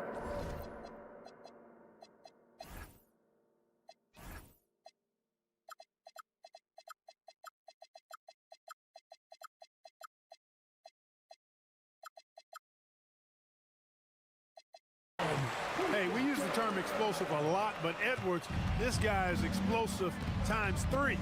Dunn dishes to Leonard. For 3. And the Clippers hit again from deep. And with the lead, I like the strategy here. Continue to get the ball to guys who can do something with it. If it's working, keep working it. That's what I say. Keep the pressure on. Gobert down low. Lopez is there. Gobert, and that's good. Gobert's got 12 points in the game. tell you, it's an added bonus when Gobert is scoring at this rate. These guys need to keep feeding him. Mathurin against Edwards. Mathurin, good. 9 points in the game so far. Just playing with poise and confidence, and they continue to put points on the board. Well, I like the way they're playing. A very smart first half. Quality shots, not wasting possession. Really good shot contest there. It made it tough for the shooter. Fires for three. Gobert pulls it in. Gobert's got his 6th rebound on the night. Edwards, what a sweet kick by Edwards. Oh, doctor. Oh, my goodness, Anthony Edwards. Throwing it down with force. Get this guy in the dunk contest. Got that one up quick. Leonard's got 13 points now in the quarter. He's found his rhythm from deep, and you can see the confidence. Yeah, I'd be confident too. As a matter of fact, I mean, if you're stacking up threes the way he is, I mean, he's doing all this work from behind the arc. And again, the Clippers good for 2. Such a smart offensive player. Leonard understands when to rise up there off the dribble. Here's Edwards driving to the basket. And Edwards with the stuff.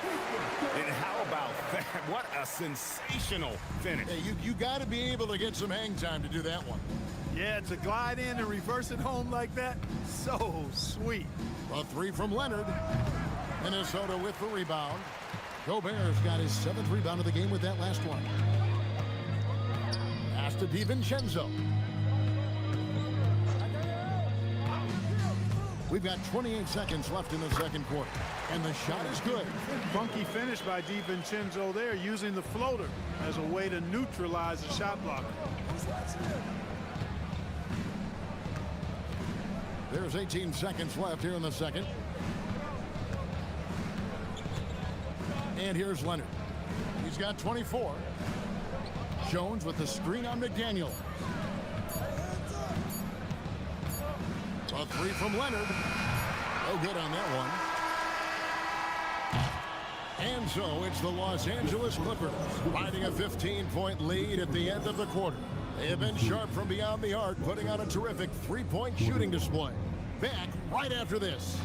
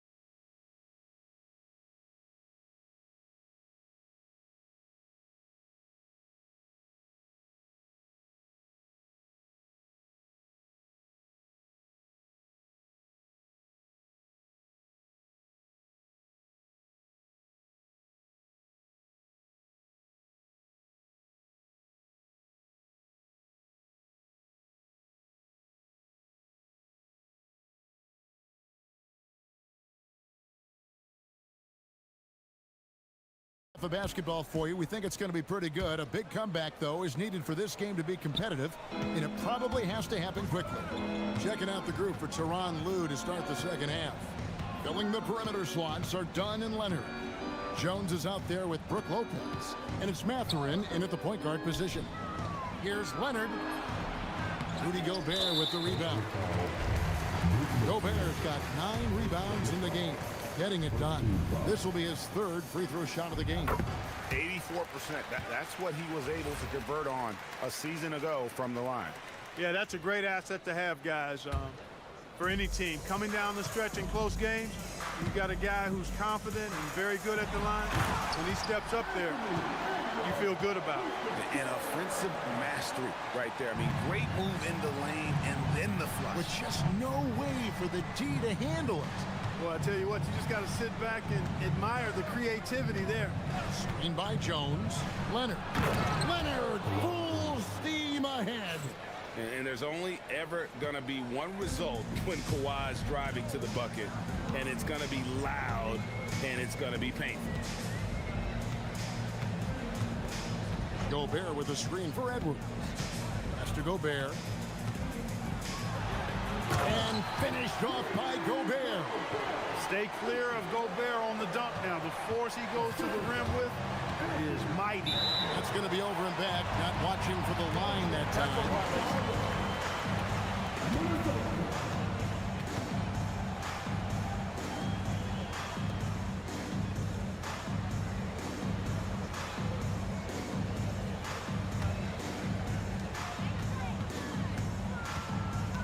Leonard against Edwards. To the middle. Here's Gobert. That's in. Coming off the assist from Edwards. Edwards got 3 assists now in this one. Los Angeles leading by 10. Leonard on the wing. McDaniels defending. Leonard against McDaniel. Jones with the screen on McDaniel. Leonard with no one around. Misses the 3. Timberwolves have gone 3 of 3 from the field since halftime. And finished off by Edwards. Edwards got a tight handle now and enjoys breaking out these types of moves on him. And it's Leonard with the ball. He'll bring it up for Los Angeles. Earlier in the game, they had a 19-point lead. And no doubt about it, in order for them to be successful, he has got to be a catalyst when it comes to scoring. Edwards looking it over. And Edwards with the stop. Boy, you love to see Edwards shine on offense like this. I know it's got to be making his coach happy, too. For Los Angeles, they've gone 2 of 4 here to start the second half. McDaniels against Leonard. Lopez sets a screen for Leonard. Oh, and the jam by Leonard. Very few players have the combination of power and athleticism that Kawhi has. Electric. Edwards passes to Gobert. In the corner, it's DiVincenzo. Done outside. Takes the 3. A rebound by the Timberwolves. Here is Edwards. He's got 19. Outside, Reed. McDaniels outside. Pass to Gobert.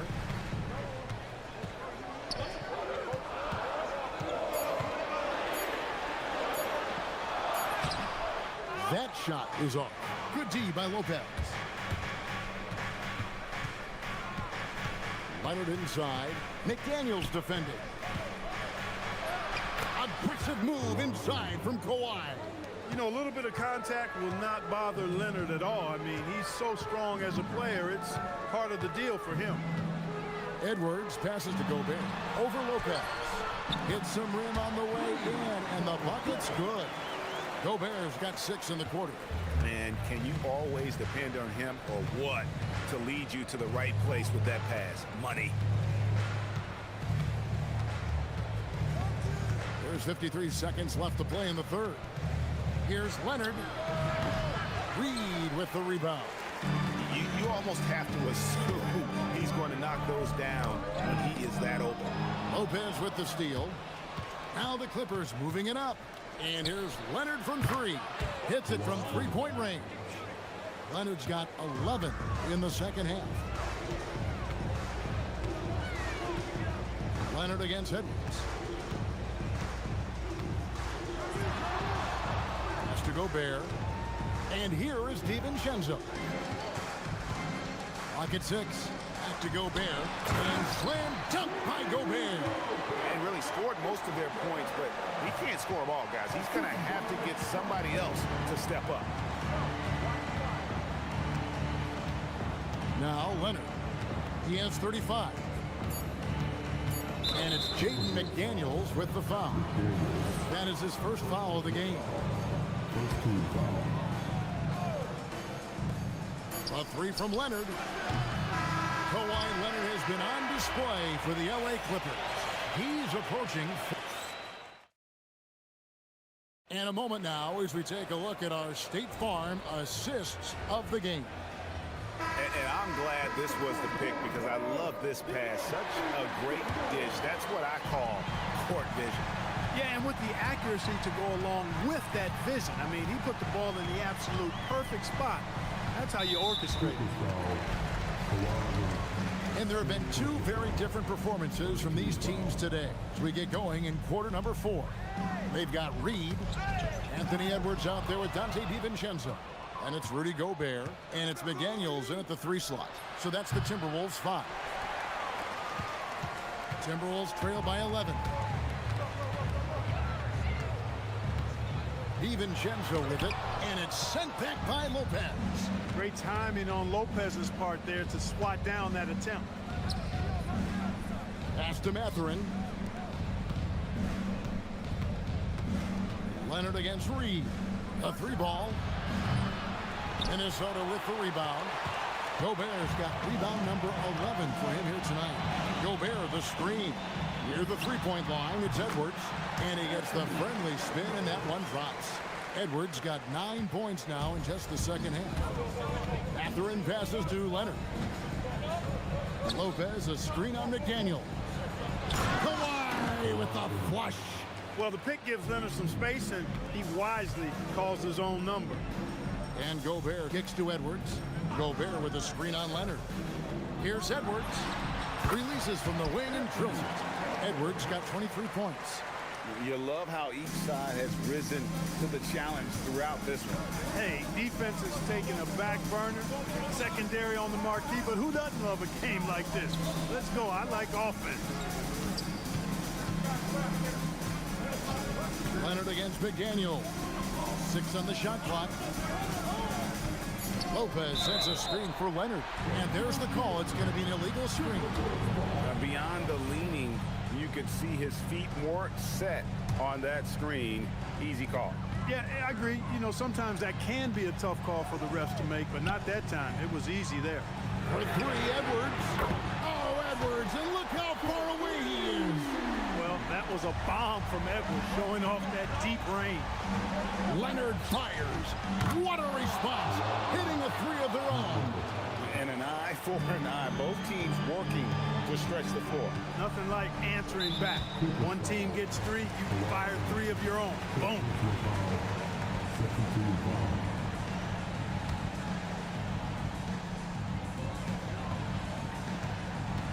Leonard against Edwards. Edwards takes it all the way. Edwards is a load to stop on the bounce simply because he's got a football player's build. Leonard against McDaniel. Leonard. Oh, my goodness. What a play.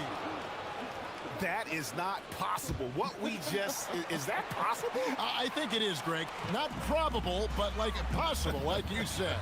He's one of the few players in the NBA who can pull something like that off. Here's Gobert. Big time jam. He was ready to receive and deliver. It's like running into an immovable object. Gobert setting that pick nicely. Leonard against McDaniel. Outside Leonard. Shot clock at 6. Here's Jones. Oh, the dunk. That pass into the paint, that is a work of art there. Dead on target. Edwards. Oh, what a shot. That might be the craziest shot I've seen in a long time. No rhyme or reason, just right down the hatch. Kawhi misses the 3. Yeah, but the defenders draped all over him. He just could not shake loose. Edwards drives in. Knocks it loose. It's stolen by Jones. Now Leonard.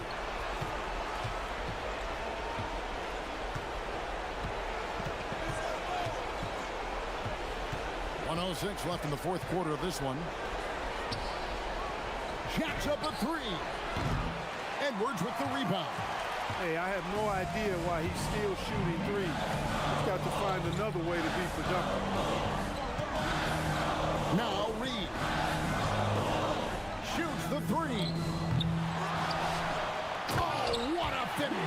Gobert calling for the ball in moments like these. Big-time games under his belt.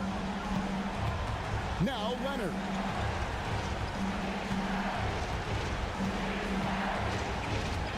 Leonard down the lane. That was a ginormous bucket by Leonard. Big-time performer. Can't waste any time here. No, you need a quick bucket and then a quick foul. Gobert with a screen on Leonard. Here's Gobert.